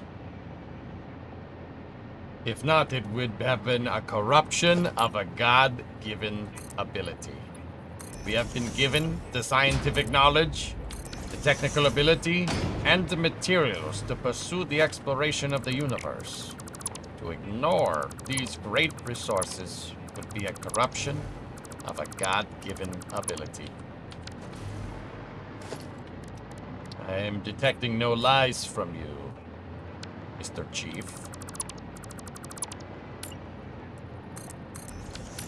I like you, Mr. Engineer. There is no lying.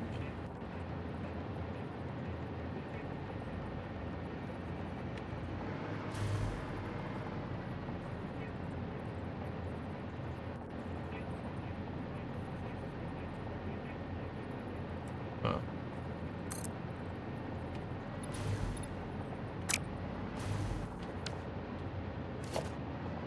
I also met with someone from the Congressional Research Service, RE Viper cancellation. Yeah, did you tell them that that's the dumbest thing I probably have ever seen?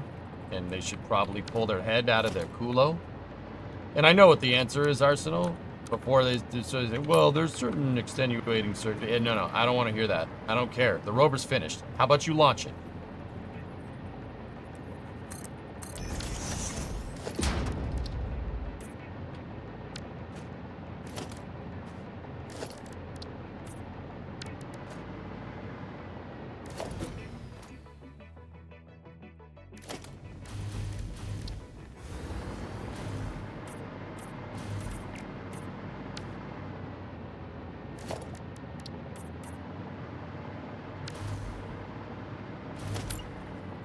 That's what you're asking about, how it happened and why.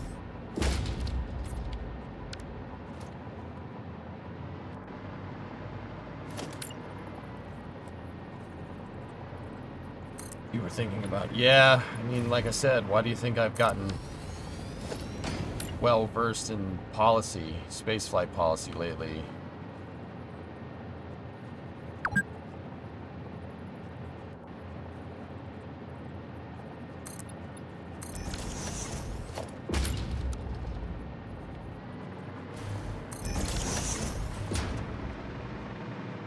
I don't know what we're gonna do with those half walls.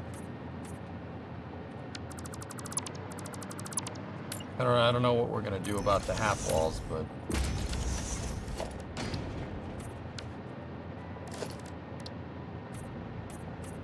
gonna have to get creative.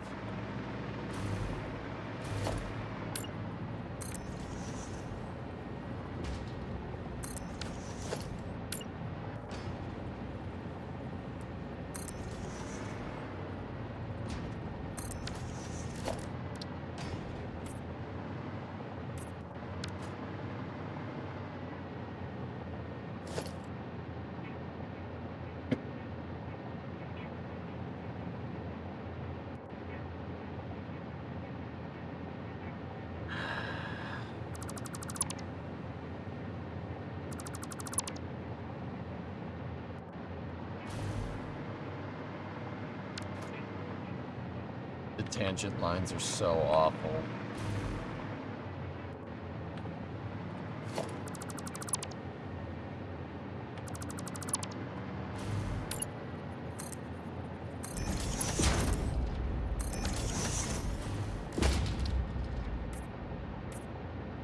That's fine.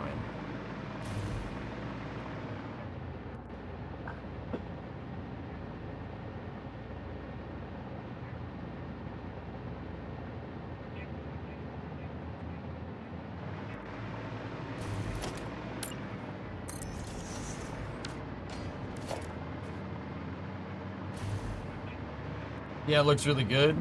Yeah, it's not bad, dude.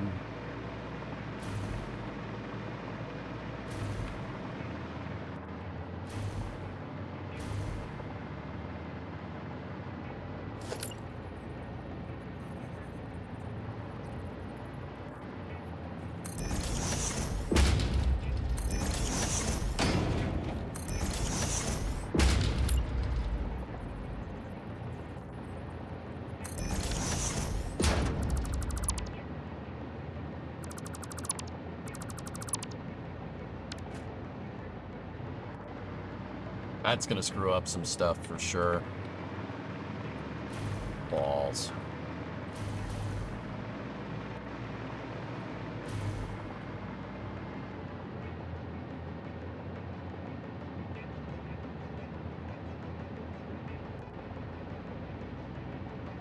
Interesting, Arsenal.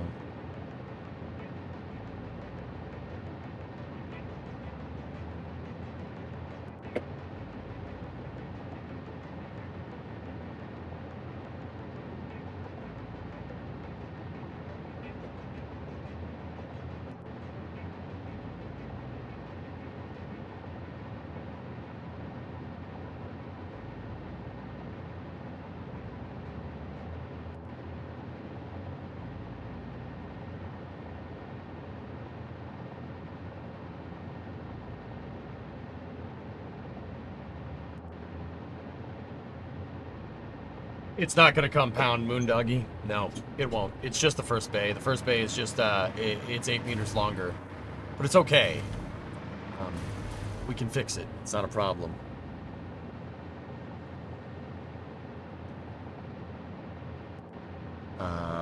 We're just going to have to retool a couple of things here.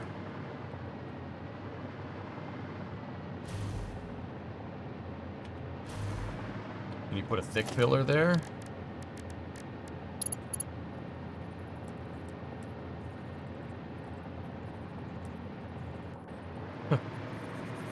Yeah. Yeah, we can.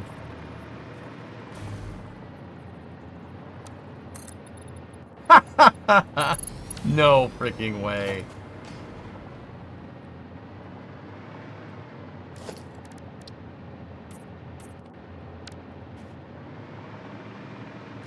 I'll allow it. That's fine. I'm good with it. Trust me, they're fine with it. I'm good with it, man.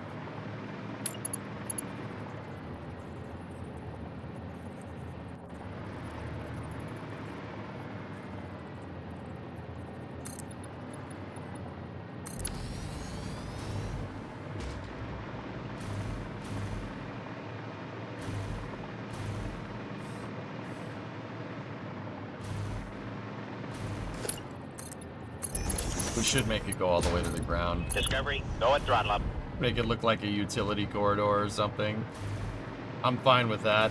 That's totally cool. I think he's saying, please do this. I'm totally fine with it.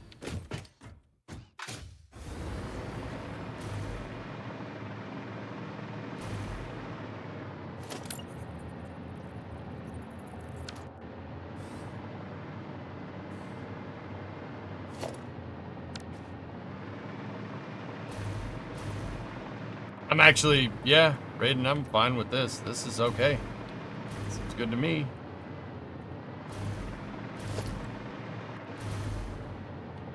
The first bay is just a little bit wider than all the others, but the good news is that we're still wide enough to fit drone ports in. But I think these other bays, I'm going to have the doors closed. But, yeah, that's not bad at all. The girder is just clipping into the window just a little bit, but it's okay. It's clipping on the line of the chamfer anyway, so I don't care about that. That's fine. Alright, so get rid of that. Get rid of that, get rid of that, get rid of that, get rid of that, that, get rid of that.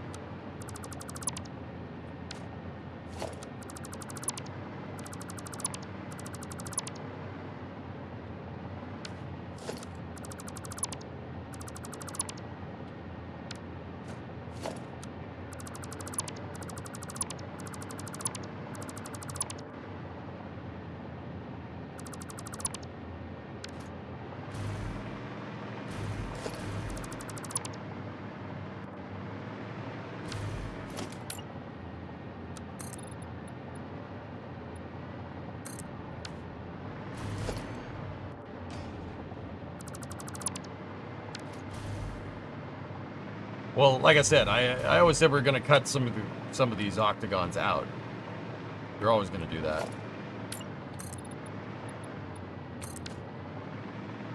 All right, so watch. Get this. That's the back wall. All right, we don't want to do that one just yet.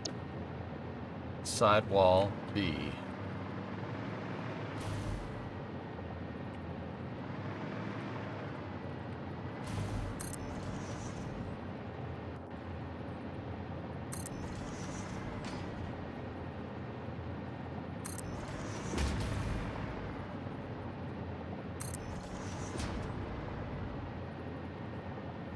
Plates. Dang plates. But how about that, huh? How's that for a picture? Pretty good.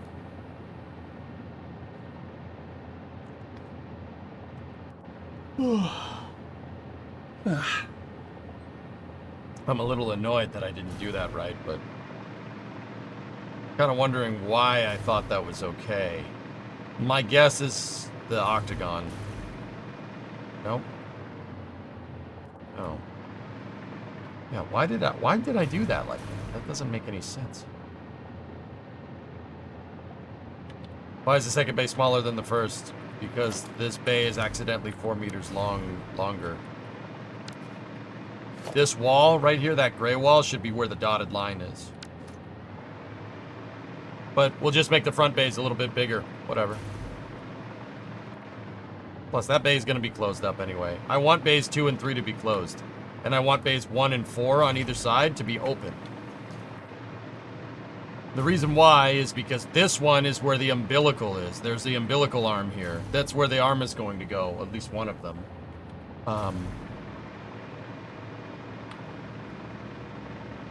And then, yeah. Yeah, that's where the umbilical arm is going to go. So I want that one open, and then I want the drone ports in here. Then we could put factory equipment in the two skinny bays in here. And we'll close the doors on them. And it'll look fine. Yeah, would never know. Stop for the day, holy balls. Doing okay, man. Discovery, go at throttle up. Yeah, just a little bit narrower. It's not a big deal. We have to put the that huge octo support that goes in there. We gotta get that right. Yeah. It's gonna look disgustingly cool when it's done. Don't forget to book for the Flame Trench intro. All right. Well, it's 4:30, so I gotta get going. All right. So, you guys know the drill. If you're watching on YouTube, I'm going to stop the stream and I'm going to give you guys the URL to the Flame Trench, which is a show that's done by NASA Spaceflight, a spaceflight news journalism outfit. And on every Friday, they have this Flame Trench podcast. And me and 2 other hosts basically talk about what's happened in space in the week during this week. There's going to be a lot of Nuglins going on. It's going to be a lot of Nuglins. Not going to lie to you. It's going to be a lot of Nuglins talk. That's going to go here. Trench upcoming. I'm going to post the link over here. We will make way more progress on this next week, guys. Yeah. I couldn't do a lot of work this week because I had Titan. But yeah, November should see a pretty good amount of progress. Yeah. We're going to be busting face. A lot of satisfactory. After Hours comes back next week. Yeah, we got to get going. So, once again, if you're on the YouTube side of things, I'm going to shut that stream down. If you're on the Twitch side of things, don't go anywhere. Just be a momentary loss of signal here until I get the NSF countdown up. So just sit back and relax, and I will see you very soon. Be back for the Flame Trench in a couple of minutes. 30 minutes. You get what I'm trying to say. I'll be back.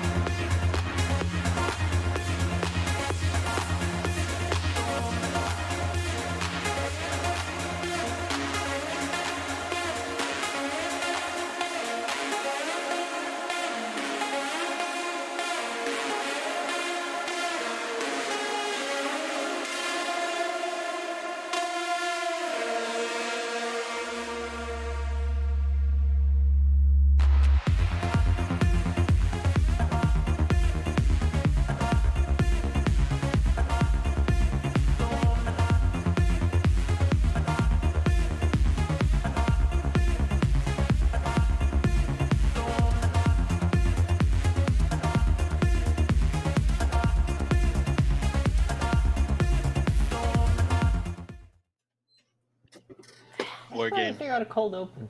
I knew it. I got it. Thank you, Kevin.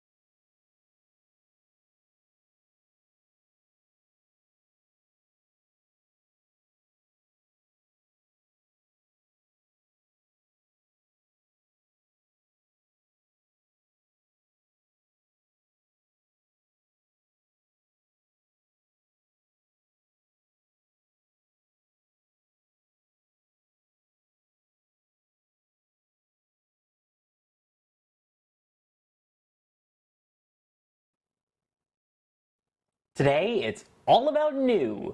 We've got new ship at Starbase, new landing sites on the moon, and the role of New Glenn. Or, since it's one day after Halloween, how about we be spooky and call it Glenny? Mwahaha! Roll the intro! And here we go.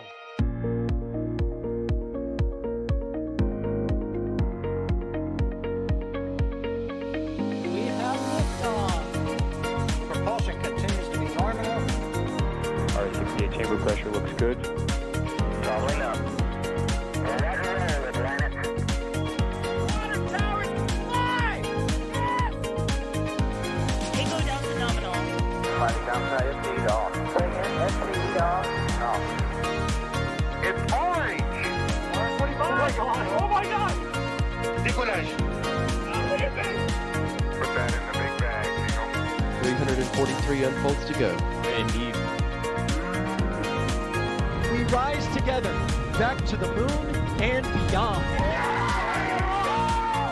The methane will be igniting the flare, correct? Yikes. You read? Sure. We don't need any more of these.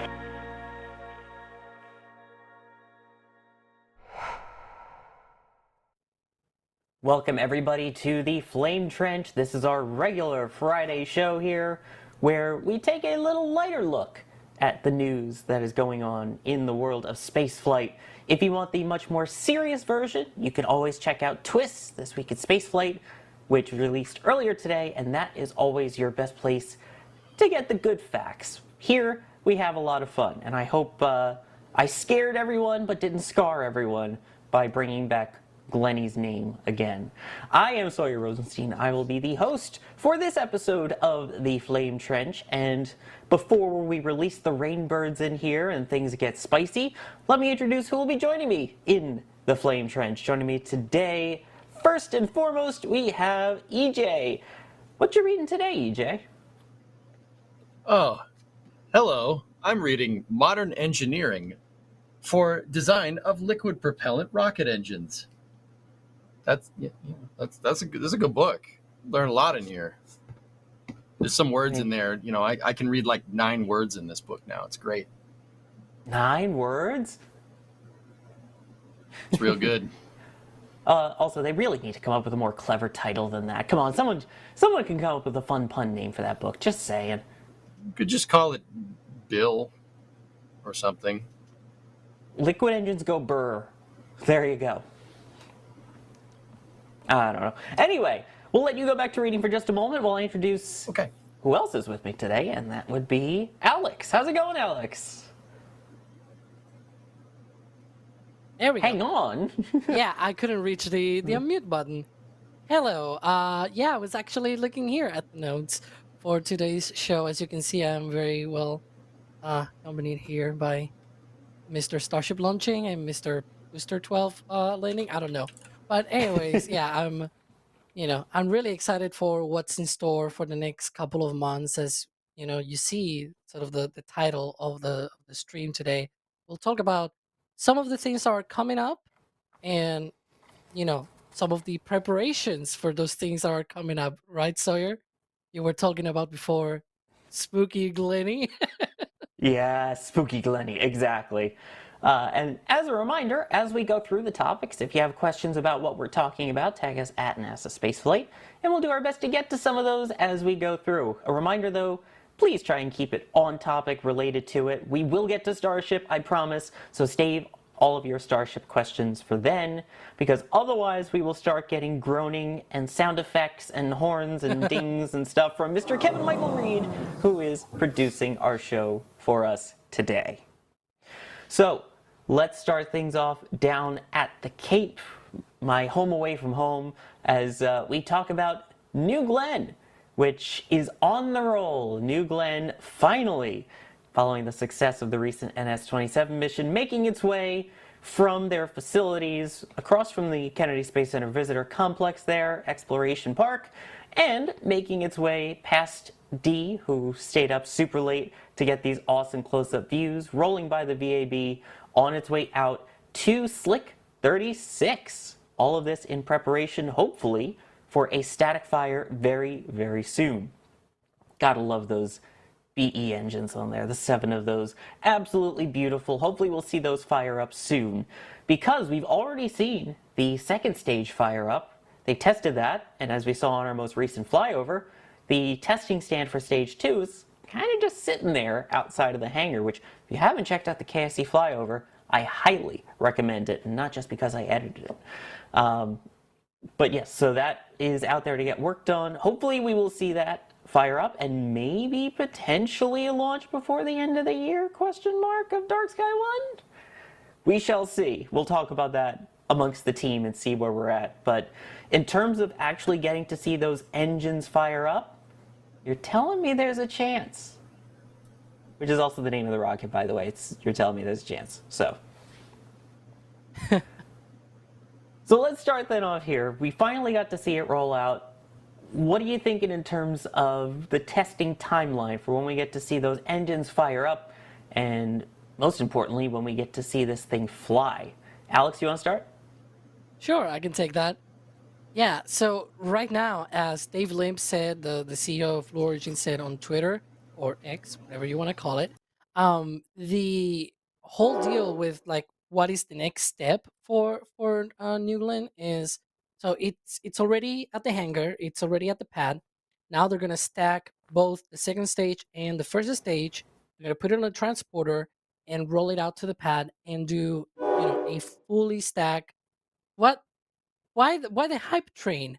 But anyways, they're Because gonna be rolling that out to the pad, and they're gonna be essentially, fueling the rocket and then firing those B4 engines on the bottom of the booster. I don't know for how long, to be fair, but probably for a few seconds, and just to get that going. And as you're gonna see very shortly here, hopefully, I'm waiting for it.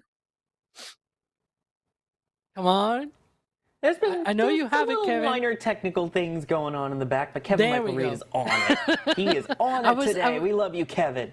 Yeah, I was seeing him preparing that one. So there you go. Those 7B4 engines at the bottom of New Glenn are gonna be firing again. We don't really know the specifics of the test, only that it's gonna be full stack. It's not gonna be just the booster. They're gonna be putting the second stage as well. They're gonna integrate the two stages. They're gonna be putting that on the transporter, roll it out, fuel it, and then fire the engines. Now, will that count also as a wet dress rehearsal or something like that? I have no idea.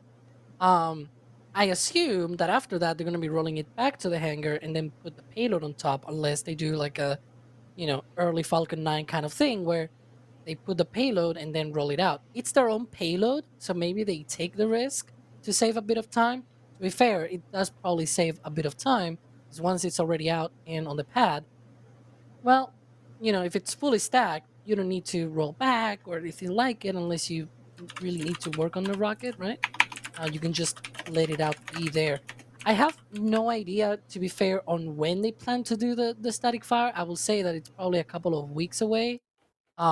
Just judging, by the usual timelines that we have seen in the past. And, it's probably going to take a couple of weeks for them to get through all the inspections and the final closeouts and everything for the vehicles, made them together. It's the first time they do this with an actual vehicle. It's not some Pathfinder simulator or anything like it. And so, it's going to take a while to be able to put everything together. Once they do the static fire, I also don't have any knowledge on what is going to be the timeline to a launch. I tried to ask Dave on the social media. I tried my luck, tried to fish out for some kind of more information on that.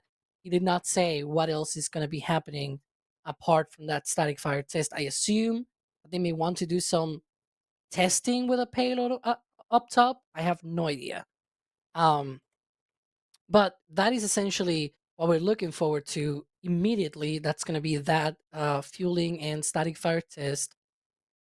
I think based on all of this, I don't see a launch in November, at the earliest December, but I will say most likely January. That's at least my thinking of how it'll go. I don't know, EJ, what's your thinking here? I mean, Blue's known for doing parallel processing. They're working on multiple things at once. It's so you're describing like one thing happening to the other. Like, you know, they're going to do this and they're going to do this and they're going to do this. You know, they could just go put the second stage on there and then test the first stage with the second stage attached. You could save some time. It carries a little bit more risk, but you could save some time doing that. I think that is what they're going to do. And I think internally they really, this is just what I think. No one's told me anything. I think that internally they're striving to get this done, get a launch by the end of the year. So I'm gonna say the end of November. That's what I'm gonna say.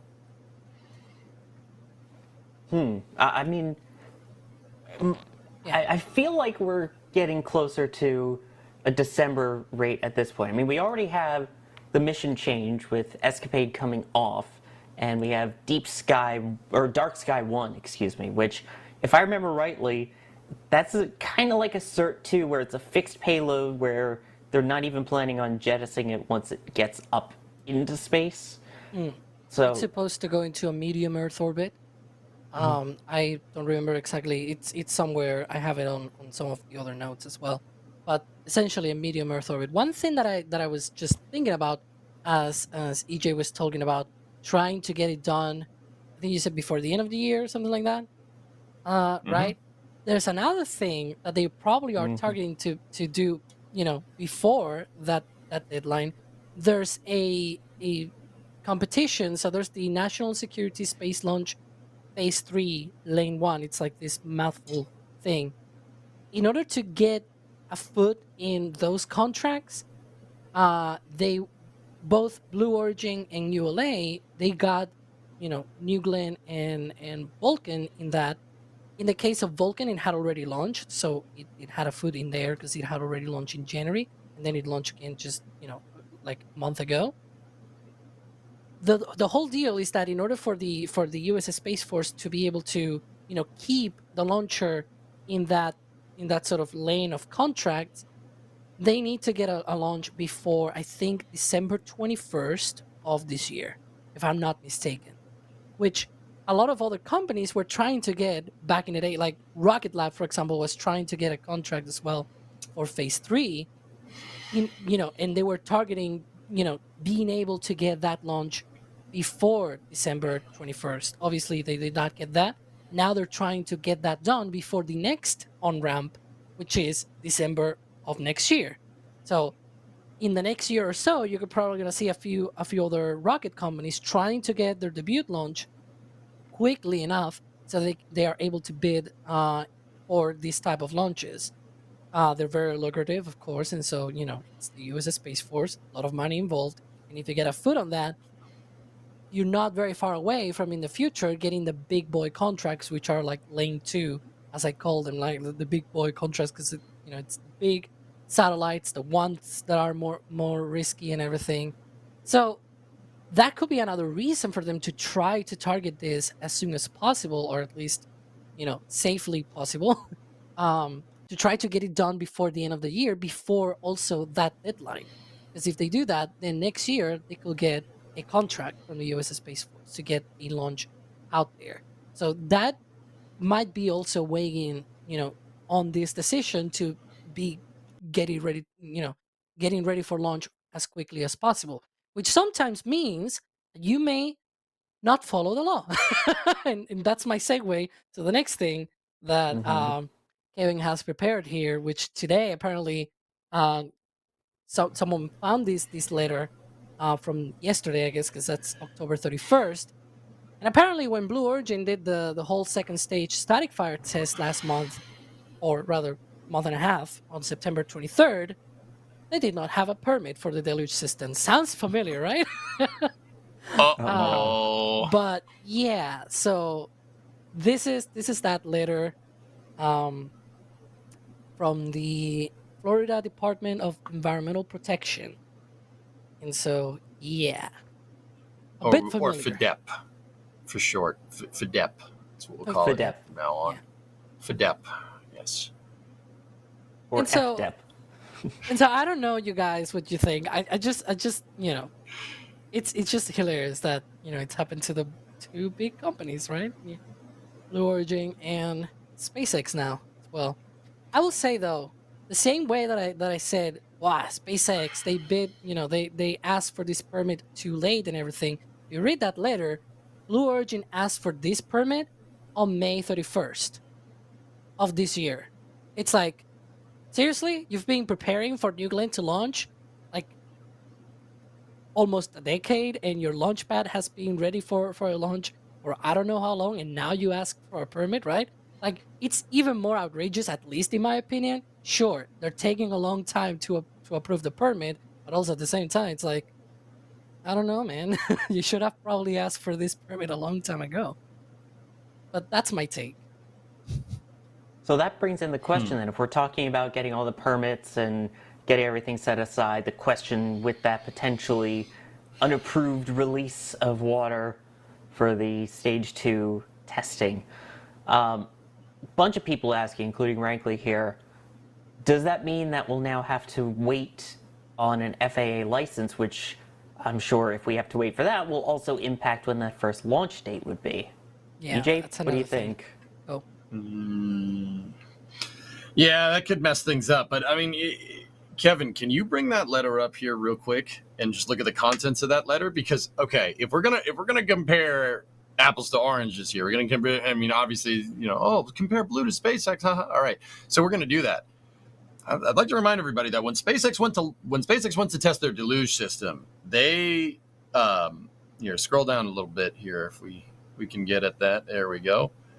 yeah, it When says SpaceX went to static fire appears to constitute an intentional unauthorized discharge of untreated Bingo. industrial wastewater to the environment, They which is very similar applied to for a what permit. SpaceX got. Yeah, they applied for a permit and didn't get it. SpaceX operated their deluge system under a generalized permit. That generalized permit needed to be moved into a more individualized permit, but per the EPA, right? But they did have permission to do it. It seems like Blue was just like, send it. Send it. Like, I'm not sure if that's like a good thing or a bad thing, but from what this says here, it seems like they're like, yeah, we applied for it. And they're like, the FAA's like, you didn't get it.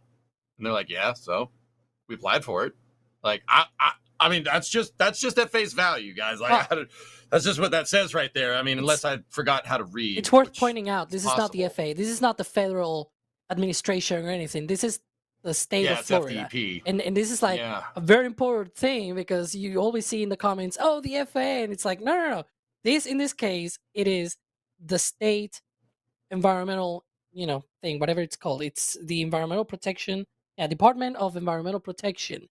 In the case of the deluge system from SpaceX at Texas, it was also the Texas Environmental Control and Quality Department or something like that. So it was also a state agency, right? Later, the FAA got mad because it was like, dude, you're asking for a launch license and you don't have all your permits in place, right? And so that's where they had this whole delay and everything. But this is also something that is at a state level, something that is also an issue. It's not just federal, but also state level. And so I think, that's very important to also mention, because in this case, I have not seen anything from the FAA, probably something that we should email the FAA about, right? If this is Adrian, somebody. But yeah, I think Adrian has already been crowned as the FAA as a questioner, asker, I don't know. But yeah. The Whisperer. He's the FAA Whisperer. The person at the FAA is ready to block his emails for. So, I mean, yeah. Sorry, I misspoke before when I said FAA, but they're dealing with a state environmental protection agency here, not the EPA. But yeah, it seems like, I mean, even SpaceX, when they tested their deluge system, they were operating under a general permit. Everybody agreed, SpaceX included, that they needed a more individualized permit, but they were allowed to work with that general permit, right? They were allowed to do that. It's like I said, it seems like Blue is just like, yeah, we'll beg for forgiveness later, which actually is like using it without a license, from what I can tell. Like, that's not good if that's what's going on. Like, I'm not gonna lie to you. That's probably not what you want, but. Yeah, I mean, that's okay, well, you know, like, I'm not really sure, like, what to do because, like, everybody's like, oh, SpaceX launched without a license. They're going to get in all this trouble. Well, they didn't. They had a general permit. This is a scenario where it's kind of unprecedented. I don't really know what's going to happen here. It's very interesting. You know, I'm going to need some time to noodle on this one. So here's the Noodle real to question noodle. then. Noodle Noodling. or I'm gonna have- nooglin? Noodle We're nooglin? going to have time to Noogle. nooglin. We're going to nooglins on this. Yeah. But here's the real question then, because we've always talked about the FAA delaying SpaceX launch and things like that, and the lawsuit they had there. But do you think this could come back and bite them in the aft? Do you think that this will delay the launch? Man, I thought you were going to say something else. Yeah. I know you did. That's why I worded it that way. Yeah. No, that was good. That was good. Do I think it's going to mess with them? Yeah, probably. Yeah. Yeah. I mean, There's a good chance. that I don't know, man. Like, you know, we all thought that SpaceX was kind of screwed because of what was going on with the FAA, and we were all expecting a launch in November, and then it didn't happen. It happened in October. It happened in the middle of October, right? So, you know, it might not be that big of a deal. It might be a big deal. I mean, I'll be honest, I'm not the best one to probably talk to when it comes to like environmental protection. I can tell you how the rocket engine works, right? But like, once again, I'm not that well versed in environmental law, right? Like, I'm not a lawyer. I'm just some nerd that likes reading about rocket engines. I mean, so you guys as well, right? Like, we don't know. This could be a big deal. Is it a big deal? Might not be a big deal. Like, I mean, maybe there's, you know, is there a problem, like, because they discharge wastewater into a wildlife sanctuary, like the Merritt Island Wildlife Sanctuary? Does it count? Is Cape Canaveral Space Force Station even part of the Merritt Wildlife Refuge? We don't know. Like, there's a bunch of questions that I actually really would like the answer to, you know? Yeah. That's a lot of gift memberships. All right. It's Daisy. Yeah. I'm in that. All right. I'm in that same boat as you in the terms that, you know, I know of what I know, and I know how to read, and I read that later, and it says what it says, right? And that's Wait, all I can really? tell you. I cannot say, oh, the FAA will maybe. That's why I said, you know, call Adrian, and maybe we'll send an email and try to ask them, like, is this really an issue to get that launch license? Like, I have no idea, right? In the case of SpaceX, it seemed to have been an issue because you even had the administrator saying at one point, like, they applied for a launch license without having all the permits in place, so they violated that, and we needed to redo environmental approvals and whatnot. And on the launch license, if you look at it, I think one of the requirements is precisely that SpaceX needs to tell the FAA, like, every X amount of time how their permits are doing and stuff like that. Like, they really got that into the license precisely to keep SpaceX in check, so to speak, right? Because, you know, they were like, dude, what are you talking about? So it could also bite Origin in the aft, I guess. But I have no idea. That's something that we'll have to either, you know, figure out as things progress, or maybe once everything comes out, just like the last time when SpaceX got the launch license, a bunch of paperwork came out about that process of what was going on behind the scenes, and you could see the letters, the FAA themselves saying, hey, can we speed up the process? Is there a way? So they did an informal process instead of a formal process, whatever. Bunch of talks that we had about that back in the day, but essentially they were, you know, trying to get things a little bit faster. Maybe they do the same with Blue. I have no idea. I believe it was Christian Davenport who said that maybe a November approval will not come by, but maybe before the end of the year. I have no idea if that's That was if that's Christian true. Davenport. Yeah. I mean, so, okay, fellas, you want to think about this, right? Like, I mean, Alex, you were saying that they were trying to get this launch off because of NSSL Phase 3 Lane 1 by December, right? So we know that from Das's video where he talked to the gentleman from the FAA, we know from that video that sometimes the Department of Defense can shoulder the risk involved here. Now, whether that risk has anything to do with environmental protection, we don't know. That, I mean, because that really falls more in line with, right? It falls more in line. I got a out of Alex. Yeah. That means I'm on the right track. I would right? not see the Space Force doing something like that. They did not do that with Vulcan either. Vulcan's two Right. first flights were Mhm. licensed by the FAA, for example. It was not a lot, even though they were certification flights for the U.S. Space Force, they were not licensed by the Space Force. They were licensed by the FAA. You can Yep. look that up on the FAA website. It's there on the list of licensed launches. And so, and speaking of Vulcan, I believe Kevin, because I'm seeing the the what he has prepared there. You can see, the machine just keeps flowing. There are more B4 engines being produced for future Vulcan flights, and that should be for flight 5, if I'm not mistaken, because they are preparing flight 3 coming up soon.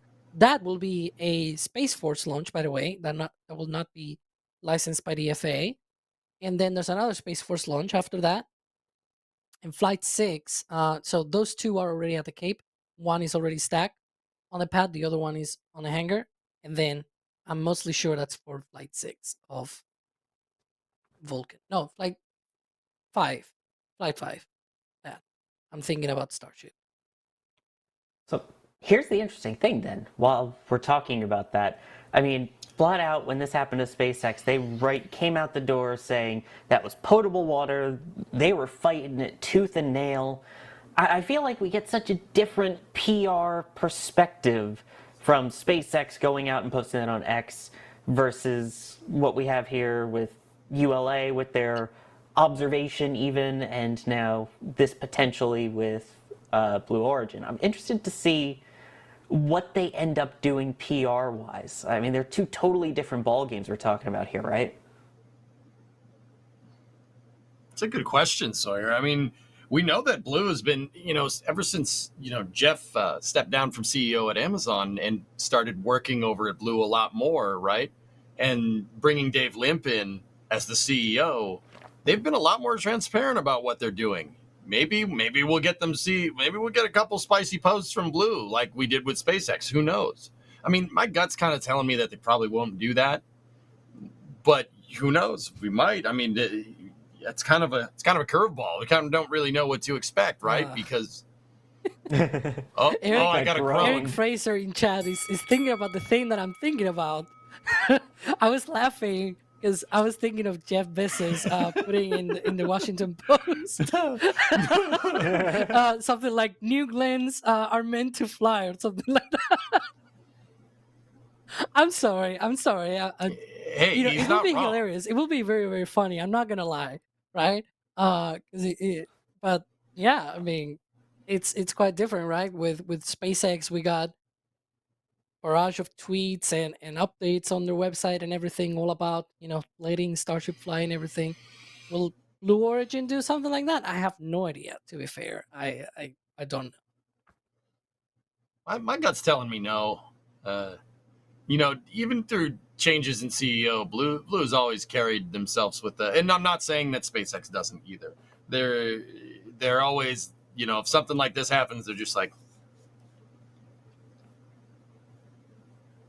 and to be fair, SpaceX was like that for the longest time, and until we started getting those long, very informative posts from the SpaceX account on X, the Everything app. So I don't know. It's kind of a curveball, but I'm gonna go ahead and guess that they're probably not gonna say nothing. But that's just a guess. I don't know. That's definitely something we shall see. Right. I think we have some time for a couple quick viewer questions here before we move on. I do too. Let's go. So let's see. Here's one from the name's Dave. I'm guessing their name is Dave. Do we still get clues with NOTAMs and flight restrictions for the area around New Glenn for static fires and launches? Alex? For launches, there should be some notices and everything. I believe for static fire though, you will only see notices like within the Cape. So you'll have probably like a last danger area kind of thing around the pad, and that will probably include some of the places near the skid strip, for example, which is very close to the pad as well. So maybe if we see that for a while, we don't see any military planes landing there, maybe that's a clue. I have no idea, to be honest. That will probably mean that we'll have to track all of the people. But one way that you can track that though is watching Space Coast Live, because we have a camera pointed at the pad. So whenever that thing rolls out, we're gonna see that. Um, we'll also have to Nice try, plug. you know, and guess when things are happening. Like, oh, there's a flare stack activating, or some vent here, some vent there. It'll be, you know, like the early days of Starship tank watching, I guess. Yes, the Space Coast Tank Watchers. T-minus 10 minute siren. There you go. That's a live camera. Yeah. We'll have that. The rocket is funny because those two towers that you see there, the rocket once rolled out and, you know, fully vertical there, it looks tiny because those two towers, the one on the left is even taller than the Starship tower. It's huge. They're I massive. don't even know why they built it so large, but I guess they were thinking of bigger rockets in the future. I guess. Well, yeah, because Looks New like Glenn is pretty big as is. You know, the whole having something lightning hitting the highest point, having something taller up, and all of that. But yeah, they're in case you haven't seen them. Yeah, if you get to the Cape, at least go down to Jetty Park or somewhere like that. You'll get the real scale of holy cow, those are tall towers. I mean, isn't that water tower the tallest water tower ever made? Ever? Pretty sure that's what Jeff Bezos said. He said that in Tim Dodd's interview video, he said that that's the tallest water tower ever. You don't I mean, that count the water Starship tower's- launch tower as a water tower. Anyways. What?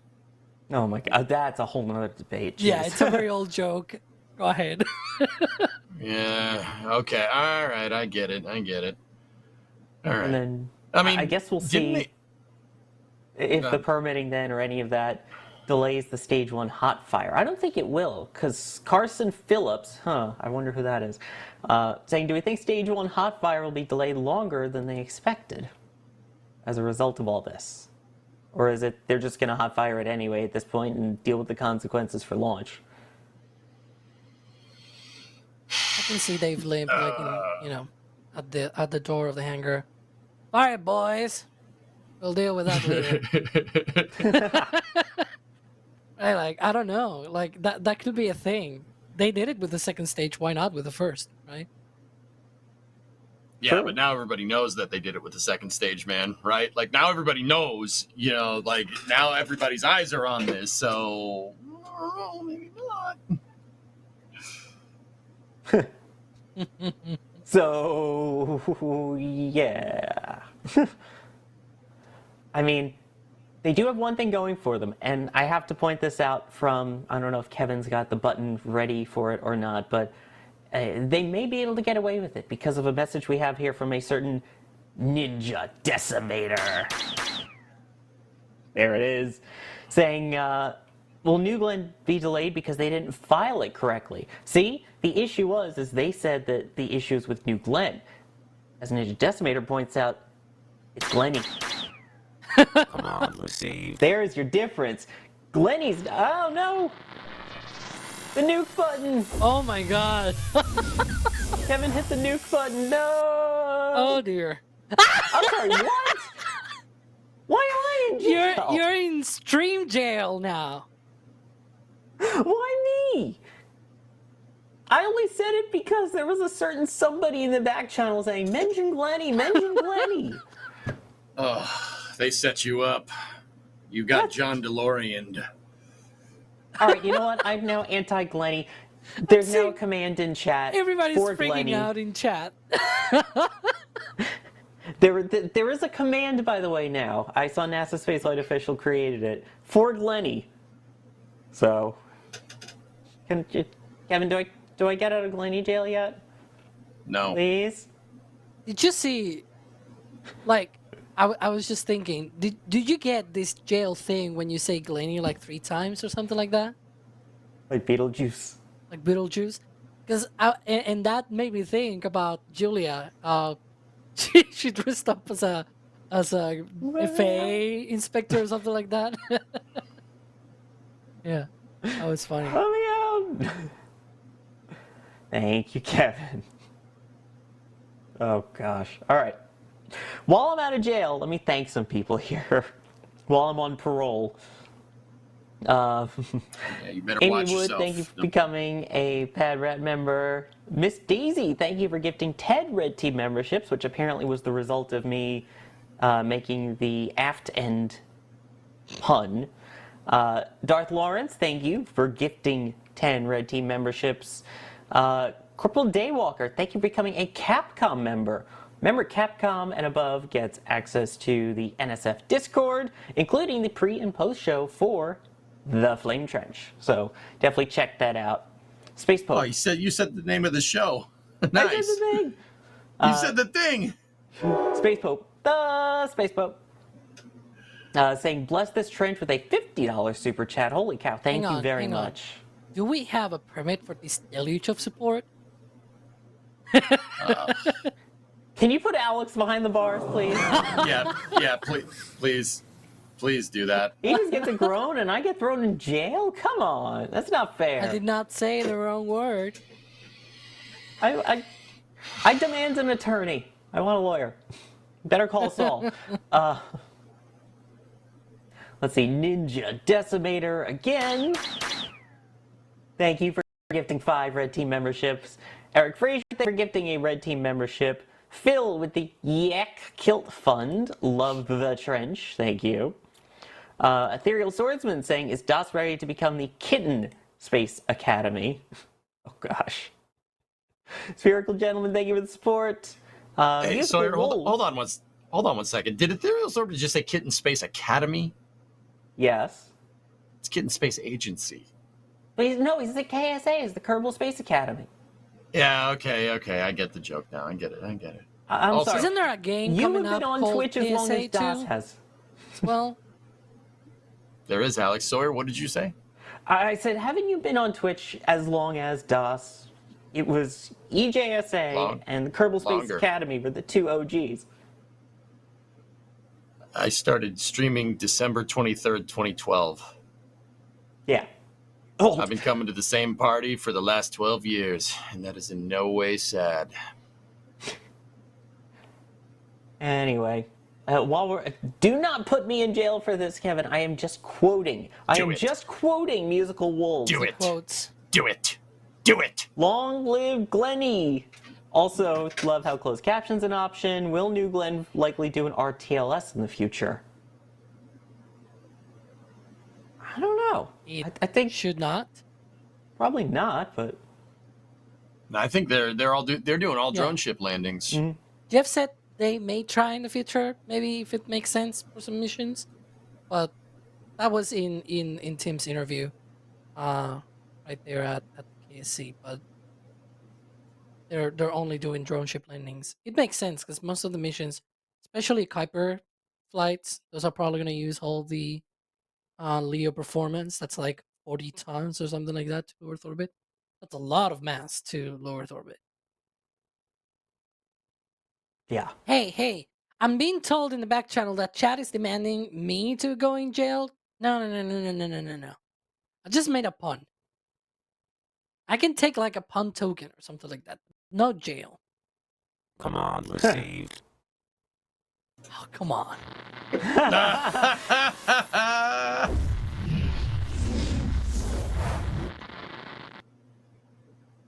Yes! I did not say Glenny, but I can say it now because I'm You in just jail. did. Just so did. Who You cares? just did. Who cares now? I can say Glenny.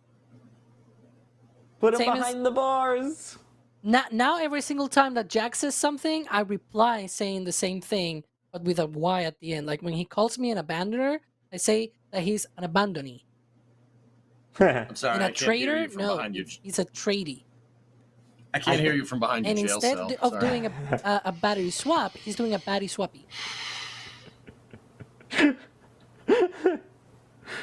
Is it what he bad that gets. I really can't wait We're to do doing all this to of this. Jack. It's his fault.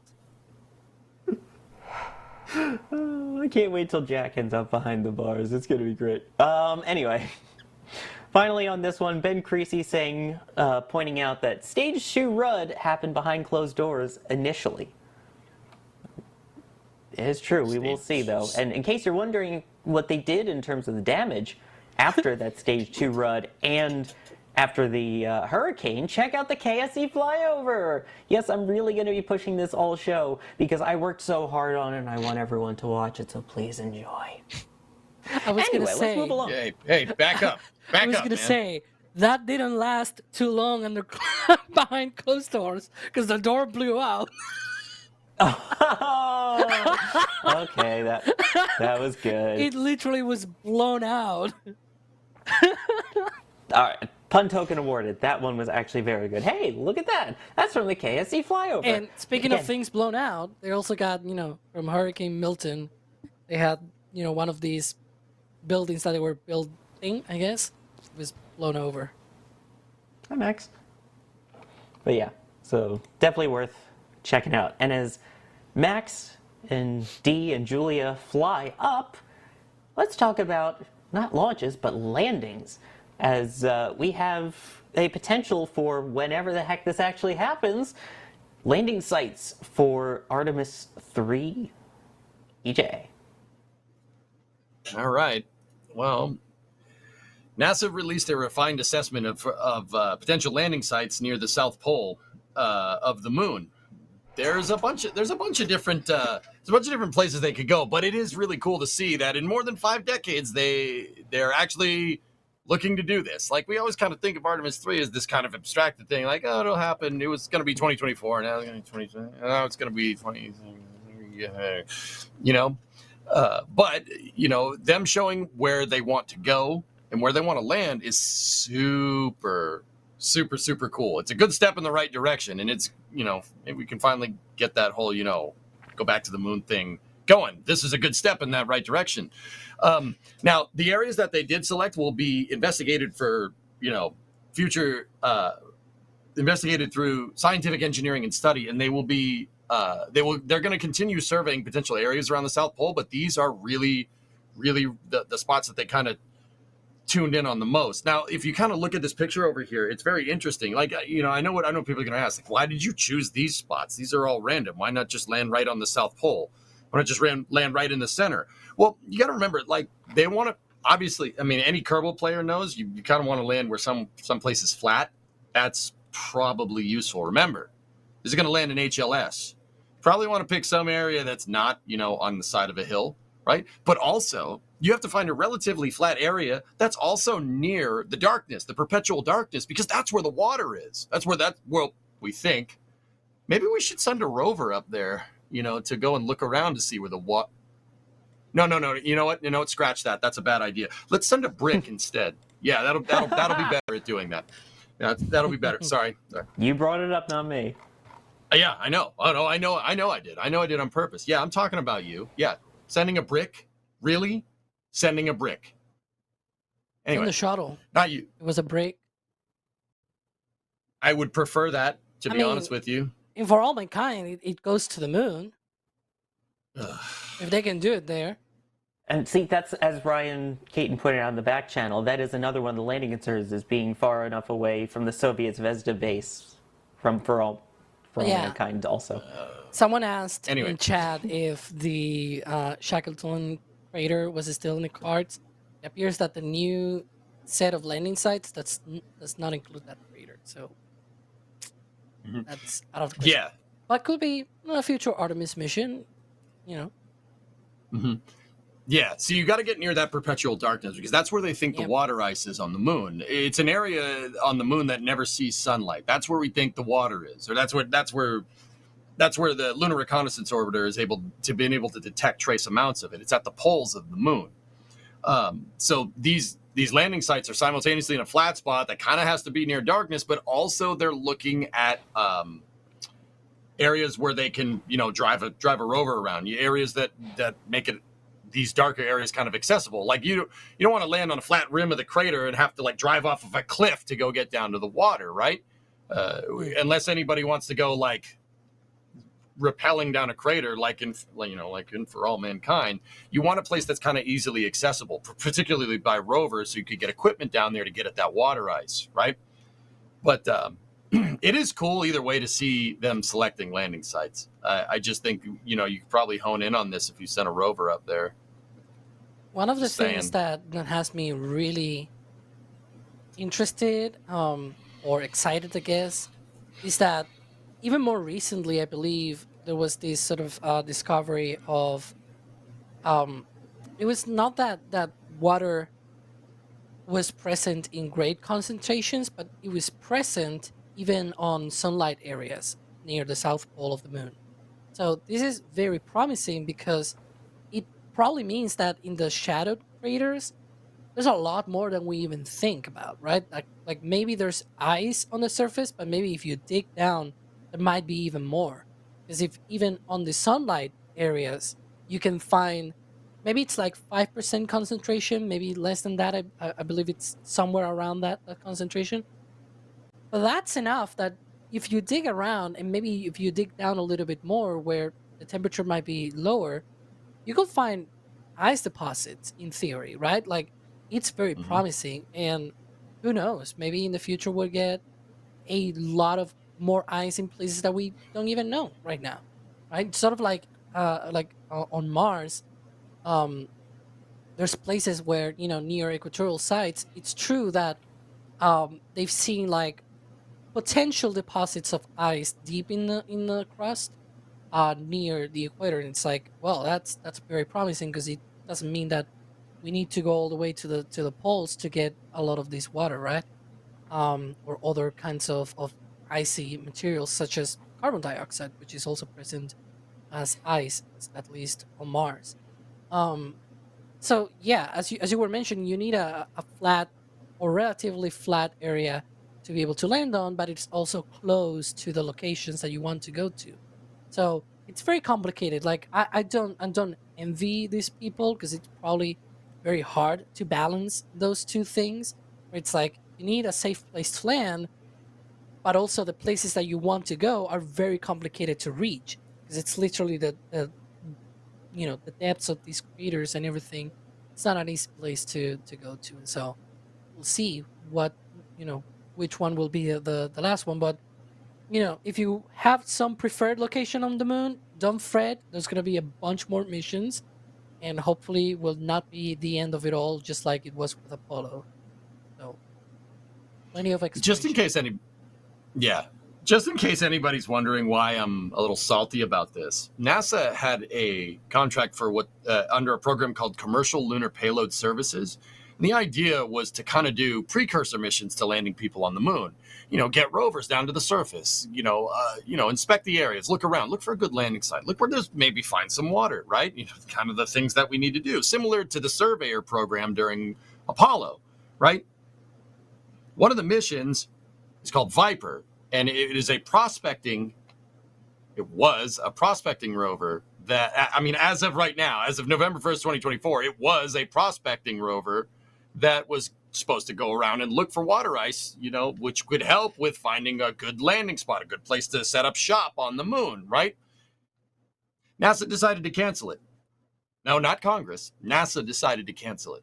And to fulfill the contracts with the lander that they're sending, which is an astrobotic lander, they deemed it because of cost overlap to other programs. They deemed it more cost effective to send a brick, a giant piece of metal, in the place of the rover. The rover is finished, by the way. Yeah, they finished it. It's done. It's completed. It's sitting in a box, ready to go. Can you understand why this is a little infuriating? What's in the box? What's in the box? Yeah. Yeah. So just to prime everybody on why you're just a little salty on this one. It's great that they're choosing landing sites, right? But also at the same time, if you sent something up there and landed it and went and looked around for where, the stuff that you need to make the base work is, you might find a better place for your base that you want to put down in the first place. And then go lay by the bay and make things out of clay. You just may. What do you say? Nay, apparently, if you're NASA. But I mean, here's right. the thing. It is worth noting, for those who don't know with Viper, the reason that they canceled it was due to cost overruns. It did go way over budget, and basically there's kind of like a red line monitor, so to speak, for it, where if it passes a certain percentage over budget, they basically go for the insta-axe So that's kind of what happened here. It went above a certain point, even though it was so close to done.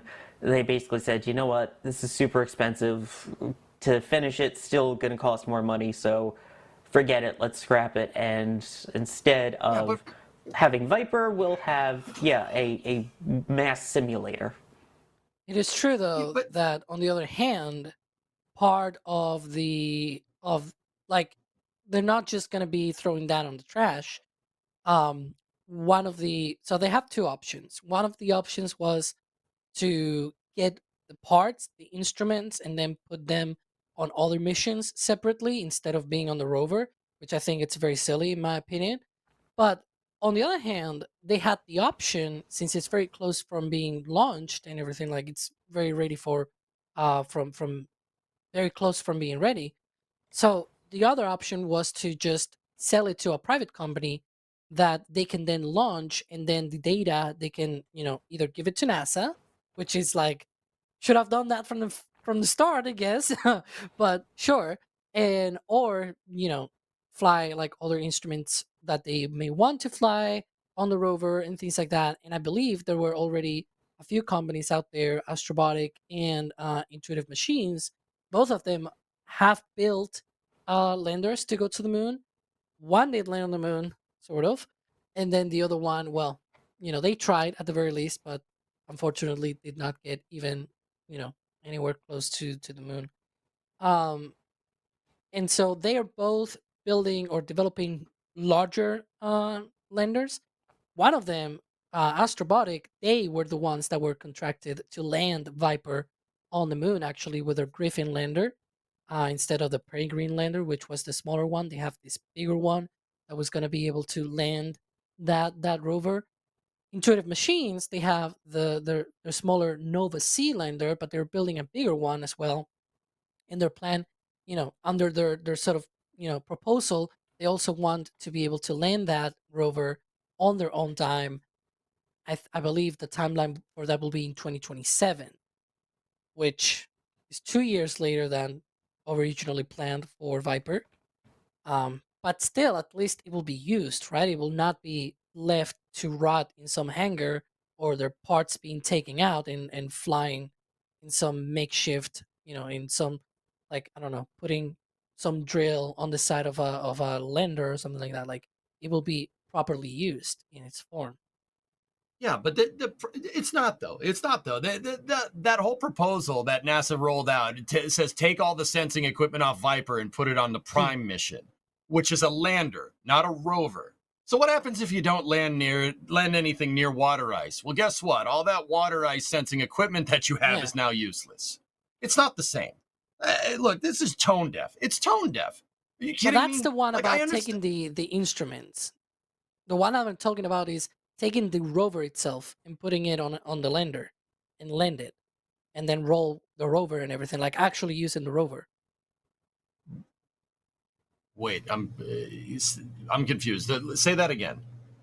The proposal from Intuitive Machines, it's to actually launch it. Yeah. To use it. Okay, cool. Properly, not take the instruments.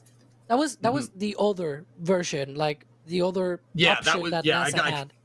I got my proposals confused there for a second. NASA's proposal is what I said, but Alex's proposal with Intuitive Machines is way better. Yeah, and Astrobotic is also saying, hey, we can also launch it completely. We were already planning to do this.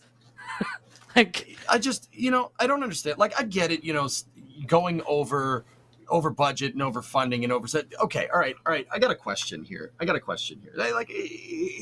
Alex, sorry, I got my proposals wrong there for a second. I had to remember. Thank you for the refresher. Listen to Alex, guys. He knows what he's talking about. Oh yeah, okay, I get it. It went over budget. It went a little bit over budget. It went a little bit, At what point do you it's finished? The thing is finished. Yeah. Oh no! Well, you can't. We gotta. Well, we have rules here. We have rules here. Like, what do you mean you have rules here? It's finished. Put it on a rocket. With send it to the moon. Are you serious? Like, how is sending a block of metal a better solution? How is even pawning it off to the commercial contractors a better mission? The whole point of commercial lunar payload services is implied in the name. it gets the NASA payloads to the moon. Which goes back, it kind of feeds into another question that I have here. How the heck did you know how much Viper was going to cost? How do we know that somebody didn't just screw up the cost projection? You know what I mean? Like, how do you? Big screw up though. What's that? That would be a big screw up though. Yeah, I know. Weird, right? How much do you know? When's the last rover that NASA made for the moon? I'm pretty sure it was the lunar rover from the Apollo missions. I don't even know if they made it. Yeah. GM made those. If you really want to know, right? So how can you be sure? How can you be certain how much this is going to cost? Something you've never made before, right? So you're going to go buy a Ferrari. Can you tell me how much that's going to cost with variable rates on insurance and how, insurance, cost of ownership, excise tax, like how that all goes to get, you can get a good idea, right? Because other people have bought Ferraris, but if nobody else has ever bought a Ferrari, you're not going to be able to tell me how much it's going to cost, right? Oh, thanks for offering to buy me one, EJ. I will certainly take you up on it. Yeah, I'll buy you a little die-cast model, you know what I'm saying? Not the same. Anyway, continue. Yeah, but sorry, but right, Forza Ferrari. That's right. Anyway, yeah, Jake. Yeah, see, Jake likes Ferrari too. Jake agrees. Yeah. So, you're gonna set up. It's like shooting yourself in the foot. You want to go through the study to get all these lunar landing sites, but the rover that's going to help you find better lunar landing sites. No, we don't need that. We don't need that. All that, and it's hilarious to me that you cite cost. They cite cost for that. Oh, it went over budget. We have rules here. We went over budget. Yeah. Guess what? Now you just made it harder to find lunar landing sites. It's gonna be harder to pick one. And what if you go and you pick the wrong one? What happens when that gets too expensive because you landed in the wrong spot? I'm not saying that NASA would or wouldn't.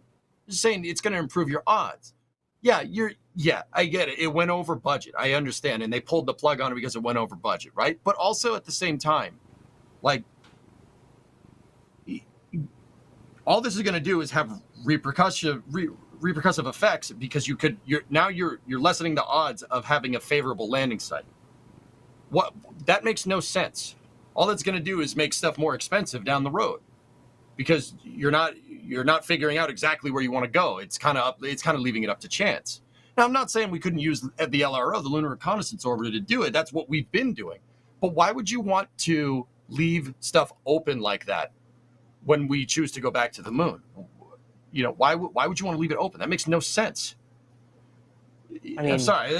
We were talking about lunar landing sites. Sorry, I just thought I'd bring that to the table, guys, because it's a little ridiculous, don't you think? I mean, you made a good point with Viper. I'm thinking we need, like an Apollo 12 style mission where you had Surveyor land. I forget which one it was, but Surveyor landed there. So Apollo 12 got super close to it, and we're able to then literally go pick it up and get science from it and bring parts of it back to Earth and learn so much about the radiation exposure on the moon. Imagine that, being able to have Viper, like you mentioned, go out, find an area that has all of this water or water ice potentially. It finds it, and then you compare what you bring back with a physical sample to what you're able to get from your instruments on board, and just even find out how accurate your instrumentation is. I mean, there's so many positives to it. I guess the only negative, again, is cost, and also the cost to then launch it. But if you're going to come up with an entire commercial lunar program here, if you've got clips, use it. Yeah, it's expensive. Right. But at this point, you've already put the cost in. I'm with you. It's kind of frustrating. It's finished, dude. And also, by the way, very appropriate choice of background for you, EJ. I'm not sure many people know what that is behind you, because there was a question that someone asked of, about the potential for it launching on SLS, and if that could have been a delay. Viper on SLS? I know, but... No. It was supposed to launch on a Falcon Heavy. Right. Because the lander was going to launch on a Falcon Heavy. Yeah. And, the rover was going to go on top of the lander, of course. But yeah, that is a part of SLS behind you. For the lunar landings, in fact. Yep, 3 and 4. Right, EJ? If you guys are... Yeah. Yeah, exactly. If you guys are familiar with Smarter Every Day, fantastic YouTube channel, right?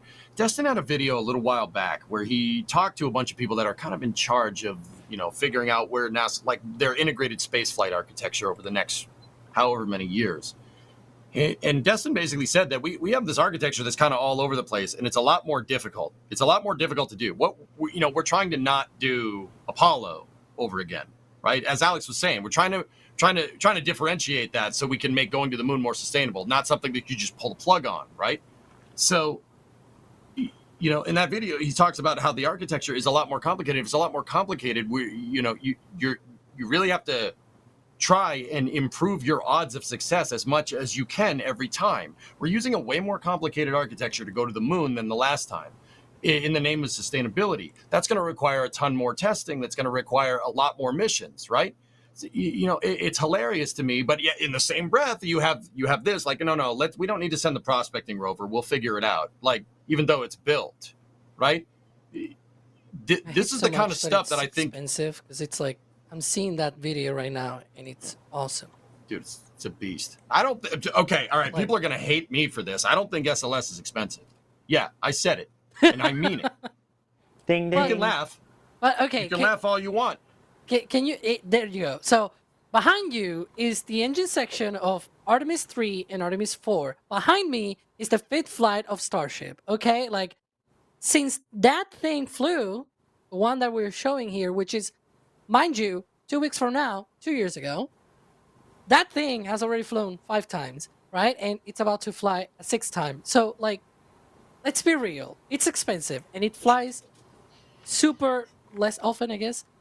But it's cool. Like, that's exactly what I'm mad about. Like, why on earth was this a thing, right? Like, why was, like, yeah, I know why. And it's like a rhetoric kind of question, right? Jobs program and whatnot. But one of my problems with this whole Viper thing is that it was over budget by $84 million. 84.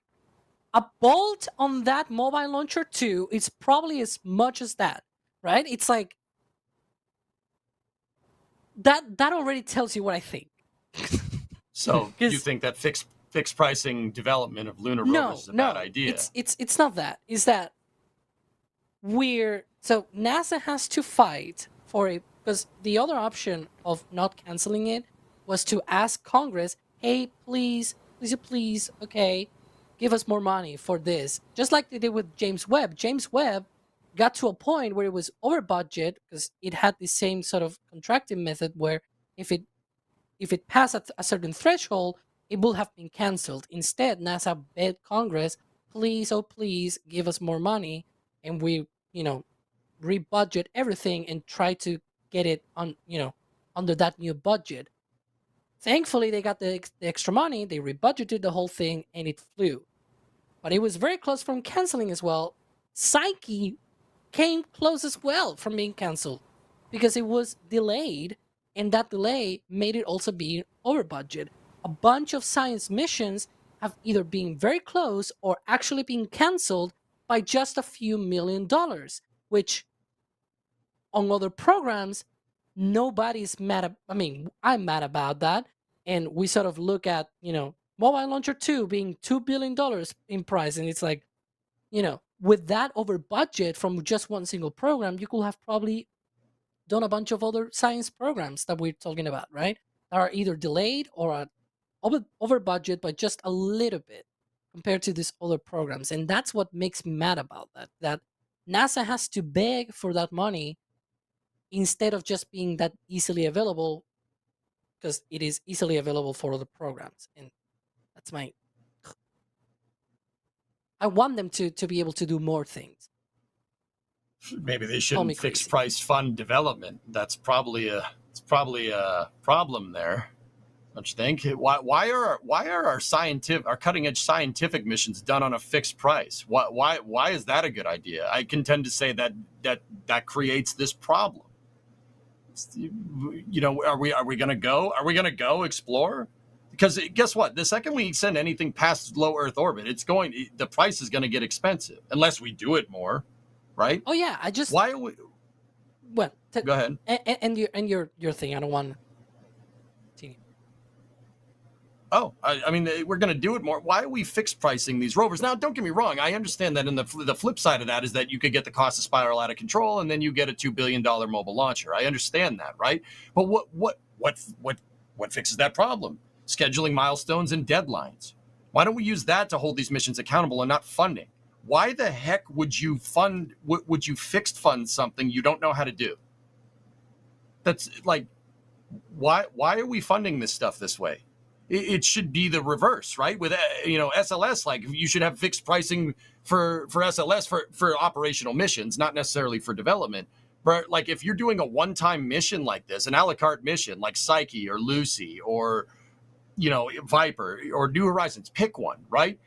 Why are we funding it on a fixed price? Because it's a cutting-edge scientific mission that nobody's ever done before. How much do you know it's going to cost? How much do you know? How do you know how much it's going to cost? Like, what does that even mean? Right? Like, and don't get me wrong. Like, these programs shouldn't spiral out of control. But, Viper was over by $85 million, you said? That's nothing. Yeah. That's nothing. We just put a price on scientific understanding on lunar exploration inadvertently there. And the scientific understanding that we're going to get from going back to the moon apparently is worth $85 million to somebody. That's it? That's it. I think putting a price on science like that is stupid. I don't know, just my opinion. Maybe I'm wrong. Yeah. The only thing that I will take away from that is that, I can understand, and like this is with my whole heart out to all the engineers there. We are humans, right? We are not able to perfectly predict how things will cost in the end because there are always issues, especially as you mentioned, when things are done for the first time. Sometimes you get these issues. And for example, in the case of the Mobile Launcher 2, Bechtel also had the problem of NASA interceding throughout the development and saying, hey, we need to change this, we need to change that. And Bechtel was like, well, if you want to change that, it's going to cost you, right? Like, that's also a problem that's there as well. And so, but that's one thing. And the other thing is, what kind of price do we want to put to these kinds of things? Do we forgive an $84 million overrun?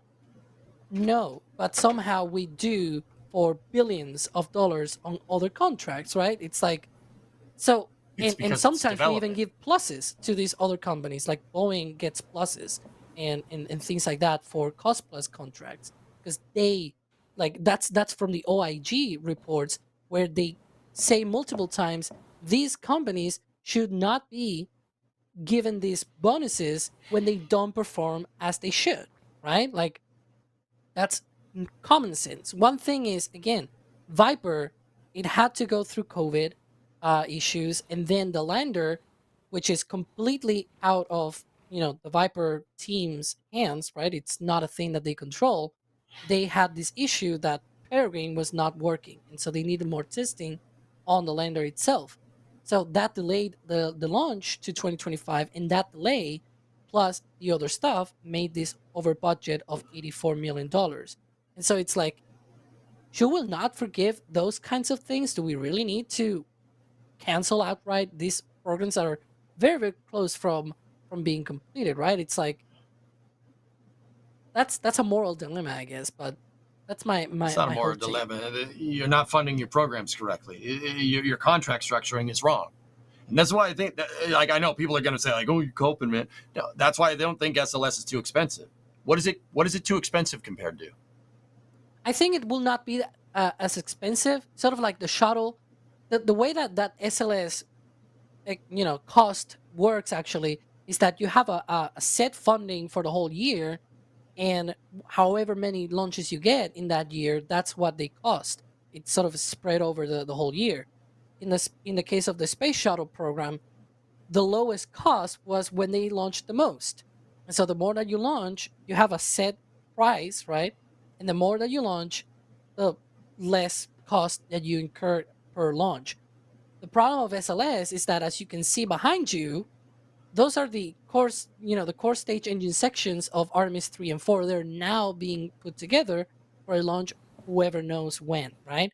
Like, it's this problem of low cadence, not being able to be produced at cadence, which is sort of also my problem as well. I was looking at that footage that we were looking at from Artemis 1. It's a gorgeous rocket. It's very powerful and has a lot of capacity. If we could just launch it more times, it will at least be maybe worth the price, right? It's like, if we could take more advantage of that, it will not cost as much. But unfortunately, here we are. Yeah, it's it's infuriating. I agree. I mean, it feels like at this point NASA is trying to pawn everything off on commercial programs for all of this. Hey, commercial lander, cool. Hey, commercial lunar exploration, awesome.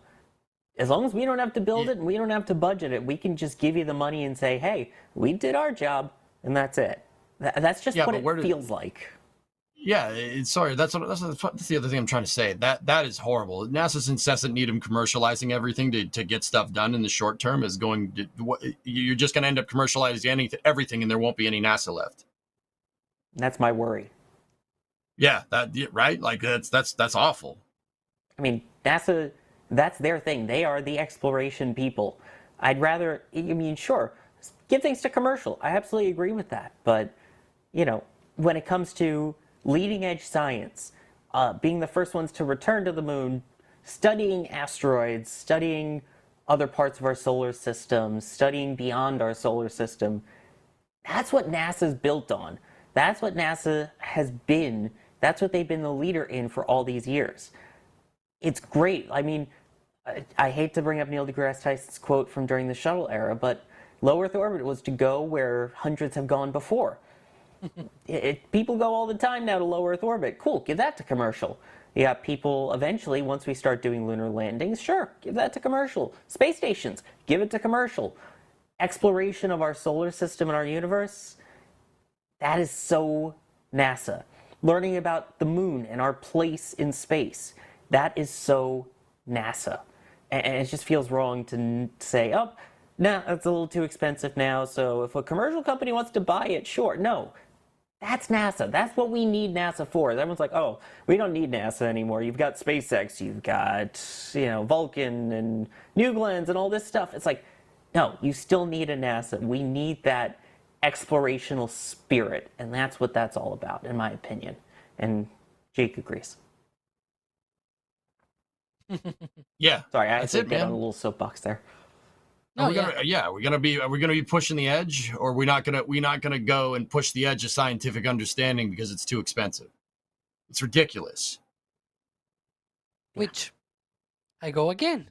The thing that you have behind you, right? And the thing that I have behind me, right? Like, are super heavy rockets now a thing that NASA should be developing?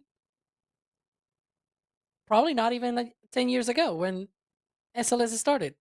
That's my take, but it's a whole other debate as well that we've probably gone through 1,000 times. But I mean, Alex, what are you trying to say? That super heavy is less expensive than SLS? no, I'm trying to say that the whole deal with SLS is that it was made precisely to keep shuttle contractors around. One of the things that was done in the late noughties, I guess, the 2000s, before SLS actually came into light, was this whole process of studies to try to get another super heavy launch vehicle. Part of those companies that were put in that list of super heavy launch vehicle development was SpaceX, and they had the Merlin 2 and all of these other proposals. Like this, like even Lockheed Martin also had ideas with like Atlas and what you would call probably like a predecessor of the Vulcan rocket. Like there were a lot of options on the table in the early 2010s, the early 2000s, late 2000s, excuse me, in that period of time where there was this whole transition to commercial, right, in low Earth orbit. So the capsule, sure, you can probably leave that Orion and everything to a traditional cost plus contracting method, but actually it is not cost plus. We'll probably have to do a whole nother discussion about that in another topic or whatever. But The whole deal is that SLS is just a thing that gets Orion from the ground to translunar injection. There are many ways you can build a rocket now commercially, a lot cheaper, a lot more available, and especially with a lot more cadence to do that. It is true that back in the day, there were a lot of promises and nothing to show, but there were people like Lockheed Martin, right? Like big boy guys doing that kind of stuff. So you can already take that away. It's done. That's my So you saying they could have chose something different than SLS? Is that what? yeah. They had long studies, and probably Chris is watching this, and he could pull out all of his different articles about that. I remember reading about that on NSF. Yeah, And all of the different studies. there is so much to this. It is very nuanced, and I mean, we could go on in a loop for about 20,000 hours on this. So, I think Kevin put it best right there. Time's up on it. And yeah, the fact that Jake fell asleep now during this conversation, I think also answers. Let's move along. I do want to thank some people, and then I'll tell you what Jake was thinking. I saw the poll. I'll compare the results to what he's actually thinking. Devin Waldron, thank you for gifting 5 Red Team memberships. Elizabeth Hopner with the $50 super chat. No message, but still very, very kind for the support there. Thank you very, very much. It allows us to bring all of this content to you, all of our live cameras to you, and all of the amazing work that the team does. And including the flyovers, which frankly said the Cape flyover was great, Sawyer. Here's some money for bail. Thank you. This rate, I'm going to need it because I have a feeling Kevin's going to throw me in jail a couple more times. Musical Wolves, it would be cool to see a It would be cool to see a Boston Dynamics robot on the moon. Should NASA choose that as an option and have it include extra sensors? I mean, yeah, just imagine a robot hopping around the moon. That would be kind of cool. Michael Bertoli, thank you for gifting a Red Team membership. And Ben Creasy again with a hot take, which is good because we are in the flame trench where things can get hot. Starship and Super Heavy are not one integrated system. They're 2 vehicles with an integrated launch operation. We already know they need 5 variations of Starship as is. How long until someone develops their own ship? There is a lot to that, and I think we could save that for the Starship conversation. What do you guys think? Let things cool down a little bit first, and then we'll get spicy. Yeah. So Ben, Some I people are promise we'll not get back to believing that. me. Some people in chat are not believing me when I say that there was a contract handed out by NASA to 13 different launch companies or contractors in general, and one of them was SpaceX. Like, I'm literally looking at it, November 9th, 2010. That was part of it's NASA's initial response to the 2010 NASA Authorization Act, which requires the agency to begin work this year on a vehicle capable of lifting at least 70 metric tons to low Earth orbit by 2016. That turned into SLS, but before that, NASA was looking to a commercial solution to that, and many other things that they looked at well before that. But it was there. Is this an RFP or an RFA, Alex? Like, what are we talking about here? It is study contracts. So it was a very early on thing, but it was the groundwork for that. As far as I know, this was stopped in their tracks and SLS didn't happen. But that's essentially, United Launch Alliance, Space Exploration Technologies, Science Applications, International Orbital Sciences, Pratt & Whitney, Rocketdyne, Northrop Grumman, Boeing, even like Andrews Space, which is now Spaceflight, and Spaceflight Inc. then went into Firefly, whatever. Like there's a list of companies in this contract or studies of a super heavy lift commercial vehicle, essentially. Yeah. So, I know you all wanted to know the truth, which, by the way, I do have to appreciate Rick Skinner saying, "Amen, Jake's human." So, let's see, 28% said Jake thinks commercialization is key, 19% federal funding required but tricky, 53% feed me, human. Which, here's the thing. He has a food bowl. There is no restrictions on his food. He can eat whatever he wants. So the fact that he's there with me means he really wants to. But he did whisper in my ear before we start and said eviscerate the proletariat. So I'm a little concerned at the moment. Anyway, let's continue along. We do have to give a quick shout out here to ESA, the European Space Agency. I know we have some awesome European viewers here, so hi. We will fix our clocks for you, I promise, coming soon, this weekend. But in terms of Europe, they're talking about getting some new engines and getting into reusability, right, EJ? Yeah, the European Space Agency has selected 4 companies to work on 2 different contracts. One of them is this name, dude. It's backronyms to a T. It's kind of Thrust. Both of them are. So they have 2 different contracts. One is called Thrust, and the other one is called Best. But there's an exclamation point at the end of either one, so it's Thrust and Best. So the first one is the technology for high thrust reusable space transportation, and what they're looking to do is make high thrust stage combustion cycle engines, which is pretty cool. The other one is Best. I actually have to look up the acronym. I'm not even kidding. I have to look up the acronym for this. That one is Boosters for European Space Transport. Yeah, there you go. Yeah, I found it there. Transport. Yeah, you got to say Best and Thrust, right? And they gave these contracts, like each one of these contracts, Thrust and Best, has 2 companies. So Thrust went to Rocket Factory Augsburg, RFA actually, to scale up their already existing stage combustion cycle engines, which is actually pretty cool. I don't know about you guys. I like RFA. I think RFA is pretty cool. Unfortunately, they did have a rocket that just obliterated itself on the test stand / launch pad a little while back. But the reason why I like them is because they actually went and took accountability for what was going on. They said, hey, we messed up. This is a big deal. We really got to fix this, and we will be back. And, we're going to figure out what went wrong, and we're going to put this thing back on the pad, and we're going to send it.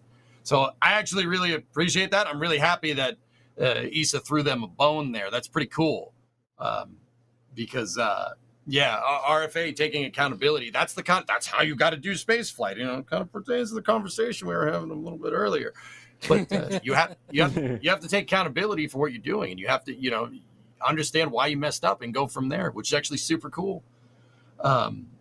And then the other company that was selected for Thrust is the Exploration Company. That company I don't know too much about. They have roots in France and Germany, and they're currently working on a reusable cargo spacecraft engine called Typhoon. It's rated. They plan to have it rated for about 200 tons of thrust, and yeah, per the thrust thing, it's got to be stage combustion cycle, right? I'm not too 100% sure. Like, I haven't heard that so much about them as opposed to RFA. I mean, but these are full flow stage combustion cycle engines. That's what that thrust contract is for building. I'm not going to say for building competitors to Raptor in B4, but that seems like it's there to maintain that kind of competitiveness, right? And then the other one is the Best contract. Sorry. Like, what? They're backronymed and they have exclamation points at the end, man. What do you want me to do with this? This behavior should be shunned. This is Best Thrust, right? The Best contract was given to a German company, ISAR Aerospace. They're getting ready to launch the first launch of their Spectrum rocket. That rocket is not planned to be reusable, but remember, this contract is for boosters, right? For next generation boosters. And let's see, who had the second part of the best contract? Let's take a look. I actually have to go look this up here. Give me one second. I think it was Ariane Group, which is. Oh yeah, they had Ariane Ariane Group with their their reusable prototype. The name of that rocket, they're going to launch it off of the Soyuz pad right down at French Guiana. Yeah, Maya Space. Yeah, Maya Space, which is a kind of Air and Space is the parent company, and they're going to launch their prototype reusable booster from Soyuz's pad at French Guiana, or ex-Soyuz pad at French Guiana. Yeah, they don't use that pad anymore for reasons. Anyway, for reasons. So yeah, I mean, I'll be honest with you guys. I like harping on the ESA a lot, but honestly, this is a huge step in the right direction. You put in the seed money to let your commercial space industry grow is a good thing. I mean, that's what you want, because expendability is the past, right? And a lot of these companies are working on reuse in the future. So and also, I know we were literally just talking about, like not doing commercial all the time. In what I didn't get to say in that argument is that I think there needs to be a balance. You can't just commercialize everything, like Sawyer was saying, right? It has to be kind of applicative to whatever you're doing, right? But the fact that the ESA is embracing this contract, that type of contract award, and kind of moving into putting seed money in to stimulate their commercial spaceflight industry is actually super cool. Alex, what do you think about this? If only we had a European to get their opinion. I was gonna say, like, I don't know why you gave it to me. You probably should have given it to Alex, but Yeah. One of the things that sort of irks me about this contract to these 4 different companies is the fact that only one of them has actually shown some planning of what they want to do, right? So we've got the exploration company and RFA getting contracts for the thrust initiative. The thrust initiative. Right? I was you gotta actually say it, looking thrust. because I had thrust on Thrust. from Merlin. Best. Thrust. So they both have the thrust thing, and it is true though that at least the exploration company, they do have at least some footage, I believe, of this newer engine being sort of in development.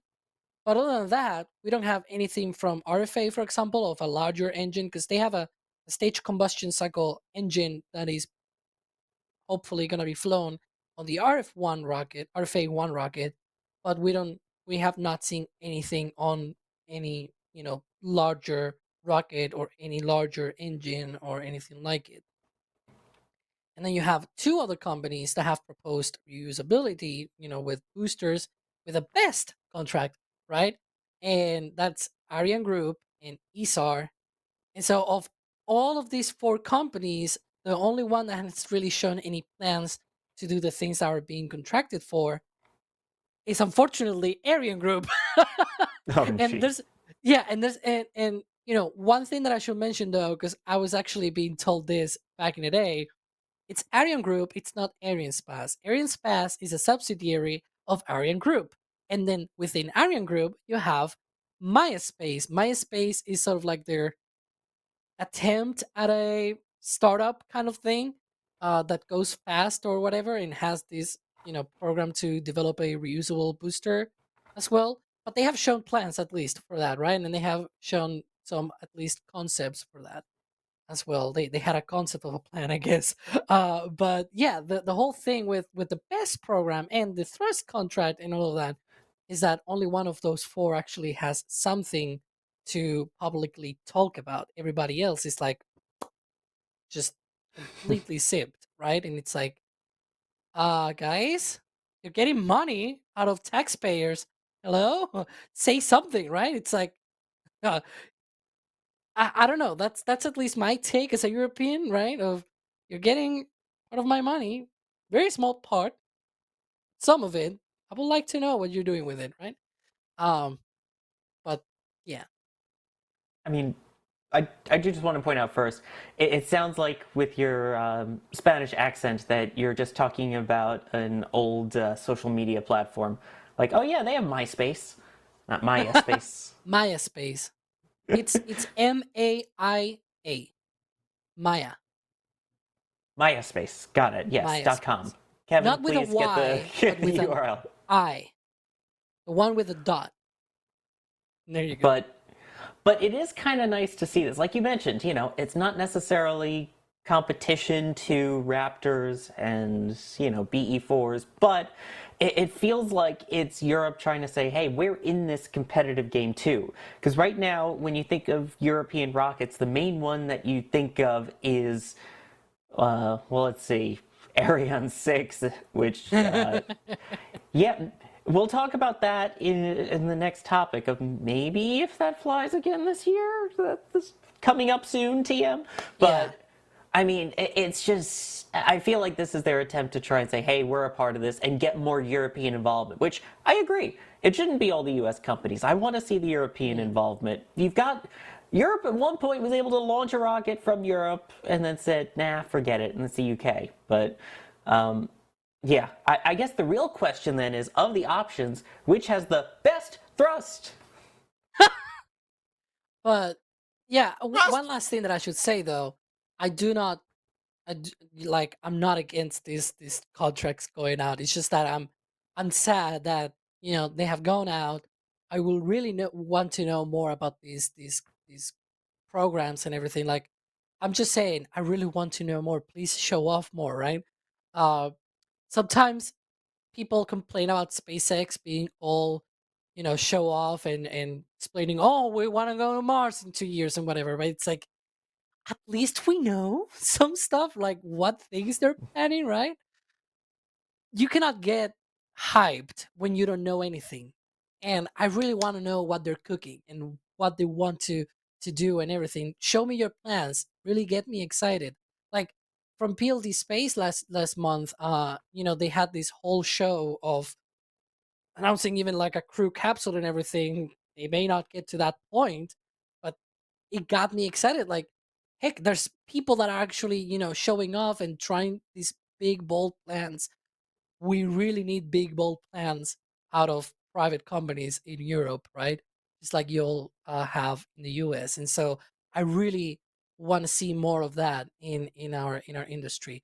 Because unfortunately, what you get from Ariane Group, well, as you said, everybody thinks about Ariane 6. And so, yeah, that's not exciting or hypeable or anything. I really want a big rocket that says, "Hey, I'm launching a lot of tons to the moon."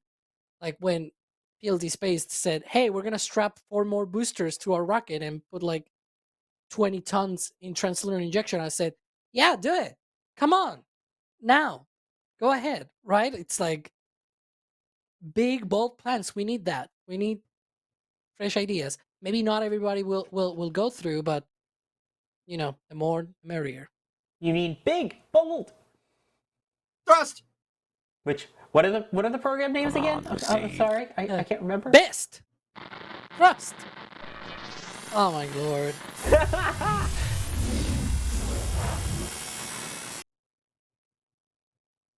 Double jail. Yes, I'm free. Wait, I'm we are free. both in jail? Why? He did not even do anything. He's been I paid quiet. the bail. I paid the bail, baby. Thank you for the community support. I paid the bail. How'd that feel, guys, huh? How'd it feel? The heck was I put in jail for? I didn't do anything. For being too spicy with the exclamation points. I'm just saying what I'm reading, man. How else you supposed to say that? I don't know. I guess the boring way, but that was cool. Double jail. Anyway, I do want to thank some people here because while we're talking about Ariane 6, I want to keep that train going here. Roseanne DeVasto saying, when I was with SETI, the concept. Oh, yes, the hype train here. When I was with SETI, the concept of change orders didn't exist. That could be a whole nother hour of discussion, so I'll keep going here. Stephanie Baxter. Shout out to the Flame Trench. I'm glad y'all hashed this out so I can understand it all better. Also, be nicer to EJ. You pick on him too much. No, he deserved to be in jail. It's fine. Michael Bertoli, great and spicy Hey. show. Hey Sawyer, is baseball season still going, or how'd that end? At least my team made it to the playoffs. All right. I'd rather not make the playoffs than blow the World Series, to be honest with you. I'm still a Yankees fan and I don't care. Can you jail both of them so they get like in that cell they fight each other or something? I don't know. Yeah, jails. Meet me in the yard, and I'll show you who's the pod boss. You don't want that. And then RC Horseman with the $100 tip at tips.nasaspaceflight.com saying, one of the best flame trenches so far. Thank you. No, thank you. That is insanely generous. Thank you for paying my bail. I guess Oh, them too. Jack is in chat. Oh no, Jack. And Chris, World Series? Wait, Jack just said go Dodgers? My guy, all right. No. Throw him in jail. Throw him in jail next time he's on. Yak, get ready. Kevin's bringing the bars. RZ Somebody, Horseman, we just thank gotta- you. Even if you called them losers anyway because they came in second, I'm still happy they made it to another World Series again. It was an ugly loss, but it was a nice season. So, but you'll needle me, Jack. Ouch. There's violence threats. He needs to go to jail. There's threats of violence from Yak. You know, So. I got another word for the team Jackie? that comes in second place in baseball. From Yakala. From Yakla. Nice. Anyway, with those shots fired, let's start firing some shots at the rest of this year in spaceflight. Hopefully, we will have another Ariane 6 flight, but there's a lot of stuff to look forward to still in 2024, right, Alex? Yeah. So, if you watch today's This Week in Spaceflight episode, you'll see, because it was the end of the month, we always publish this sort of like, we have a little small 10-20 second section where we go over sort of like end of month stats. And always, of course, SpaceX has launched like 11 times this month, plus Starship behind me as well. And so, you have all of these stats and everything. Maybe, he's okay. Well, you have the ones from Tyler that Kevin is gonna be putting up here shortly. But essentially, we have hit 200 launches already by the end of October. For those that are not aware, I'm pulling up now my own spreadsheets here. Last year we had 221 launches. Okay, I don't know why there's 198. I have 200. But we have hit 200 launches already. 194 of those were a success, 4 failures, and 2 partial failures. Last year, it was 221 total. 211 were successes, and then 9 failures and 1 partial failure last year. So we are 21 launches away from essentially matching last year, and there's still 2 more months. At the rate that we are going, we can hit 240 launches worldwide, and if things go pretty well, maybe 250. Just saying, the US so far has had 122 launches.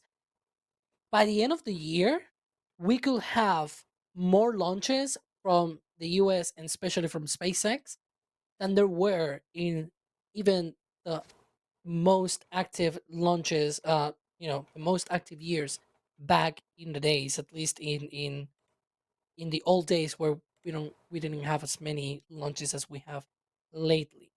But yeah, this whole thing is just increasing, and we still have 2 more months to go. Some of the notes that we have here, of course, Falcon 9 has already reached more than 100 launches this year. We have seen the 200th Starlink launch overall as well. And you can see there on Twist this year, this week, we have talked about that as well.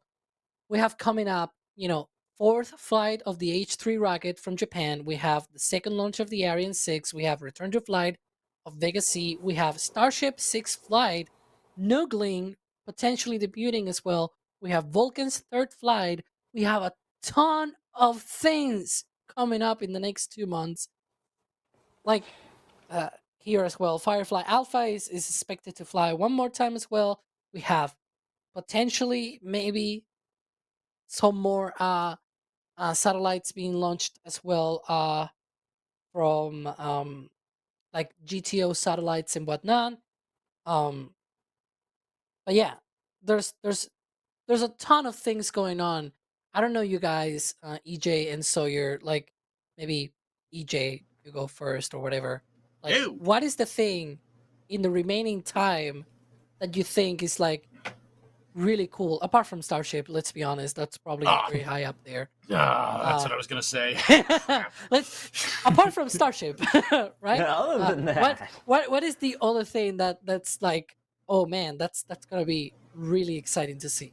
Like, So we kind of talked about this at the top of the flame trench here, Yeah. like, and we don't really know if it's gonna happen or not because of industrial wastewater processes. But if it does launch this year, I don't know about you guys. I'm looking forward to New Glenn. Like, I love the booster catch, but the only thing better than having 2 rockets that can come back in, land, and or be caught is having 3 that can do that. That's pretty cool. I want more rockets. I am very greedy as a spaceflight nerd. I want more rockets, not less. Less rockets is bad for the industry. More rockets will get us further into space. I want to see New Glenn fly. I think it's going to do great, and I'm really looking forward to that. Sawyer, what do you think? I mean, obviously, as a Cape person myself, New Glenn launching from Florida is going to be bonkies, to say the least. I'm very excited for that launch. In terms of other launches that I'm still excited for to see this year, I mean, it would be nice to see more European launchers going. There's at least another one from Rocket Lab still coming, maybe another Astra flight. In terms of big upcoming launches, though, for the rest of the year, I mean, I'm just excited, honestly. This is going to sound crazy, but for Falcon 9, I want to see how they pick up the pace at the end of the year, because there were so many concerns over hurricanes, and then you had 3 different investigations that had to go on this year, and their goal was 148 launches, which was 144 from last year, plus the 4 that they just missed. I want to see how close they can get in these last 2 months. I mean, if they can knock out 12 launches a month for the last 2, you're talking 25 more launches. You're talking close to 130 launches in a year. I want to see how high that number gets. Yeah, right now they have 105 Falcon launches plus the 3 Starship. If they do 25, which in theory, without breaking any records or anything, they could have 13 launches and then 12 launches, or vice versa, right? And they will not need to break any records of turnaround times or anything like that, because they have already done that in previous times, in previous months. So in theory, if they do that, that will be 25 extra launches plus the 105 that they have already done with Falcon. They will get 130. And if they get to do a 4th launch of Starship, hopefully, then we will have like a total of 134 from SpaceX, which is like, I want to see if they can hit the 130. That's what I'm excited for, is the pace. EJ? So, yeah.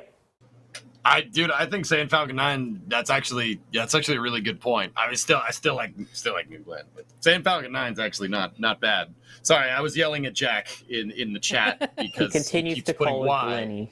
And then, Dude, as you can see there, just take the L, man. showing, just take the L. Oh, Jack, no, don't. He's texting me, Glenny. No. See, look. Like, he got so bent out of shape over Hoppy. He's putting Y's. I have now like 4 different devices showing me the notification from Jack saying Glenny. It's like, this is just cope. This is just coping. Take the L, man. By the way, we Jeepers. can't ignore that we were just showing there. Rocket Lab going for basically an average of one a month if they can get at least one more off. That'd be 12 launches in a year, which for a small set company that's launching out of New Zealand is pretty darn good. Can't ignore them. Once again, he texted me Lenny. This time in caps. In all caps. Okay. Just Ah. remind I me will to turn never this show give Jack around. my Let's phone keep number. going. Back to Winnipeg. Anyway, yeah, and like I'm looking also at my spreadsheet, like looking at the launch sites and everything. The 3 most active launch sites in the world. Guess which one of them? Cape Canaveral, Vandenberg, and Kennedy. But yeah, that is the 3 most active launch sites or areas, I guess, of the world. There's a surprise. It's a big Interesting. I want surprise, to see, Alex, by the way, you know? while we continue arguing just real quick on this, I want to see chat. What are you looking forward to most? Tag Atlas, the space flight, and I'll kind of tally them up while EJ continues here. I want to see what you're looking forward to most. Sorry, go ahead, EJ. I was gonna say. Sorry, I'm reading chat. Yeah, I mean that's kind of big surprise, right? But I will say it's pretty awesome to see the fact that we're even here, tallying up, like Vandenberg, Wallops and Kennedy have the most launch. Like that's crazy to me. I mean, sorry, do you remember when we'd be lucky to get like 3 launches out of the Cape, maybe 4 a year out of the Cape? Maybe if you were lucky, one of them was a shuttle, right? Yeah. Just compare that to this right now. Remember it's absurd. 2012, 2013, 2014? Oh, that was It was painful. awful. It was so bad. 56 launches from Cape Canaveral have happened this year. That's Cape Canaveral from Kennedy, obviously only from 39A, sadly, 18. So that's a lot of launches. I probably could do it right now. 73 from Florida? Yeah, that would be 74, 18 plus 56. Oh, 56, yeah. Yeah, 56, which that includes, 4 launches from Slick 41, 51 launches from Slick 40, and yeah, baby, 1 from 37B because we had the Delta for Heavy last launch from there. So yeah, that's a lot of launches from the Cape, and also 39A 18 from there. From Vandenberg, we have had 37 because there's been 36 out of Slick 4 East, and then 1 of the Alpha rocket out of Slick 2 West. So that is sort of the tally here. Interestingly, Electron from LC-1B in New Zealand comes 4th. So even the 4th most active launch pad is still sort of under an American company, I guess, because Rocket Lab is an American company, even though they launch from New Zealand and also they are partially owned from New Zealand. But you get what I mean. It's still their headquarters are in Long Beach, basically. Exactly. California. And then you have LC3 from China, Site 95A from Jiquan, also 6 launches, Site 31-6 from Baikonur 6, but yeah, the 3 most active launch pads are Slick 40, 4 East, and 39A, of course, from SpaceX. Yeah, I'm seeing in chat here, obviously, one of the most common ones is New Glen. A couple people for Vulcan's first operational flight, which hopefully we'll see that by the end of the year, pending what goes on with the observation and the U.S. military's opinion on that. Progress on commercial space station. Starship. Yeah, definitely more Starship. I was thinking about one thing because I was looking through my list, and I just noticed India. They're developing the Gaganyaan spacecraft, and I believe they have an abort test on December, so like next month. Ooh, abort tests are amazing. Yeah, another in-flight abort test of their escape system for their capsule, and they're also preparing. It will not be this year, but next year they have like multiple orbital uncrewed missions. That's gonna be awesome to see as well. Another country, getting a crew capsule up there. Das's reaction, by the way, to the SpaceX in-flight abort, still one of my favorite videos of all time. And I was there at the launch, which was mind-blowing to begin with, but his reaction still sums it up the best. Let's see, what else do we have? Hopefully soon Wallop's Electron launch again. Venus mission on Electron. So a lot of excitement still. I don't know how many of these are this year, but there's at least a lot of excitement ahead. So Yeah. Still plenty of good stuff left. exactly. And we aren't even at the 2025 look ahead yet. That's coming up later in the year. Yeah, that's when we do all the bets and polls and everything. That's gonna be exciting. That's when we get Alex to shave his head, yes. No. I'm sorry, my earpiece cut out. I think you were saying yes. I think you said I'm totally fine with this. We should do it. Oh my gosh, that EJ death stare made it perfect. Dikembe Mutombo over there. All right. I don't know how many people actually get that reference.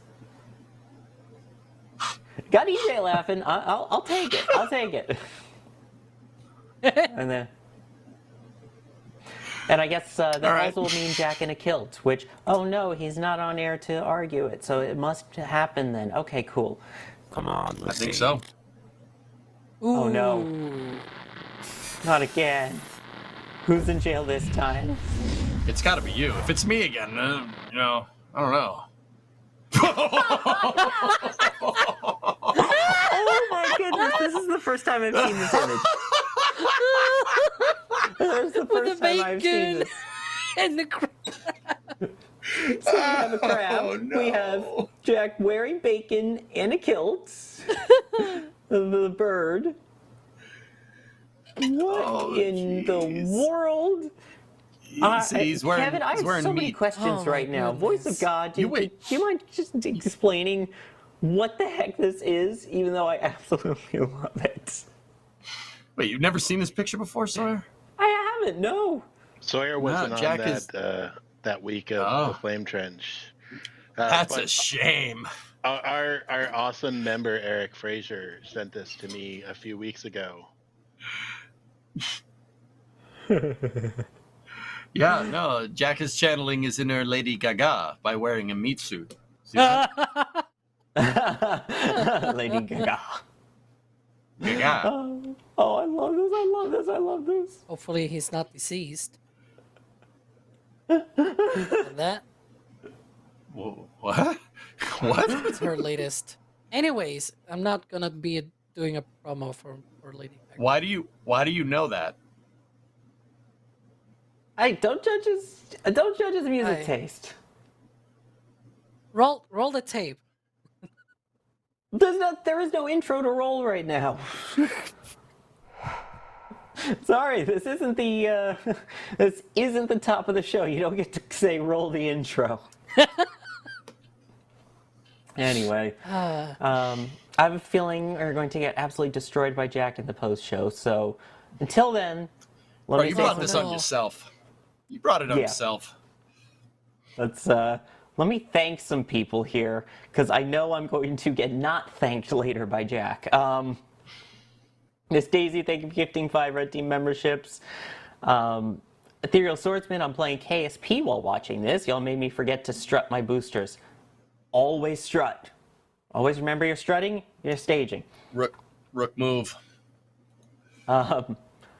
Devin Waldron, thank you for gifting 5 Red Team memberships. Gunfox61, thank you for gifting 10 Red Team memberships. Aramil, putting in £2 sterling towards the Shaved Head Fund. Yeah, baby. And then we will start moving on to Starship, including ground umbilical carrier plate, which you should have been here yesterday. That is a great Halloween costume, to be the ground umbilical carrier plate from Shuttle. I would be spooked. Absolutely spooked. It's kind of dressed as concrete under the OLM. Yes. That would have been hysterical to have used the concrete as the OLM. I would go as the Guck P. What were you going to go as, EJ? NSF van. Yeah. EJ, you go have dressed as a Gen 63 XL nozzle.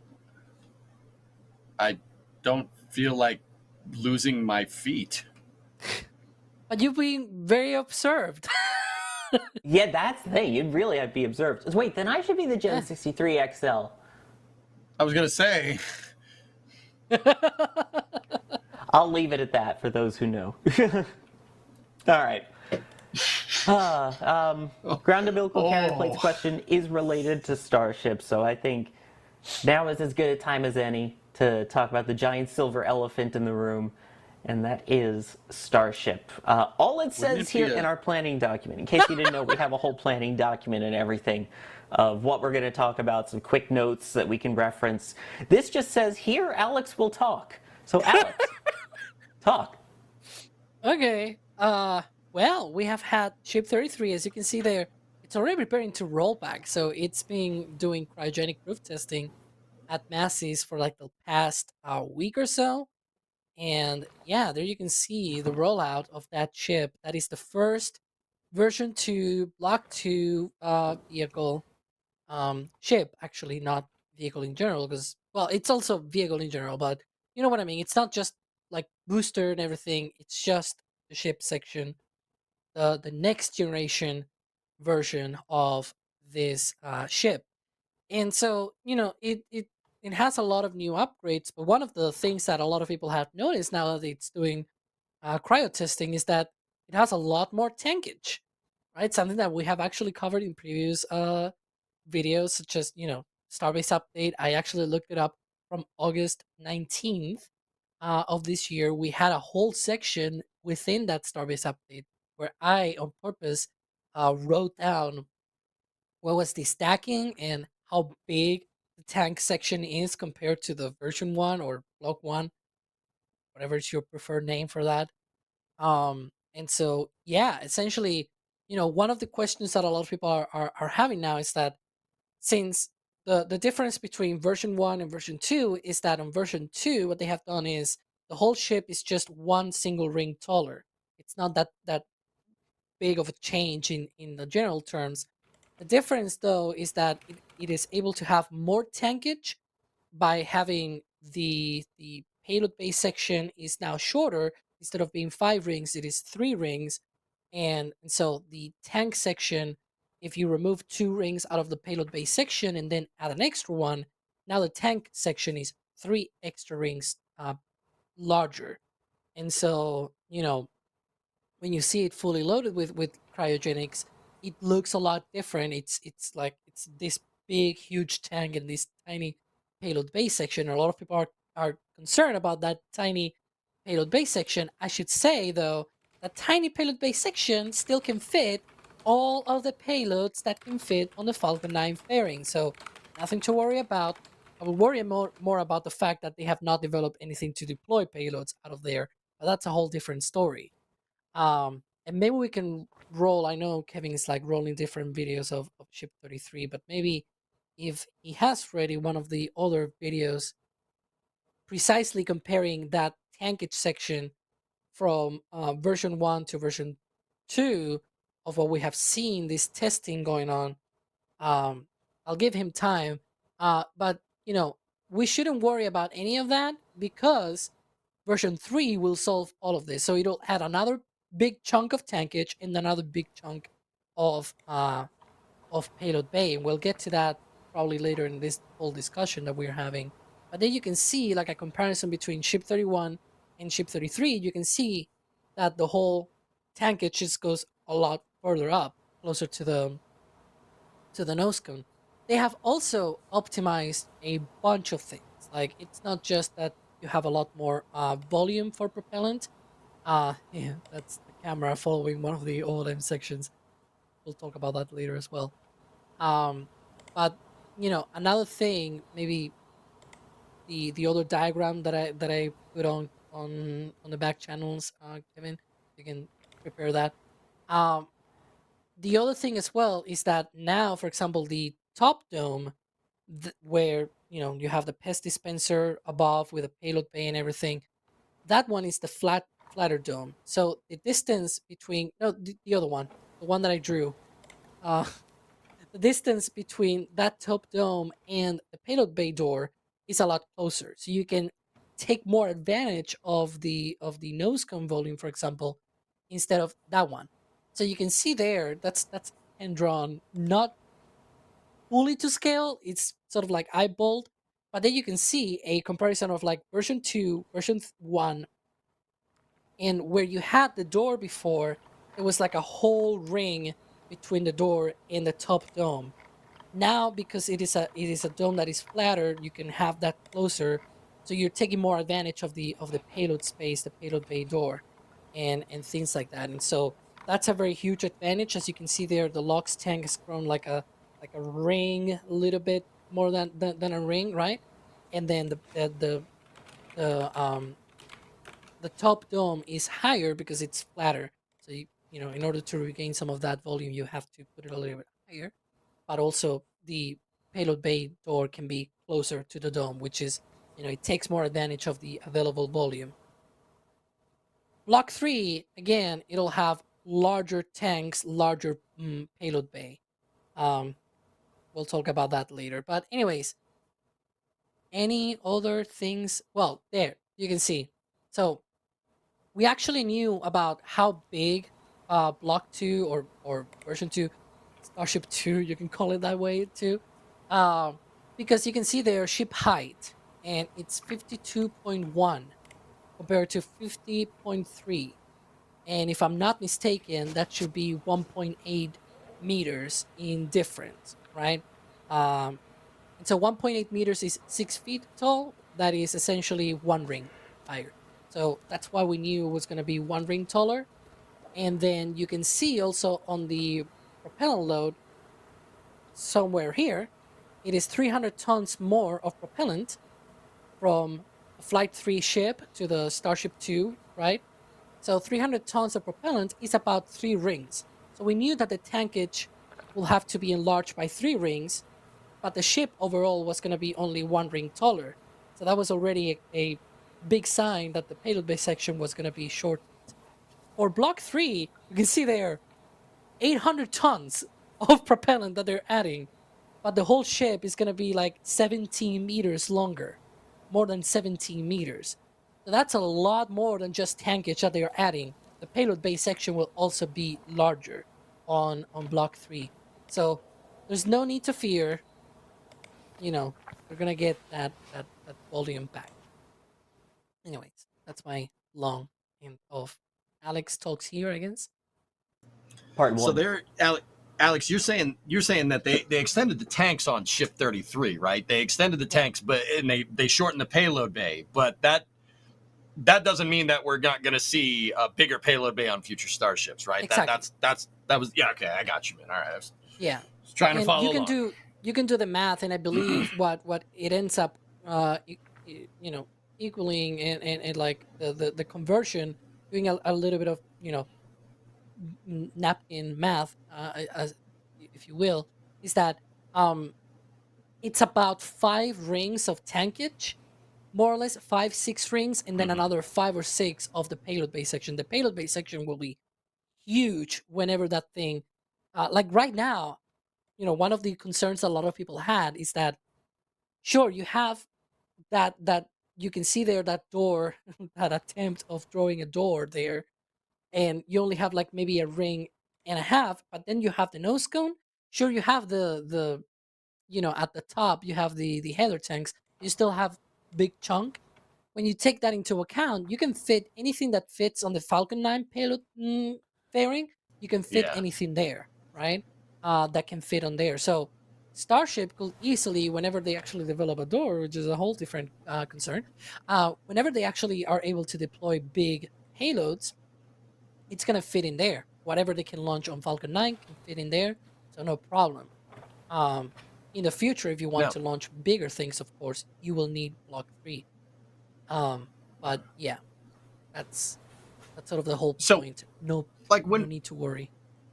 when you say like it can launch anything that a Falcon 9 can, are you thinking that Starship's going to launch like V2 minis or something, Well, or just no. any payload? Because okay, so if we're talking about any type of payload, right? Don't you think they need to? And I'm just snowballing here. I'm just Yeah. wondering, like, don't you think they need to change they can't have that little the mail slot payload bay door, right? You're going to need something different if you're going to launch, Yeah. anything that a Falcon 9 can, right? Like, I meant like the what it's called, the payload envelope kind of thing, right? The Yeah, I got you. volume available for a payload, whatever you can fit on Falcon 9 because of the height. I believe you only have like 9 meters or something like that in height. It's 13 meters tall, but you have like a 3-4 meter tapered section. So I mean, unless you have a very pointy payload that you can fit all the way to the top, you're only going to fit things in that cylindrical section of the fairing. Whatever you can fit there, you can fit it inside of that, volume. Even though the payload base section is now a little bit higher because of that top dome, that forward dome being higher, you can still fit all of that there with the volume available.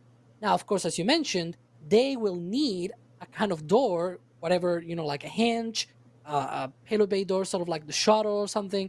They're going to need that kind of thing in order to be able to, release the thing. That's a whole different problem that they have. But for example, to launch Starlink version 3, that type of satellite, the big boy satellite, as they call it, right? The ones that are not the B2 minis, but the full size Starlinks, those are going to be able to be launched as well. And maybe even with more space that they had before, because they have optimized a lot of the room that they had before, even though it's now higher up on the vehicle. But they have optimized a bunch of things, like even the hinges for the flaps and everything. A lot of that hardware has been simplified as well. And so you have more room to be able to put the pest dispenser higher up and take up some of that nose cone volume.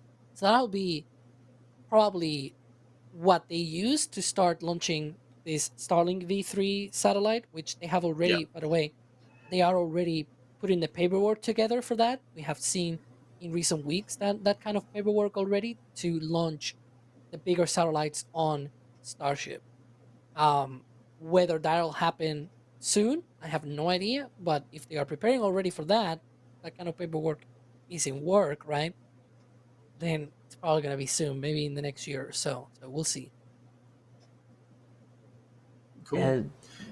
Definitely gonna be interesting to see as we get into these larger versions in terms of, like you said, the payload volume, what they're actually launching, all of that. And by the way, hashtag Alex Art, that needs to be metal print.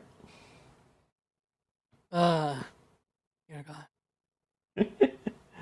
Anyways, anyways, yeah, I just wanted to like make people be relaxed and calm. That don't worry, we'll get there. We'll get there. It's just iterations. This is the whole deal of this program, and probably EJ can even rant about that because I know he's being all about that in previous flame trenches.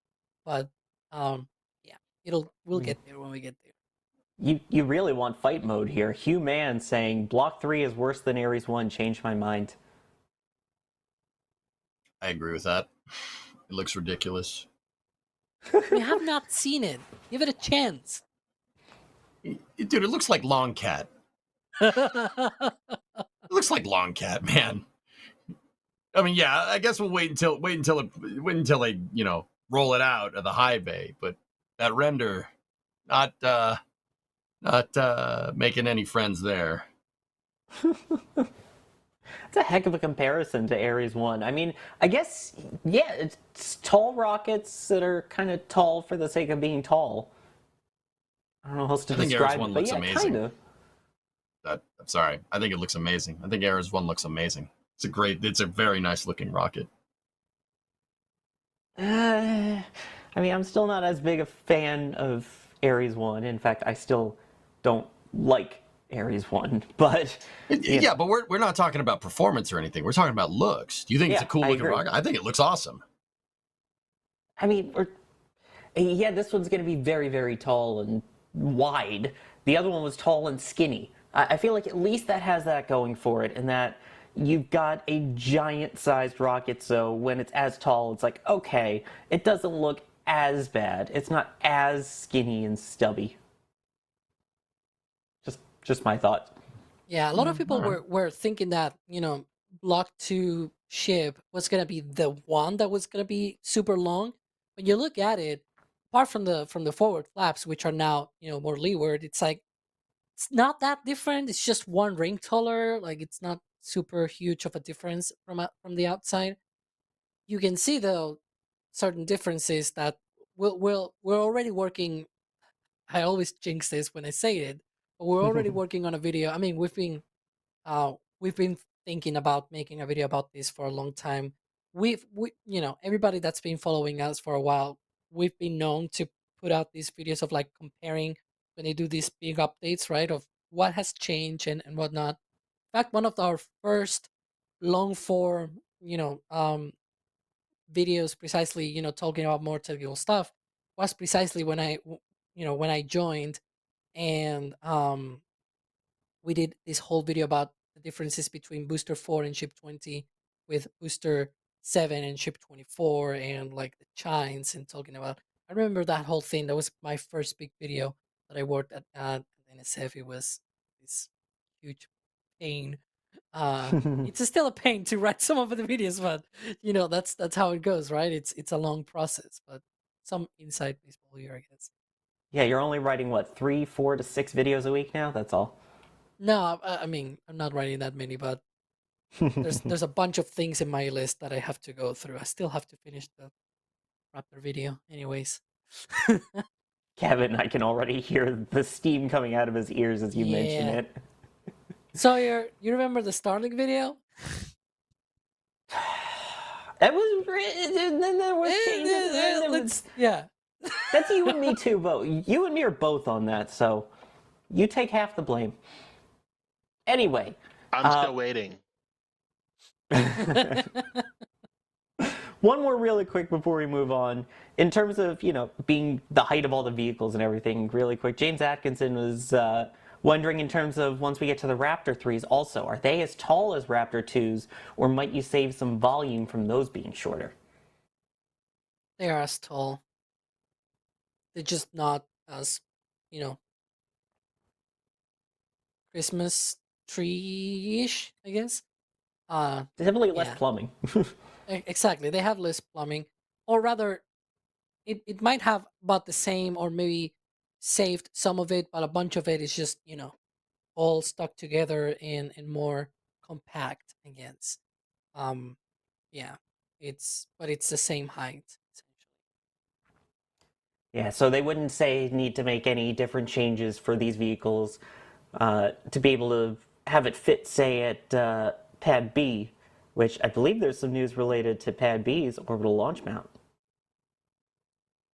Yeah, so we had well, we have two things. Let's see what Kevin shows first. Okay, the flyover. So this week, spoiler alert. I mean, it's not really spoiler because Chris already leaked it, I guess. But Jack did a flyover this week. It's gonna be featured on this upcoming Starbase update on this Monday, and there you can see sort of the progress that has been done on some of the Pad B hardware, the chopsticks, the quick disconnect arm, the carriage system, and so one of the things as well is the OLM for Pad B. They're already building the second layer, so they built the sort of the base of that OLM. They are now doing this the second layer, sort of it's like a sandwich kind of thing that they're building with multiple layers. The second layer, that's the one that is going to be holding hold down arms, I guess. And they have already put together two of the corners. A bunch of people were thinking those are quick disconnects. They are not just, they are part of the structure of the OLM. So that's just corners of the whole thing. And you have another corner on the top left. That's probably going to go on that top left corner, I guess. There you go. That's the other one. And you have the middle pieces. There's one down below, sort of like the like button. There you go. That's the other piece. And so it's like a big puzzle, and in the middle is gonna be the hole for the booster to be placed there. 20 hold down arms would come out, grab onto the booster, and that's it. We don't think it's gonna have the Raptor quick disconnects that we've seen on OLM 1, on the first OLM, but it will have potentially, thanks for that, because Kevin is right now preparing the other one, which is the main quick disconnect for the booster. So there you go. That's the structure for the quick disconnect, the port that'll be attaching to the booster. So far, it looks pretty much like the one on the OLM or the first pad. So it doesn't look like a huge change. Maybe some other things will change, but so far, at least the hardware for the quick disconnect for the booster for Pad B is pretty much the same. And you can sort of see it on that picture that Chris published from the air. It looks like at least the shape quick disconnect arm might also be about the same design as the ones for the 39A pad and the one that you can see sort of there. Hang on. There. There. That's the other quick disconnect. So I don't know. I expected probably a bigger change, making the OLM a square and not including the 20 quick disconnects for the Raptors. That's a simplification, but doesn't seem like the huge change that I was expecting. Although it is true, though, to be fair, it looks like at least the top deck will be water cooled. We've also spotted sections of that as well. Again, watch this Monday's Starbase update. I'm gonna be the guy that's gonna be writing that. Wish me luck. Good luck. And by the way, can I just point out real quick? Ironic that for Falcon 9, they went from a square design to circular. And for the OLM, they're going circular to square. It's just, I would say it's coming full circle, but it's not a circle anymore. But you know what, Sawyer? The booster goes in the circle hole. Stole my joke, God. man. The meme with it the still square. has the circle. The square goes in the circle, and the circle goes in the square. EJ, I'm sorry. Oh, it's all right. It's all right. We'll just take that joke and put it right in the square hole. It goes in the square hole. The disappointment on your face right now. Dude, I had that teed up. I'm like, oh, come on, man. I had it teed up. I'm like, oh, I'm about to end this man's whole career, you know? Were you going to comment on it, EJ, other than that? Dudes, I actually, we're saying the square. Why, Alex? Why do you think they're doing a square, dude?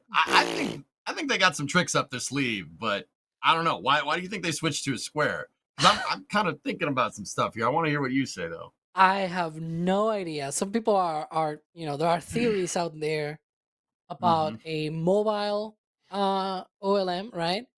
I have no idea because one of the things is right now, as things stand, that's sort of no pun intended here. As things stand right now, we have no way of really saying definitely whether it's going to be mobile or fixed. Even though it looks like it's going to be very heavy, it can still be mobile, right?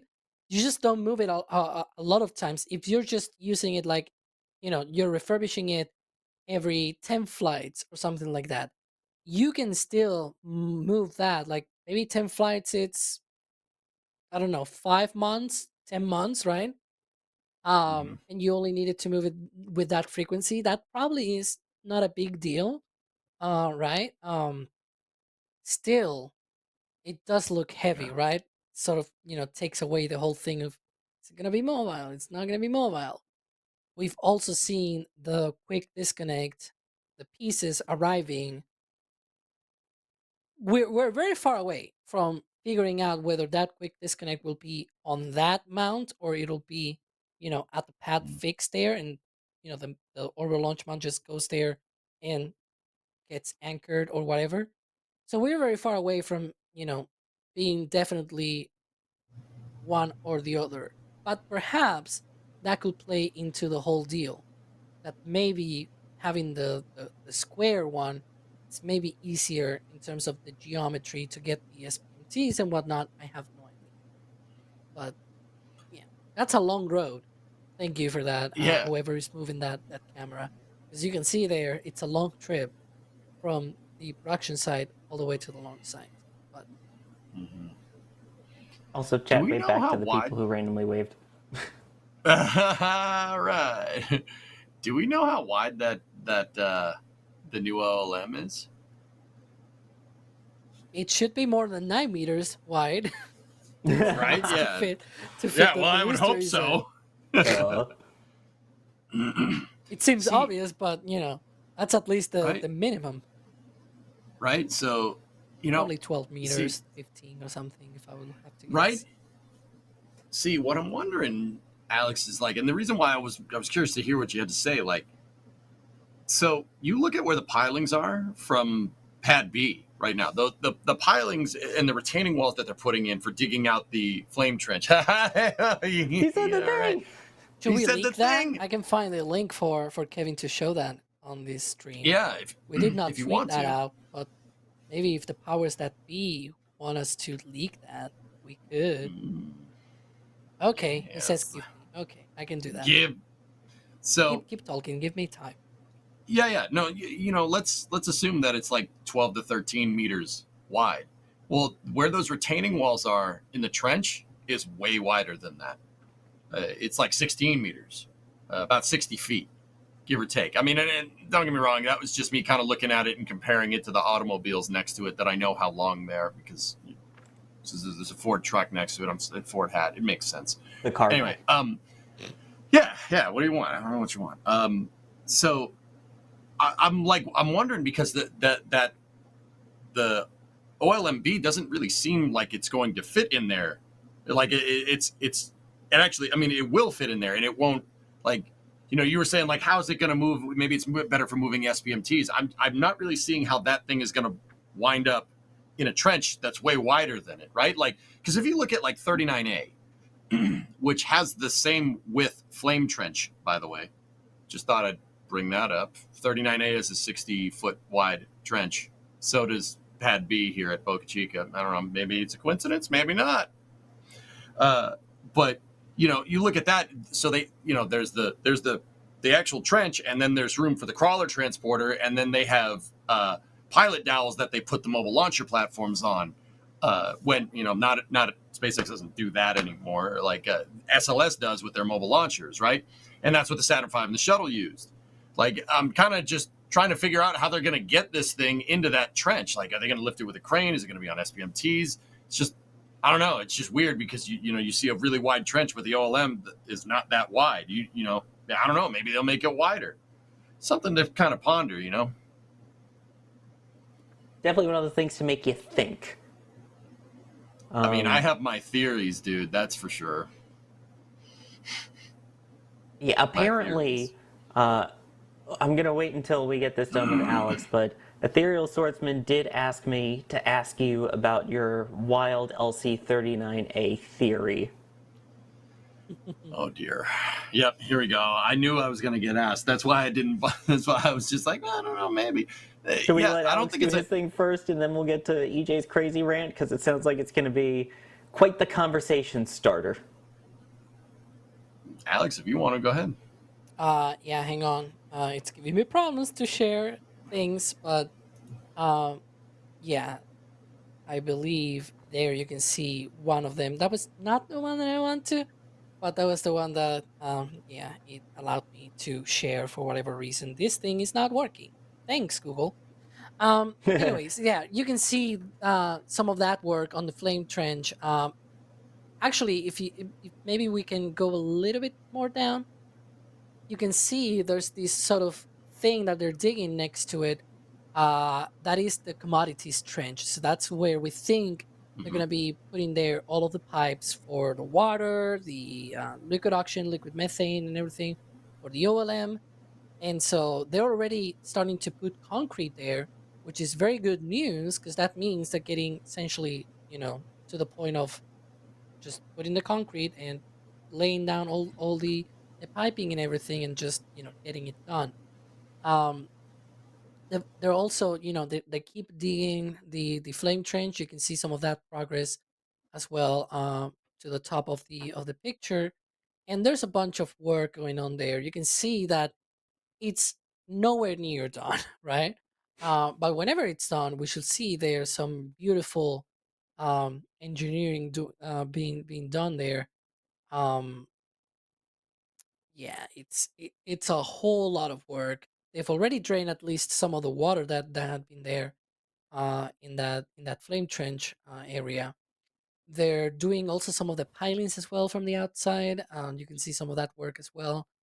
Um, but so far so good. It's gonna take many more months to get this ready. Just saying, because this is like one of the layers. There was another picture that I wanted to share, and this thing is not allowing me. Um, that was from the other view, and you can see the people within the flame trench. You can see that they have dug maybe like 12, 15 feet. For those that are using metric like me, 4.5 meters, maybe 5 meters, they need to dig 4 times that in order to get such depth. That is like, the OLM height, that is about 18 meters to the ground, to the plate. They need to dig a lot more. They're doing that in layers. Right now, that first layer is not a lot of digging. But yeah, it's a lot of work. So give them time. Be patient, Yeah. please. The Yeah, scale is absolutely. mind-boggling. It's a huge flame trench. It's I said yeah, the no, name. that's what I'm saying. Yeah, he said the thing. I said the thing. That's what I'm saying. You see how big that thing is? Now, somebody asked in chat where was I calculating from the barrier, including thickness of the walls that would be inside them? I don't know. How do you know how thick the walls are going to be inside of them? Right? Yeah, I don't know. But yeah, we don't know how big those walls are going to be, but that is a awfully wide trench. I mean, but then again, Super Heavy is a awfully powerful vehicle, right? But I don't think it's a coincidence. This is the wild theory. I don't think it's a coincidence that it's the same width as 39A. I really don't. I think SpaceX might be planning something. Yeah. Okay. So for the just in case anyone's wondering, I think the OLMB is a mobile launcher platform, like the shuttle. Like Alex, you were talking about them digging a hole down in there. The MLPs are up off the deck. They're off the deck of the pad, right?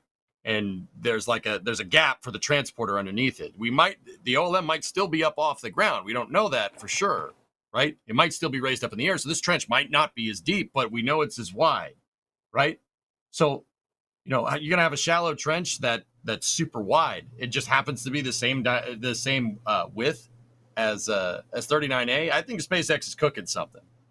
I think SpaceX is cooking something up. I think they're cooking, and I think that the OLM is a modular design, but it's not modular in that like you're going to replace it after every time. That makes no sense with SpaceX's rapid reuse, right? But Alex, like 39A, for instance, with the Falcon 9 pad, it has the reaction frame, and they can reconfigure the frame, right? Yeah. Kind of like that. Like you could take that off and you could put another one on in case like a booster crashes into it or something. Like hot swappable launch pad, just in case you need to, right?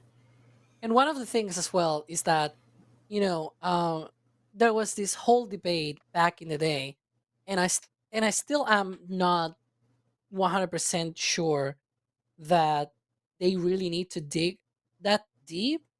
Right. My thinking, at least back in the day, and I still am sort of in that same thinking, that they could still have the mount at the same height as the OLM is on pad 1, on pad A, which is essentially at the same height, sort of like at the top of the base of the tower. Maybe even we can show that other. I had to take a screenshot, so it's not as high resolution as I intended it to be. But the top of the OLM for pad A is sort of at the same height as where that concrete base of the tower ends. And one of the other sort of theories that a lot of people were thinking is that in order to fit block 3, because it's huge and taller and everything, they will have the OLM closer to the ground, dig a deep trench underneath, put a diverter and everything, and deal with that because now it's lower. So then you can put a larger rocket. But my thinking was, if you're putting a larger rocket, it's going to be more powerful. You can just have the OLM being at the same height as before and gain more room for that flame, diverter and everything by digging down. Then you have a lot more room for all that power to exit out and, being able to reuse your launch pad more often. Yeah, see, my take. that makes that makes perfect sense, dude. I'm totally with you. But where I'm getting confused is like you saw they had to drain water out of this thing. The water table around Boca Chica is awfully high, meaning that you don't need to dig that far down to get into water. Look at you saw them. They dug like They have already dug found like 3 water. right? They dug like 3 meters down, and they turned it into a freaking swamp in like 2 seconds. Like 39A and 39B have a raised pad structure. And even that raised pad structure is on the blast detonation area kind of plateau, which is raised off of the water table because you can't dig down in Florida. You dig down, you're going to make a well, right? Same with Boca Chica. So like, that's where I'm kind of like, I mean, you're right, dude. If they want to lower the OLM and put the OLM like maybe at ground height, like if this thing ends up looking like Massey's or something, right? Yeah. You're going to have to dig down a long way. In which case, your flame trench is basically going to have to work like a boat. It has to be watertight. Or else it's just going to turn into a swimming pool. They put also all the sheet pilings and everything in order to keep everything, sound and watertight as well. But right.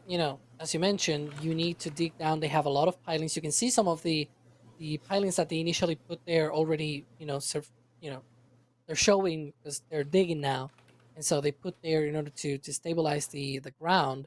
When they started to dig all of that. And so they are also putting pilings outside to get everything stable and everything, because otherwise everything just caves in. They did the same when they built the upside down shower head at Pad A. They did the same thing. They put the sheet pilings to dig down, but they also strengthened all of the perimeter. And then when they started doing the interior, they put sheet pilings, very deep ones, like those rebar cages that we saw being put down were massively long. And so that's the kind of thing that you need when you want to have a very big structure there. I don't know how it'll look like, I'm going to be honest, but that's my take. I think it kind of makes sense when you have a much powerful rocket. You kind of want to have more room for that exhaust to go out, to be diverted right outside of the thing. And the most simple solution to how do you get to a taller ship is just modify the end of the quick disconnect arm to reach there. Like, you can see, for example, it's probably not the best example, but on Delta IV Heavy, they had this swing arm that had 3 different connections on the booster, and you had like one connection up here, then another one 10 meters down below, and then another one all on the same swing arm.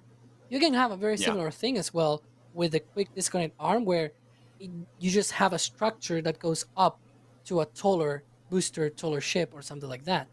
You don't need to change the tower, right? But we'll see what they do. I'm definitely looking forward to that. It's one of those things that, keeps me thinking. I gotta ask though, EJ, while we're still talking about these theories, I have to bring it up now. Ethereal Swordsman, ask EJ about his LC-39A wild theory. Blow our minds. Guys, this is a horribly wild theory, and it's mostly this theory is predicated on me wanting to see Starship use the VAB. But like I said, I think the flame trench is the same width because they're going to move Starship operations to 39A. It's just a theory. And once again, it's me coping hard because I want to see a Starship roll out of the VAB. Not stacked. I don't think SpaceX would use the VAB to stack. That makes no sense with the chopsticks, right? But to store Starships. Now, what a lot of people don't know, during the shuttle program in High Bay 2, I think, let's see, it's 1 and 3 on the front side, 2 and 4. In High Bay 2, Actually, no, it's 4. In High Bay 4, NASA stored external tanks in the walls. There's like an external tank bookshelf on the sides of the high bays in the VAB. Like you have 4 bays in there, right? They were all originally supposed to build Saturn V's, and we, for whatever reason, thought that wasn't a good idea.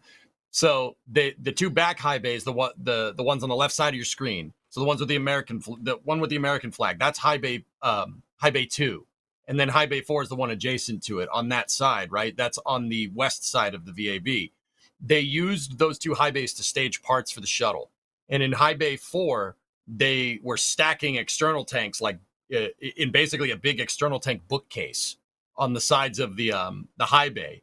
I think that SpaceX could do that with Starships and basically use that as a payload transfer aisle, and then move the Starships on a crawler transporter or an SPMT from there to 39A to launch them, right? Now, I know it sounds like a ridiculous theory, and once again, I just want to see a Starship roll out of the VAB. Like, I'm sorry, I know it's a weird theory, right? But also at the same time, there's multiple high bays and multiple mega bays at Starbase, right? And SpaceX, we if they're gonna, Alex, you're right. Like, if they want to make this thing longer, they're gonna need to start moving stuff around. You're gonna need a bigger high bay. You have one right here at the Cape.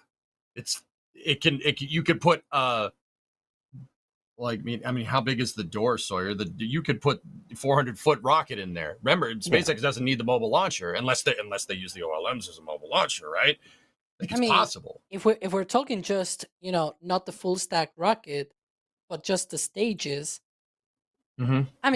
The VAV is big enough to have 2 super heavy boosters stacked on top. Like, you could, in theory, just have 2 super heavy boosters stacked on top, and it will still fit through the door. You can roll out very large stages out of there if you're only rolling out stages and not the full rocket. Yeah, but High Bay. Go ahead, Sawyer. Go ahead. I was going to say, but we talked about in the recent flyover, they're doing a huge land clearing over at Roberts Road. There's, I believe, also an article just posted about that at NASAspaceflight.com. Yep. But we're talking a massive, massive area. I feel like that's where everything's going to be for Starship. It would kind of be nice to have that intermediary, like you're talking about, maybe a holding bay inside of the VAB. But if you're clearing all that land, we're talking, what, 40, 50 acres? We're talking about as big as 43. The entire production site? Thank you. Yeah, it's huge. Yeah, so that's gotta be for all of it. Earlier in the video, I'm seeing Kevin preparing the flyover video. Way earlier, we talk about Roberts Road at first. You know already the structure of these videos. Yeah, so there, if you've watched our flyover video there that we're showing it, they're building a huge tent. It's earlier in the video, way earlier. So we talk about this big tent that they are building right now. It is bigger. You remember all of those tents that they built at the production site for Starship? This is larger. This is like way longer. It's about the same width, but it's a lot longer. If you look at the only tent that remains right now that is a big tent at Starbase, that is the receiving tent at Sanchez, this is still like 20 meters longer. This is 140 meters long, 40 meters wide. It can fit a Starship full stack horizontally within it multiple times because it's 40 meters wide. So you can, put a bunch of these horizontally if you were able to do that. It's a big tent. Why will they need such a big tent when they already have Hangar X and Hangar X2 for all their Falcon, Dragon, and even Starship heat shield needs, right? I don't know. Maybe, big building, big tent kind of sounds like Starship, right? You can tell who wrote that section, who edited that part. literally, Max is showing you that kind of tent kind of speaks like Starship big. And a little bit later there, we talk about this whole expansion that they are planning. And the first phase, it is 43 acres, which is 2 times as big as the Star Factory area. And that is that part that we talk about. And the phase 1, this is just phase 1 of the north expansion at Roberts Road, it is nearly 43 acres. It can fit the entirety of the Starbase production site from the garage, the garage parking building that they have built with the mural and everything, all the way down the road to the office building. That's how big that area is. The entire thing can fit in there. So, like, and they're gonna be. We've seen already some moves that they may be starting to build that out in the next few months. We're gonna keep looking an eye on that. But they have a big tent being built at Roberts Road, which really speaks out. This is gonna be for Starship, and they are about to clear area at the north for that big expansion. I don't know about you, but that kind of also speaks. We're doing Starship stuff very soon. That's sort of what we put out on that flyover. Whether is it gonna happen really in the next few months? Is that gonna happen? But EJ, I do agree with you that we might see Starships being in the VAB because Dude. Yep. there's been for a long time this theory or rumors. Even Eric Berger has been hearing about this, that maybe High Bay 1 on the VAB has been leased to SpaceX. This is like a rumor, right? Like, woo, woo, woo, woo, alert, Yeah. rumor, right? We probably need something like that on the Flame Trench because we talk multiple times about rumors and whatnot. But that is, I like that. Rumor music. Rumor All right, music. let's go. But in theory, they could store vehicles there that they may build on those tents. Now, on those tents, they can only build like battle sections, but you can think of High Bay 1 being turned into some kind of mega bay kind of thing where they stack ships and boosters, at least for the first time, while they build out that big, huge extension to the north that I said can fit the entire production site of Starbase. It's going to take a while to develop all of that. But if they really want to launch next year, as Elon was saying, he wants Starship to launch from Florida next year, they really need to get starting with all of that.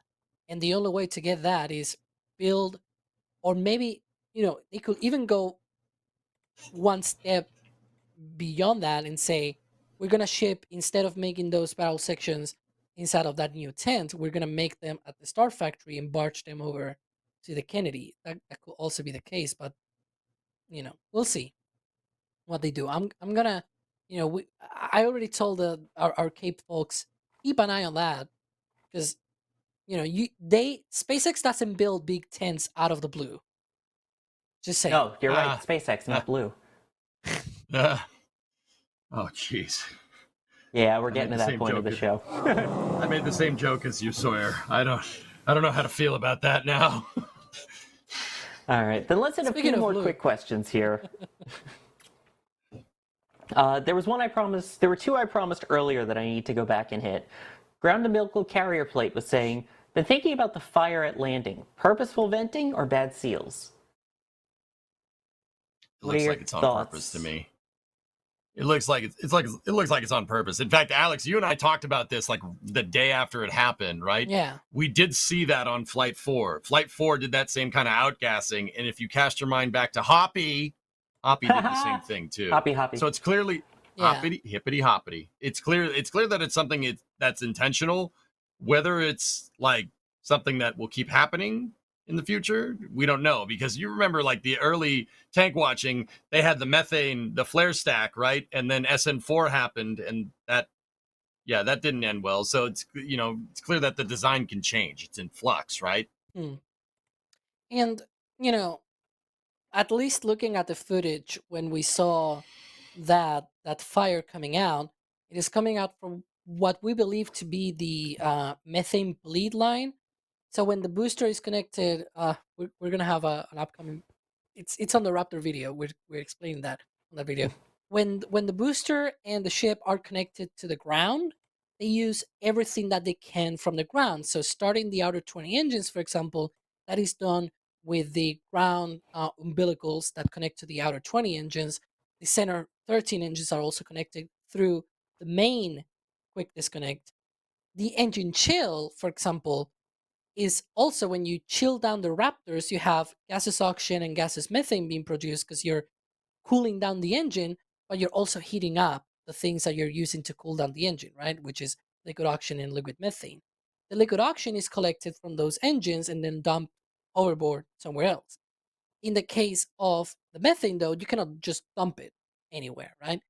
They have a collecting, essentially through the main quick disconnect, they have this bleed line in order to be able to recapture that methane and send it back to the tank farm. That's why they have this whole recondenser thing and whatnot. What I think is happening, and I've been talking about that with other folks as well, is that in order to chill down the engines for the landing burn, they need to run that vent throughout the reentry burn. Mm-hmm.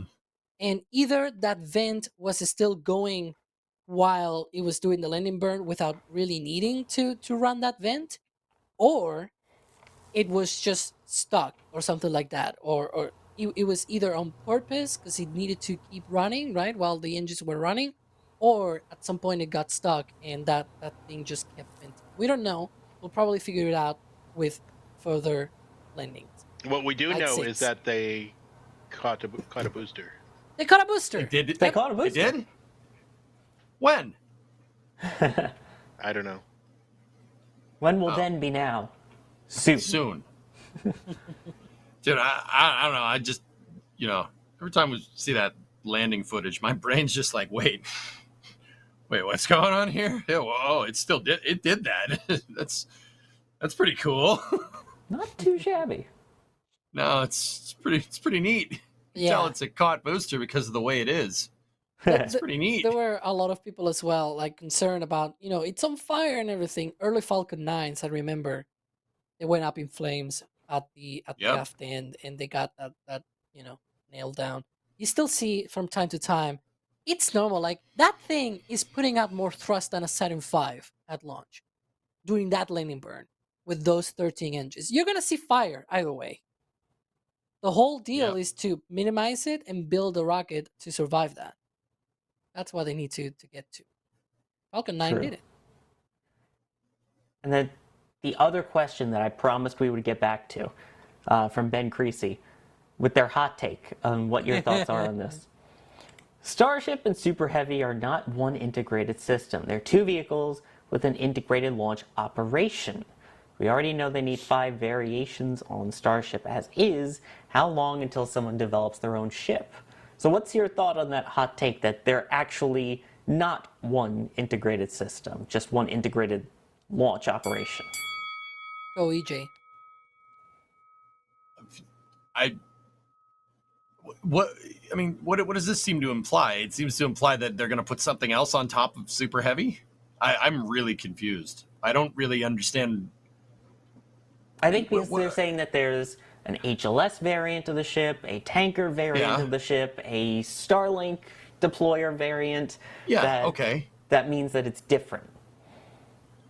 I don't. No. I don't think so. I think the right way to think about this is SpaceX wants to achieve airliner-like operations with going to space. That's what they want to do. That's their stated goal, right? Sawyer, Alex, you guys agree on that? Yeah? Yes. Yeah. Okay, so if you're going to do that, you got to stop thinking about it like a rocket. You got to start thinking about it like an airplane. All right? So what is Super Heavy in this regard? Super Heavy is your I was going to say it's more like your landing gear than anything. But I mean, obviously you're not going to be completely analogous to an airplane, right? But it's more like your landing gear. Think about it like that. And then think about the different variants of Starship. Now, once again, I know someone's going to be like, "What? But wait, EJ, don't different versions of Starship have landing?" Yes. We're talking about integrated system versus non-integrated system, right? Just because that Super Heavy basically is your landing gear and launching gear in this kind of idea. I mean, you launch and land in an aircraft, you launch and land on the same landing gear, unless there are some case exceptions, right? I know. And if you think about it like that, the variants of Starship are just kind of like the variants of an aircraft, right? But every think about like a DC-10. A DC-10 has the DC-10 passenger variant. It has the DC-10 cargo variant, and then there's the KC-10, which was just recently retired, which is the refueling variant, right? Think about it like different variations of an airplane, right? But all those airplanes still have the same landing gear, right? All these different variations of starships are just variations of the starship, but they all have the same landing gear. They all have the same booster. You know, I don't really see a thing like where you change out like major systems engineering on your starship to get it to operate kind of like independently. I like to think that this is one integrated system, and Super Heavy, despite jettisoning, is the landing gear for Starship and launching gear. Like I said, you take off on the landing gear, right? So yeah, that's how I like to think about it. What do you guys think? EJ, I'm surprised you did not mention at any point. Like, I know, so that was my thought. That was my thought. what? Okay, what's your thought? I'll let you go first. I know what you guys are gonna think I was gonna say. No. It's not like the shuttle. It's not the same thing. Well, I mean, I was thinking about old rockets. Even Falcon 9 has different versions of the second stage. Like this whole thing of you need different versions of the ship to accomplish different missions, and it's like, but isn't that like many other rockets that have already happened? Like Delta 4 had a 4-meter variant of the upper stage, and then a 5-meter variant, and then you had different fairing configurations. Like actually having different configurations of your rocket, it's sort of like old space if you think about that. Because Atlas 5, Delta had a bunch of other configurations. Vulcan will also have a bunch of other configurations as well. Falcon 9, the upper stage, can have the extended mission kit, the medium extension kit, the Starlink Velcros that they have already as well, which they put there for the the release rods and everything. They have these Velcro pads to be able to hold them in place when they deploy. Like they have these many differences between different missions and everything. Stubby. That's sort of how it works. You kind of need to build the upper stage that works for your rocket, and sometimes even your first stage for the mission that you're accomplishing, right? It's like, it's not new. It's not at all new. It's not. And those were considered integrated, rockets. It's flying in that. It's just that it's flying on a different configuration. That is all. EJ, there's such a confused look on your face. I mean, I guess if you want to make that argument, but despite having two different upper stage, it's still one rocket. Stubby Nozzle, someone mentioning that. That's what I said earlier. I said Stubby, yeah. Yeah. But I mean, yeah, I mean, I guess that brings in the question of, is an Atlas 5 401 different from a 541, different from a 551? Are those different vehicles? Same with, like you were talking about, Delta 4, Delta 4 Medium Plus, Delta 4 Heavy. Are those then technically different rockets? But then you also go into like, is it also like, for example, different boosters from Falcon 9 fleet? They are in different, so they have Block 5, but then within Block 5, this is no secret, they have different sub-blocks kind of thing. And they have like different, and we've seen that because even like how to mate the intrastage to the tank section, we've seen those changes. Like before B1056, for example, you see a type of connection between the intrastage and the tankage section. And then after that, you see a different one, which, later meant a whole different sequencing of different reuses and everything. But like, we see that there are changes within the block. Does that mean that when you fly, for example, with booster B1063 is different than when you're flying with B1078, for example? Like, that's what I was thinking of. I was going to say, I mean, sure, there are missions that Columbia would not be able to fly that Endeavour would if you're going back to shuttle, because I know that's where everyone thought that was going to go. Different orbiters, different weights, different things like that. So are those different vehicles? I mean, yes and no. It's the same design, it's the same integration with those, just slightly different builds. I guess that's kind of how you have to look at this, is that they're different ways of integration because they're different builds, but in the end, they're stacked the same, they're separated the same, they're launched the same. So I feel like it still counts. You're not going to not call it a super heavy launch just because it has a tanker variant. Yeah, I'm kind of with you. On that one, Sawyer. Like, there's we say Starship HLS, we say Starship Refueler, Starship Depot. We don't say Depot version heavy or Lunar Lander version of super heavy. It's all one integrated system with different variations. Like I don't think the argument that like it's like Delta 4 medium or Delta 5-4 medium or Delta 4-5 medium plus or Delta 4 heavy. Well, those are all different names. Those but they still have Delta, right? But they're not designing it that way. They designed with that variation for Delta for maximum flexibility of mission to keep costs low, right? SpaceX isn't looking to do that because they're looking to do airliner-like operations. You don't want to have a different variant for the mission every time with airliner-like operations. You want to build one thing that can pretty much do everything and then make variants of that to specialize in those tasks. Like a 747, for instance. 747 was designed for passengers, right? And it was built to just be the end-all, be-all, as until we moved to supersonic transports in the 70s, because that worked out, right? And then we found all these different variations that the 747 can do. There actually was an in-flight refueler version of the 747 made. It was actually modified to Spirit of Everett, the prototype 747 that's at the Museum of Flight in Seattle. It has a refueling boom on it. It's the only 747 that does that, right? And then obviously, like there's the presidential 747s, VC-25. VC-25 can be in-flight refueled. That's a variant of the 747. There's obviously the shuttle carrier aircraft, which personally are my favorites. NASA 911 and NASA 905, right? And then there's the Dream Lifter version of the 747, which is a heavily modified cargo variant of the 747, right? And then there's just the 747 cargo variant. There's 747s that have a longer upper deck or a shorter upper deck. Like that's kind of where I think Starship is going. They're gonna basically make one type of good design, right? And then they're going to make the variants based off of that. Also, shout out to Joe Sutter, the chief engineer on the 747, legend. What an amazing aircraft. Queen of the skies for a reason. By the way, I do want to just point out the person who originally asked the question has responded a couple of times saying, a plane doesn't land in two different places, different planes for different jobs, and HLS is not a tanker. Also adding that a Saturn V booster is part of the Saturn V rocket. Super Heavy is not a Starship. 2 vehicles, 1 flight. I will die on this hill. It's not... Okay, hang on. A Saturn V booster is part of the Saturn V rocket. Super Heavy is not a Starship, but it's a part of Starship. Like, you see what I mean, right? You cannot say two different things.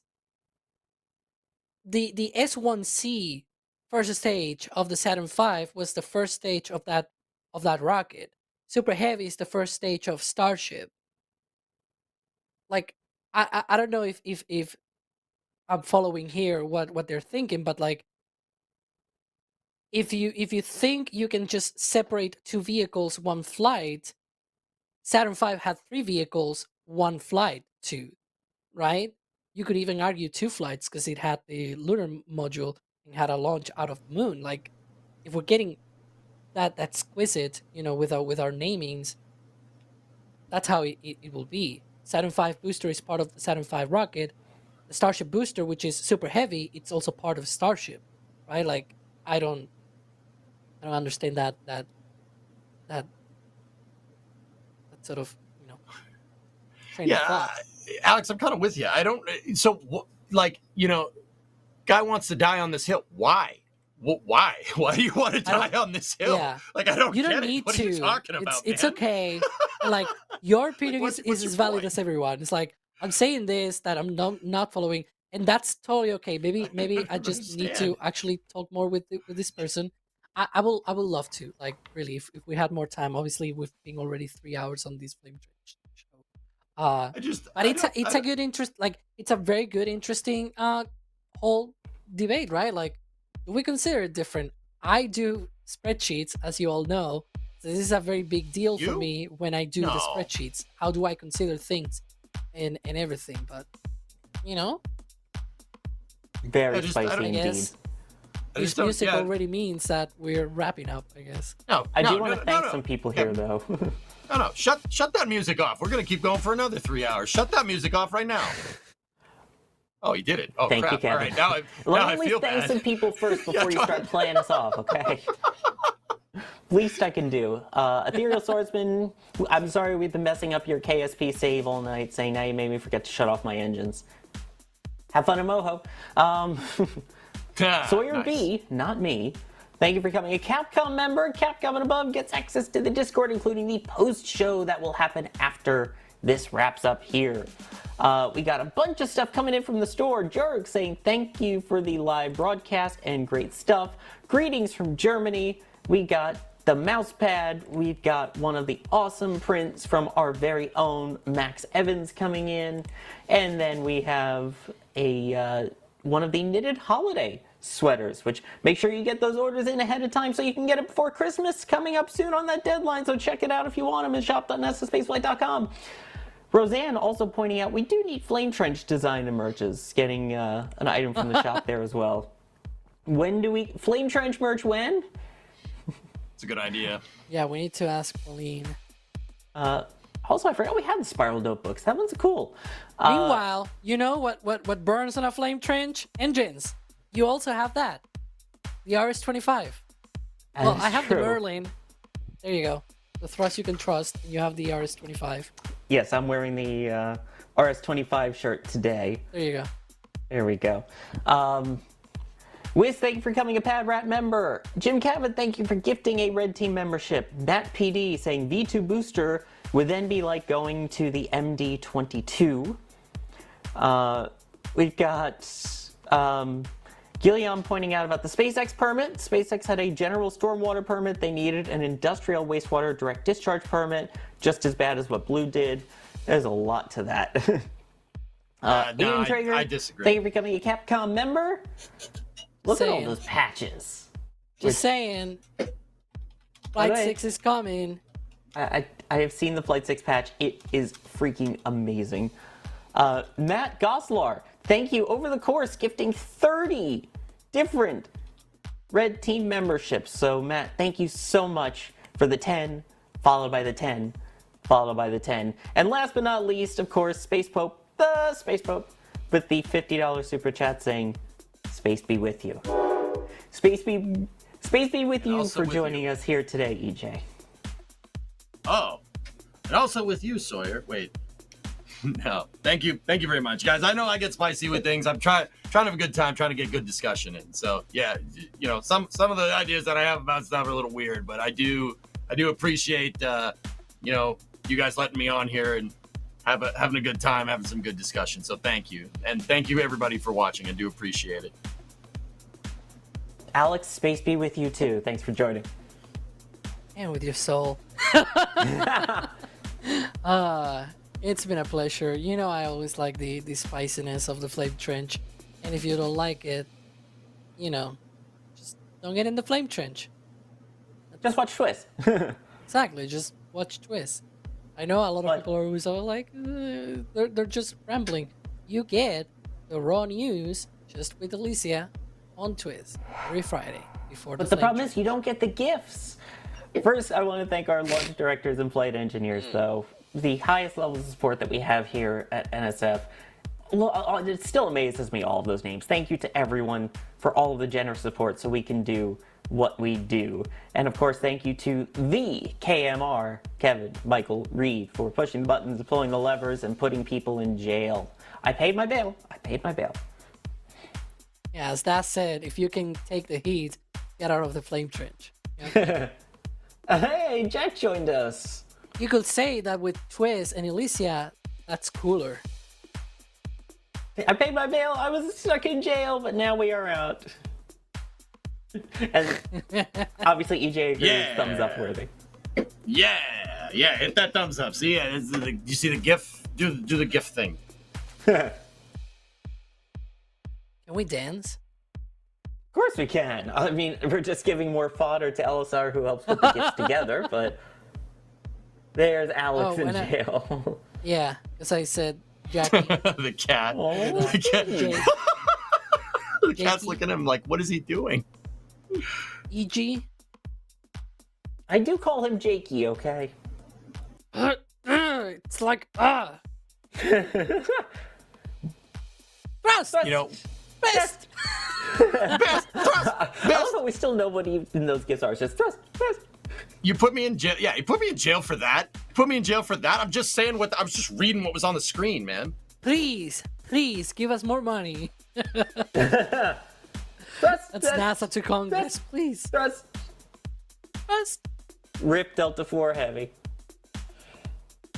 You were saying about dancing. There you go. I like that. I like that one. Oh no. What? Oh no. What's that? Don't tell me Who's we're going all to in jail? Oh, okay, good. It's Jack. Oh, okay, cool. I was about to Wait, run where if am you were I? gonna put me in Where jail. did I go? Oh, there we go. There, we see. Well- I told you guys. We've cloned Jack. That's how you have like beardless Jack Yeah. and bearded Jack and mullet Jack. Like we've found a way to clone him. That's how he's everywhere at once. That's why you just saw two. Saw two Jacks there. I don't know. Go back in the pod. Look, there's two. Well, thank you for joining us on the Flamey Trenchy, and we will see you for the nexty.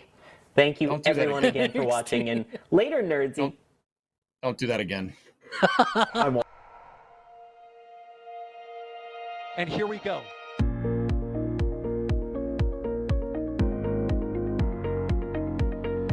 We have liftoff. Propulsion continues to be normal. R68 chamber pressure looks good. Doubling up. Roger, roger, planet. Water towers, fly! Yes! Tango down to nominal. Flight downside speed off. Bring in speed off. Off. It's orange! Orange 45! Oh my god! Oh my god! Decollage. What do you think? Put that in the big bag, 343 unfolds to go. Indeed. We rise together back to the moon and beyond. The methane will be igniting in the flare, correct? Yikes. You dead? Sure. We don't need any more of these.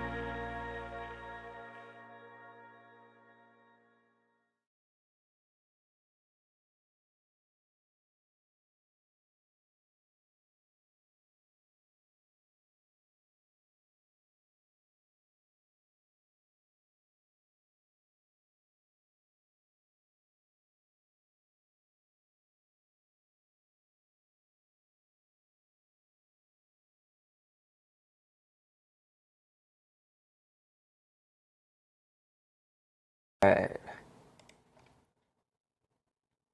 Oof.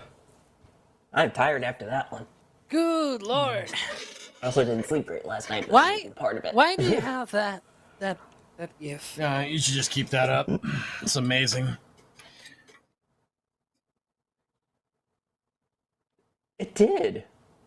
What was that one? Because it wasn't Ship 26 and it wasn't the intro beat. What was that one? It was. Oh, one it of the was- stems. No, it was while EJ was talking. While EJ was talking, I believe there was something going on, and I was like, yeah, he's talking about this, right? I think it was when you were talking about the VAV, the Starship in the VAV thing, and I was like, see, talking about it. It does Dude, work. I had Rocket Ranch teed up. I had the book teed up for like showing like different Oh, high the bays music. and how they're set up. I gotta had be it. on I had it good ready EJ. to go. I went and grabbed it.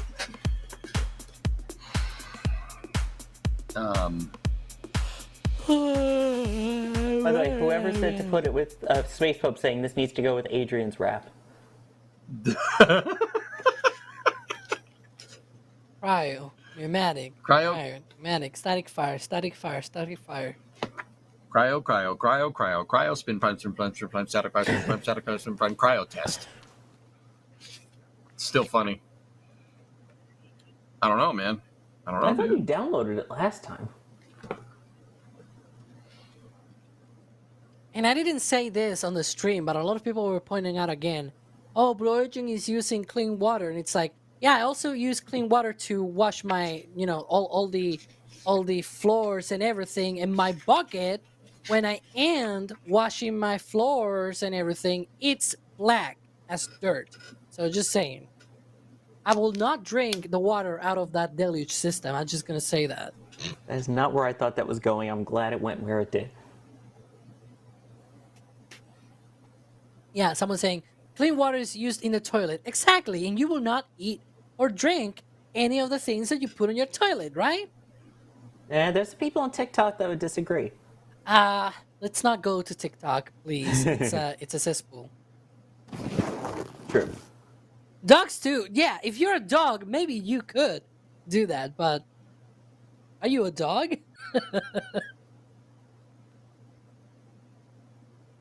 Exactly. You're not a dog. By the way, while you have people in here, was there anyone from last week who was here that's that would want to meet up in Toronto? Just saying. Just before I forget. So if we want to do something, we can get a little group going. EJ, you coming? No. Cool. No. Why am I going to Canada? Because I'm going to be there. Why don't you just come here? Make it easier. You don't have Bruce Springsteen there. So? That's the whole reason I'm flying to Canada, okay? Yeah, but you're going north to see somebody from South Jersey. Yeah, but that's because I've tried to see him That's how many weird, times now? I was supposed to see him in 2023 in DC, and then he got sick. Then I was supposed to see him in 2024 in DC, but I was still recovering from surgery. I was still flatter than the TE. And so this is my third time's the charm before the end of the tour comes. When are you going to Canada? Toronto. Toronto? But when is that? Tuesday. I leave Tuesday, the show's Wednesday, I'm back Thursday. I wouldn't come back. I'm just saying, if you're going out on Tuesday. I mean, it depends on the results. We'll see. Eric, I will just not come back. I am at 13.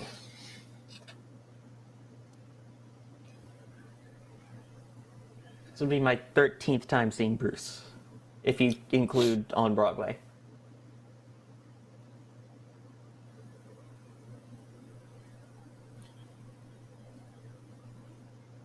What are they twitching about? Saw. They're just chilling. He's the sauce. Next, you're going to tell me EJ isn't even your real name. You're not EJ? No, I am. You are EJ. What you call me? Oh, Yeah, Twitch no. chat can't even hear me. I was muted to Twitch chat. Yeah, no, they can. They said hi. Oh, they did? Oh, hi, Twitch chat. Yeah, they can Sorry, hear you. Knucklehead. I'm just doing the show, his second show in Toronto. So. Your Chet? Chet. Who's Chet? Hi, Chet. Chet. Hey, That's what I my call chat. 5-month sub anniversary. Oh, bro, hit that sub button. Oh my god, do I want to see how many months mine is at now? Oh, you know what? We never talked about the European NSF. Yeah. What? How many months do you think I'm at, EJ? 96.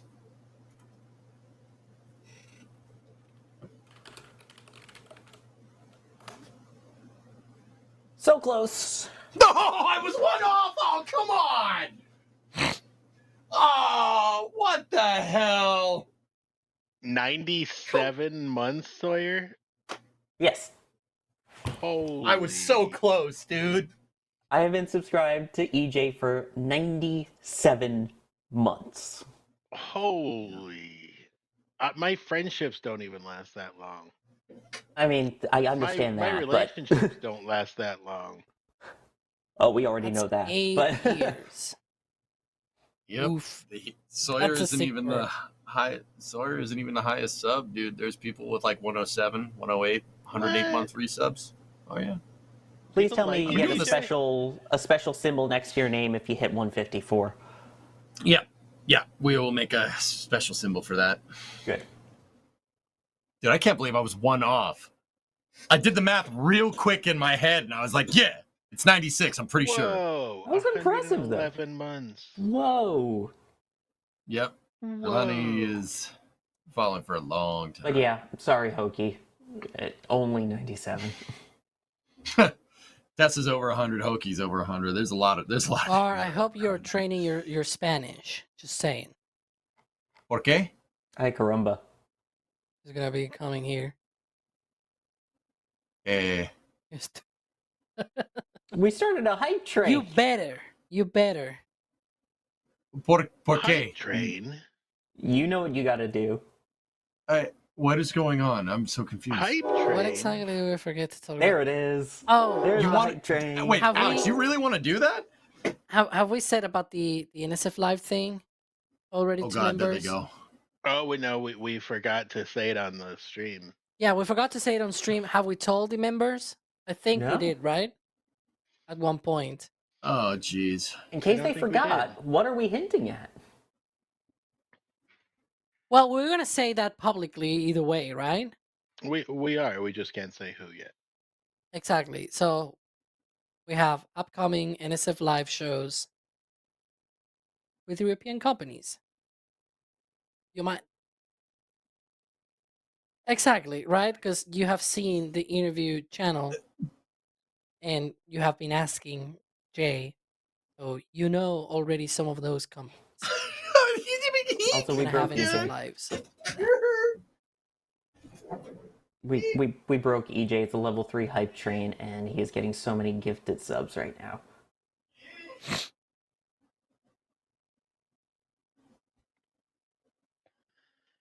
Guys, we chased away EJ.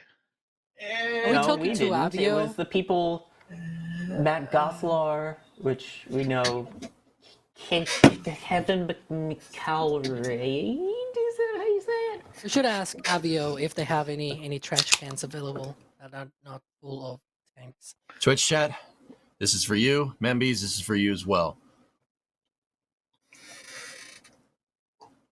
Wait, no. I thought you were gonna drink the whole thing. What are you talking about? Yeah. Drink the whole thing He in one will go. drink the whole Oh, thing. you're. But was that just open or was that half? Anyway, The other anyone's one's gonna be in the other empty Toronto, one that I was drinking during the stream is right here. November 5th or 6th. Let me know. Twitch chat was asking someone. I saw Bob asking you. You know the only problem I have with Twitch usernames is I can never sound them out. What? I can never sound them out. You get twitchy? Thousands, thank you. You're a maniac. Yeah, I try. Look at this hype What train. do you mean you going. can't? What do you mean you can't sound them out? I'm so confused. Some of them are hard to sound out. What? Maybe I'm just stupid. Whoa, 100%. Dude, that was yeah. Math I ask 1989 with 10 subs. Thank you. God gifted a sub to the FBI. That's good. Sarah had 5 subs. Yeah. Dude, you didn't have to do that. So come on now. I didn't have to, but Jeez. I did.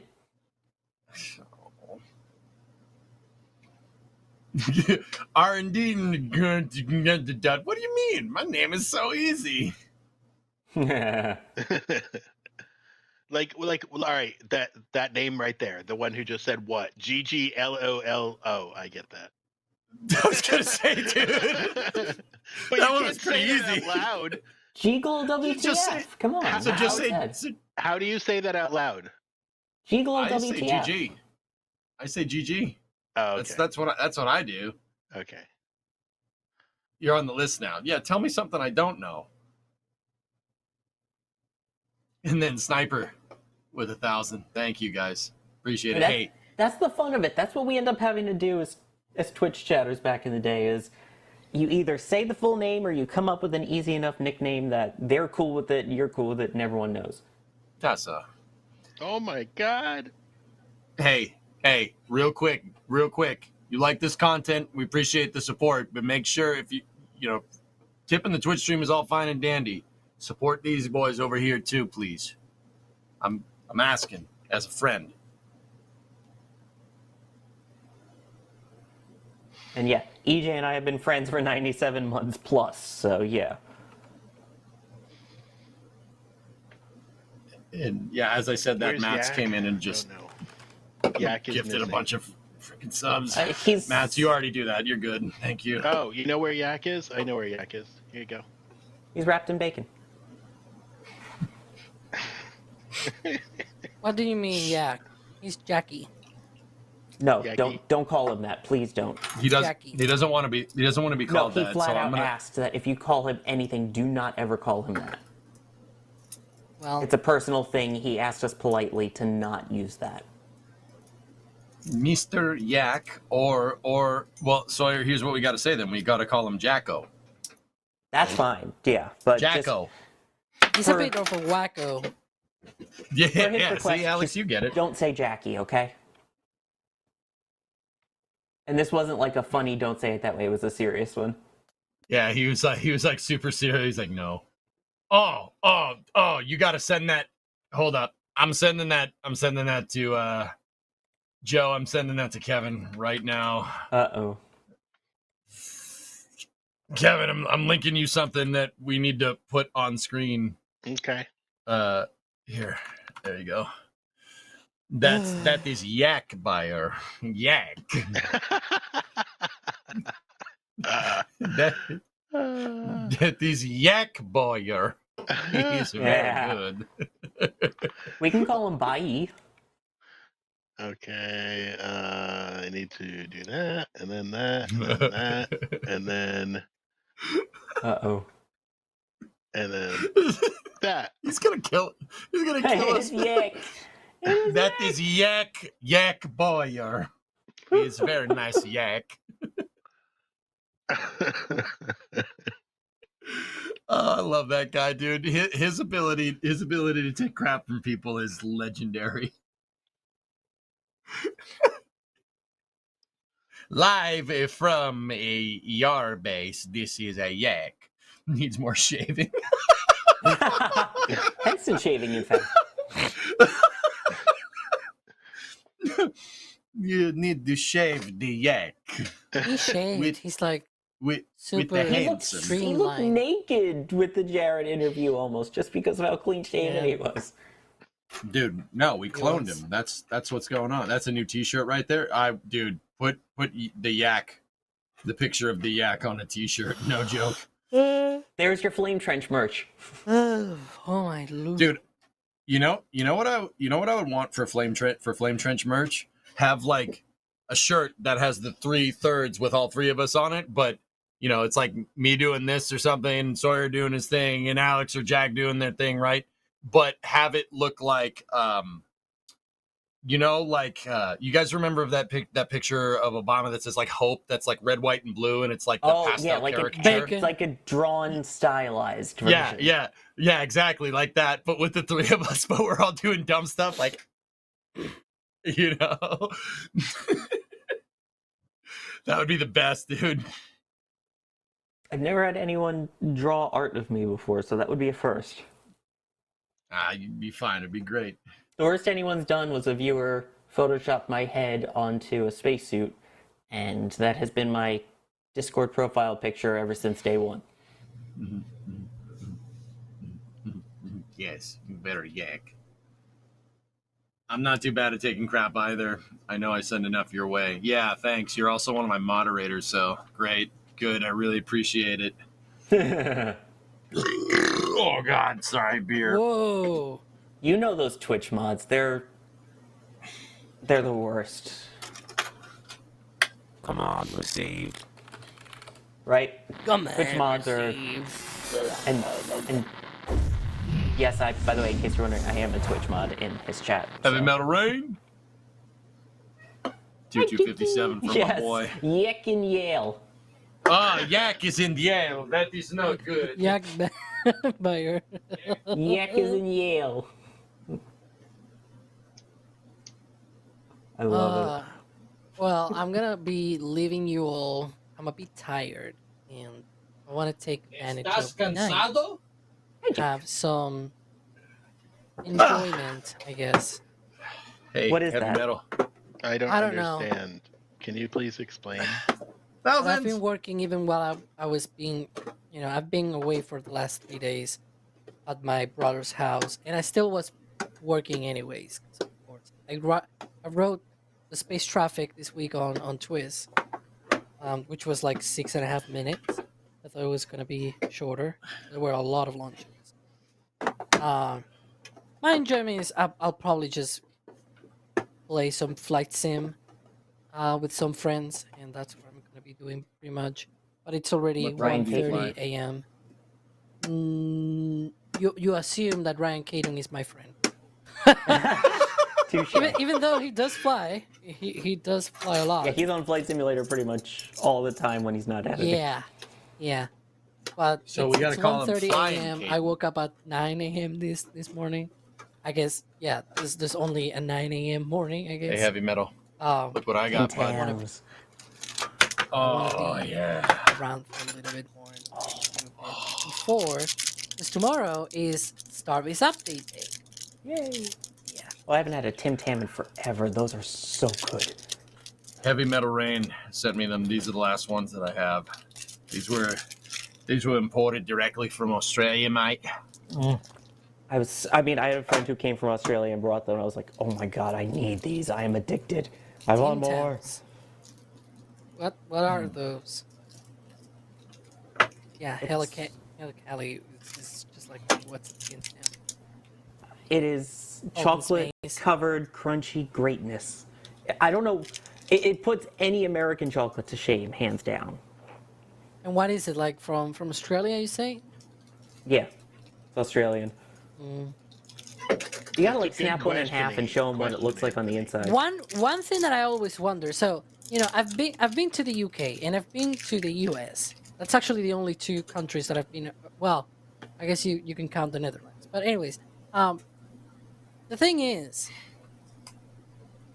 the US is sort of like the son or the daughter of the UK, right? Because he was from the history in it. How the heck all of the other UK-born countries, so to speak, right? Like Australia and everything, they have candy that is sort of like at the level of the UK with a lot of sugar on it. US is like Sugarland, but their candy sucks. I'm gonna say this. You're not wrong. Honestly, in terms of chocolate, at least. The fried chicken, the wing, the buffalo wings, all of that is amazing in the US. I gotta say, like salty foods and whatever. Candy sucks. I will admit, Hershey's is an embarrassment to chocolate. I haven't tried. But- I mean, I like Nestle. Nestle's okay. Ferrero Rocher is pretty good. Those little truffle things, those are really good. What the hell is Ghirardelli then, man? That's what I meant, the little truffle things, Ghirardelli, that's it. Those are good. And then, I haven't tried any of the Mr. Beast crap.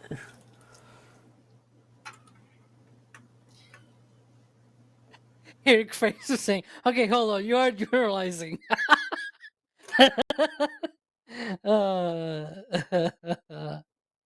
mean, here's the thing. I had a Reese's Peanut Butter Cup yesterday for the first time in like over a year. The peanut butter is good. The chocolate is not. I love chocolate and peanut butter. I love chocolate peanut butter cups. and by Reese's sons just of don't the do it UK, anymore. Yeah, and by sons of the UK, I'm meaning like, countries that were born of the UK, the British going everywhere around the world and doing British things. But anyways, Hey, we weren't born from them, all right? We fought for our independence from them, okay? Okay, yeah, there's a and difference. you put sugar and everything, but the candy is horrible. So Bro, you got, what are you gonna go to, where are you gonna go? You gonna go to the freaking gas station to get gourmet chocolate? Give me a freaking break. Also, Carlani, that's why Ghirardelli is good, because it's not necessarily American chocolate.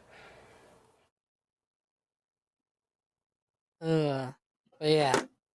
But yeah, it's like a lot of things in the US are so sugary and salty, but then the candy is like horrible. It's the high fructose Eric, they're owned corn by a syrup, Swiss man. company. It's the high fructose corn syrup, Alex. That's why our chocolate sucks. We don't use real sugar and everything. We use corn syrup and a bunch of other crap that's not good for you because of some chicken tax embargo nonsense. You should have more sugar from canes. Yeah, I know. Weird, huh? Hey, Cane's Dude. chicken's great. It is. I know a certain person watching right now who is saying all the time that Cane sucks, and then she tried Cane's at her own city, town, whatever, and then she was like, "Oh, this is actually good." Just saying. I don't want to point, fingers to any stars or anything.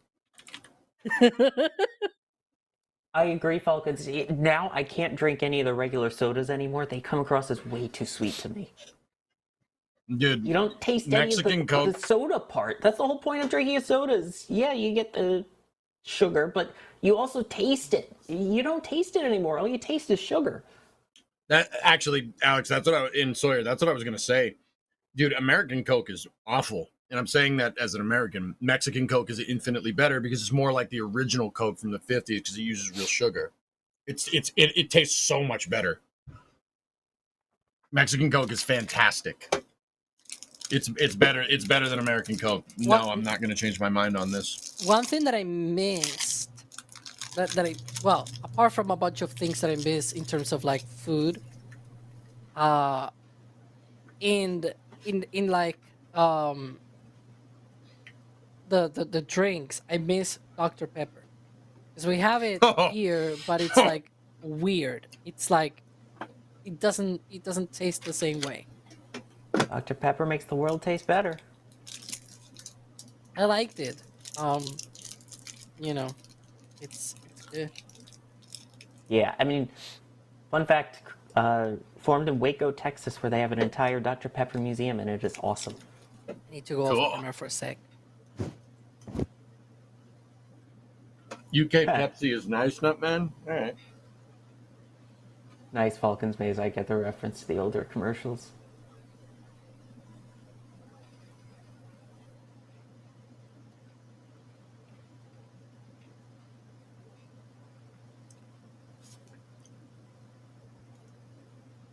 Wait, what do you mean you can bring as much Coke soda across the border?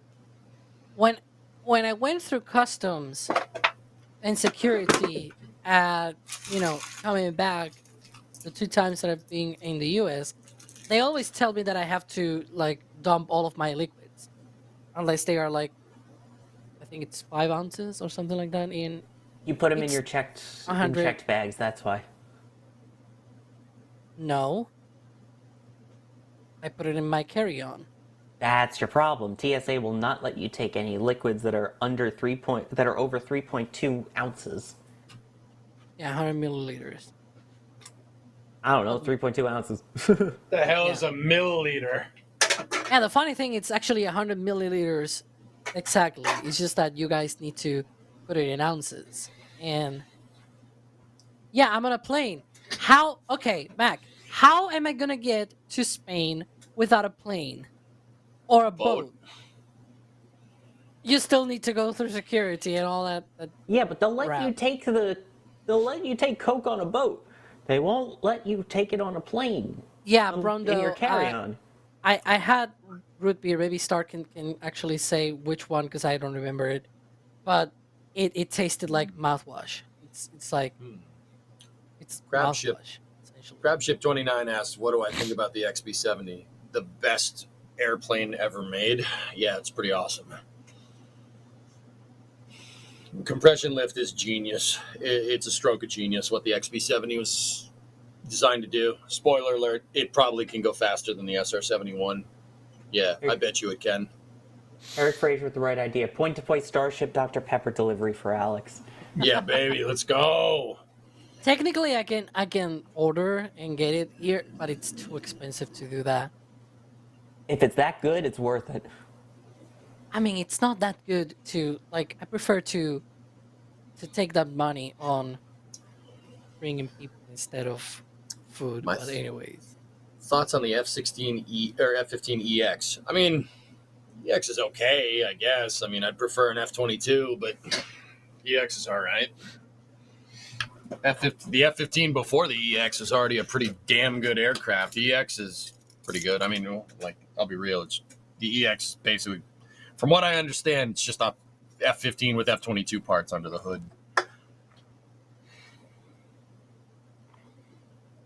The F-15 is a fantastic aircraft. It's an amazing airframe.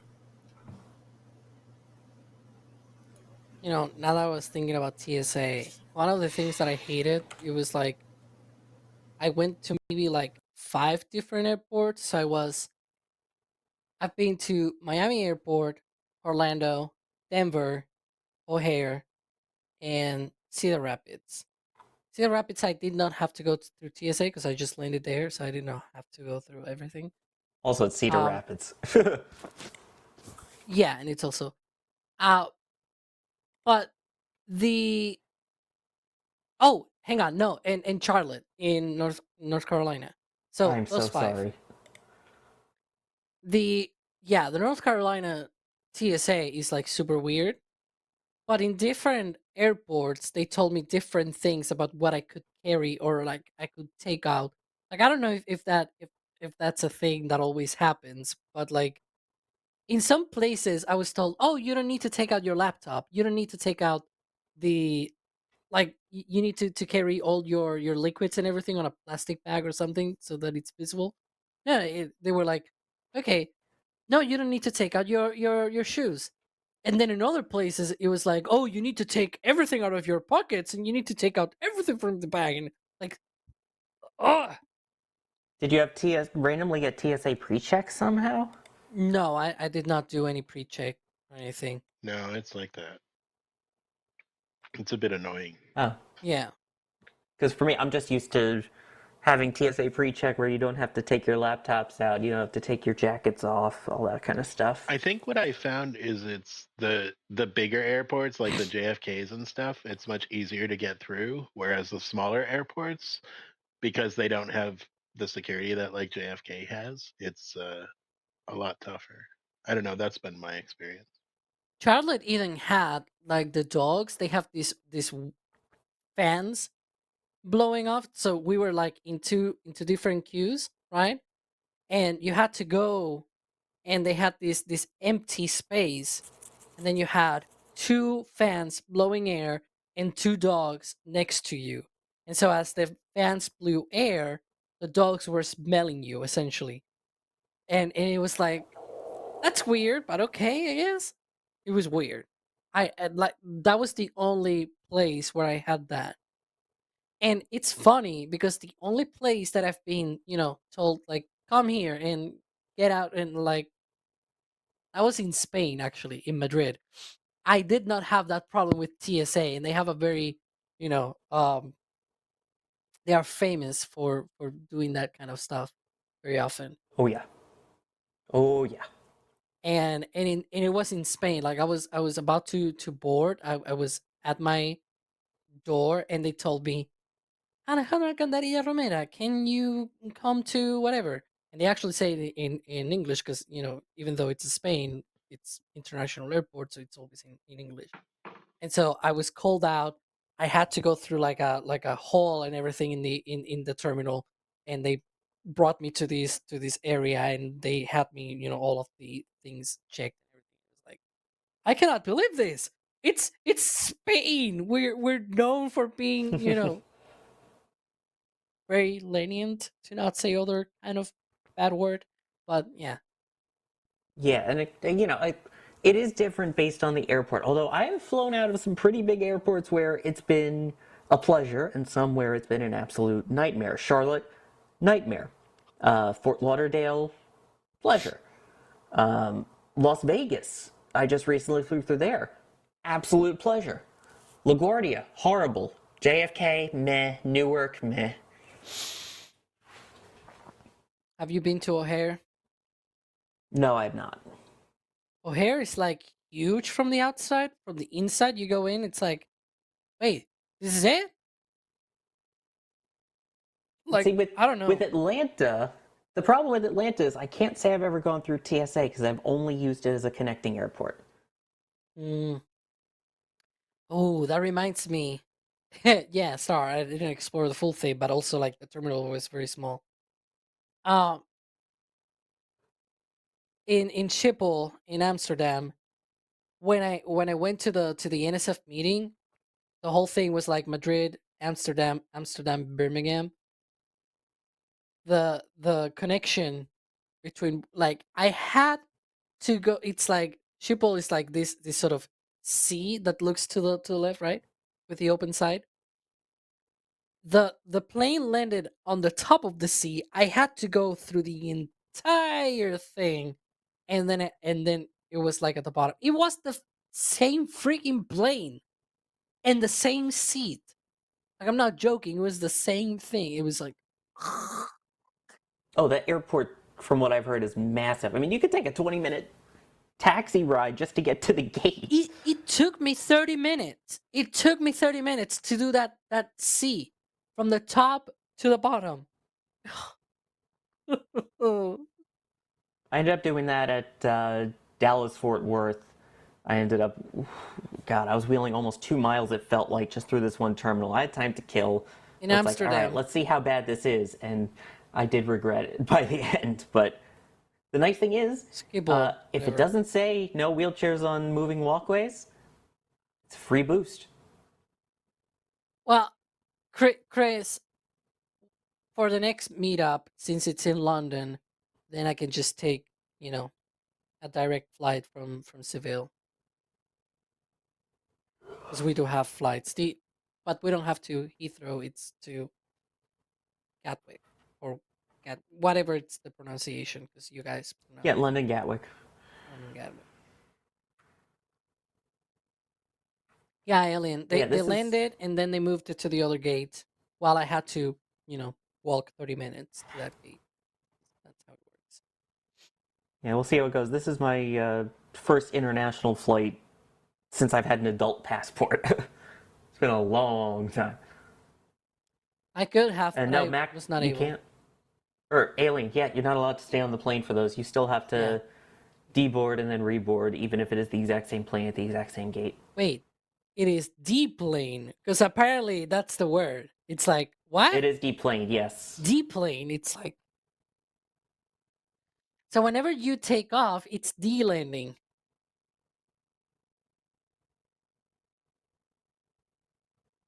And see, I prefer DYs. They're awesome. No, I actually did not have to go Oh. through customs, because I'm from the EU, and so it's local. It's different countries, but it's the same airspace thing, whatever you want to call it, like the Schengen area, whatever it's called. It's so they don't have any stowaways, technically. It's so that they can track that everyone got off the plane, there's nobody on it when they clean it, so that way when they board and scan everyone's boarding passes again, that everyone that's supposed to be on is on and no one's hiding. It was also very easy to go through customs or the border, I guess, once at the UK, because even though they have the line for UK people with UK passports, they have a lot of people coming from the European Union, right? And so they also have one line just for European Union, and you can actually do it, electronically. You put it on the machine, you go through, and everybody else that is not UK or EU, they have to go to the booth and actually, go through, the person actually, doing the thing. So it was very By the way, quickly. is that Harlania? Did you mean deplane? Deplane. Crab ship TU-160 or the B-1? Is that even a question? The TU-160 is a piece of junk compared to the B-1. Wow. Is that even a question? I need a recommendation. Has anybody flown into San Ugh. Francisco? Yes. I may do that next summer. So, is it good? Yeah. Well, yeah, that's Star, fine. you have. Like, that's literally why I'm flying next year to San Francisco. ¿Por qué? I really only do like 'Cause that's Florida it. southeastern airports, so I can't help you there. If you want to come back to Florida, any of the airports from Miami all the way up to Jacksonville, I gotcha. Having in B1 or Miami, it's not a B-52? good airport. No, it's not. Next time, They have a definitely flat aim Earth. for Fort Lauderdale. They have a flat Earth. If No, you can in the same Miami? area, I highly recommend, besides Miami, if there is an option, although it's highly unlikely, Fort Lauderdale or West Palm Beach, phenomenal.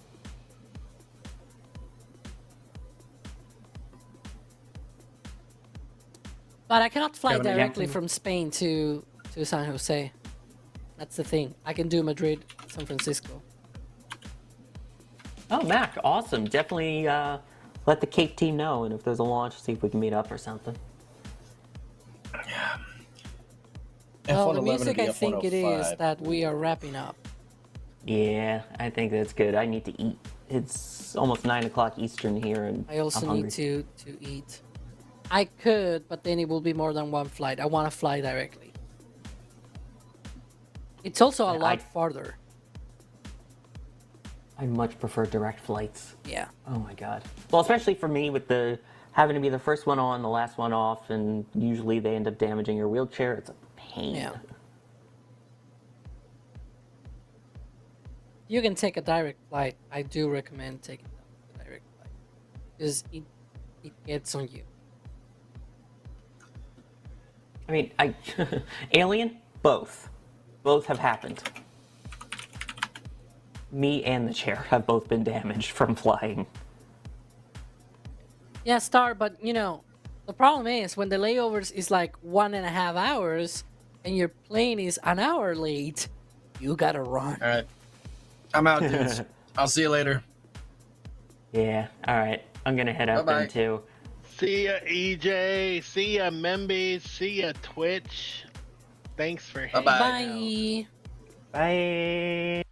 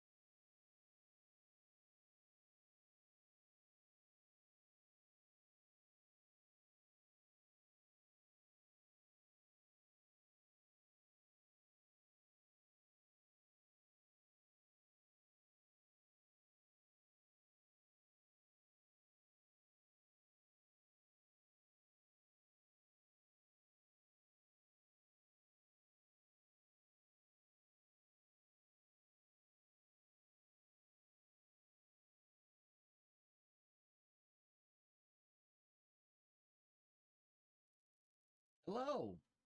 We're back. Oh. How's everybody doing? Is it over? Yeah. Yeah, that's the end. We still got to do Friday. What the hell? My question earlier, sort of, but Helios from Impulse goes inside a second stage fairing. I was thinking more like Stoke, where they're focused on building a whole second stage system. Haven't built a stir stage yet. Why develop a whole independent first stage? Could they instead develop a cheap adapter and hire a ride from Blorgen or SpaceX? You might have to certify the entire vehicle over again, Aqualex. I mean, you got to understand in the context of rockets, what you're proposing is like changing the wings on an airplane to a different design. We're not talking F-16. We're talking F-16 XL, which is a completely different aircraft. Oh, but it's just the wings that are different. It's low cost.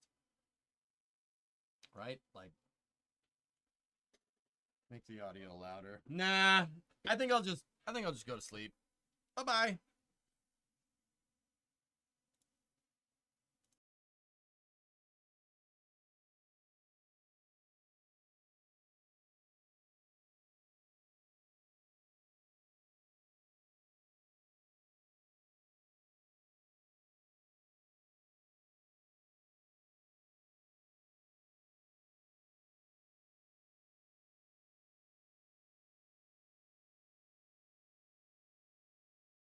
Thought I left, didn't you?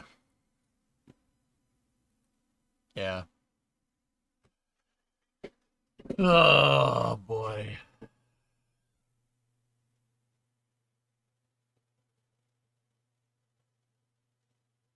What about JAXA and Electron launches?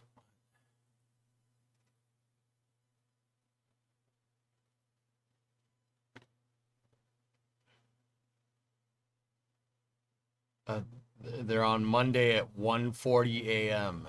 and 5:30 a.m.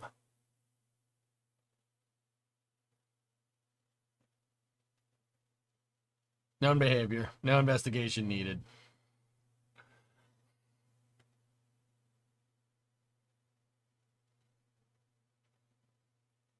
Hey, thanks for all those gifted subs. I feel bad like shouting them out on the post show because the membies are like, what the hell?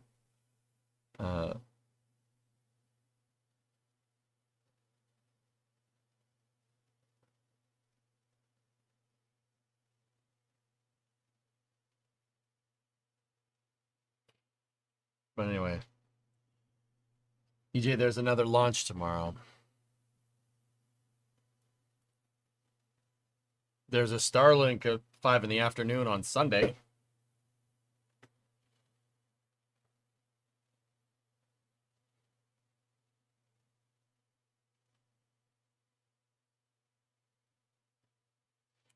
Why does ablation have to annoy me so much by not... Why does Ableton...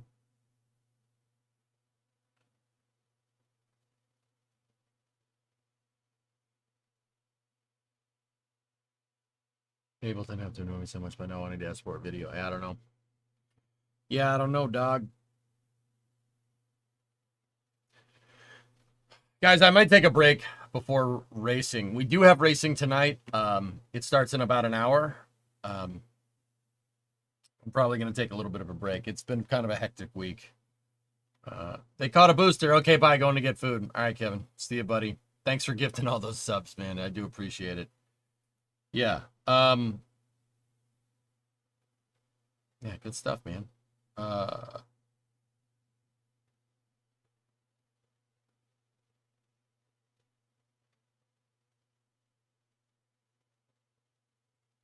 Yeah, it has been a week. Yeah. I'm probably gonna take 5. And yeah, I'll be back for racing in a little bit.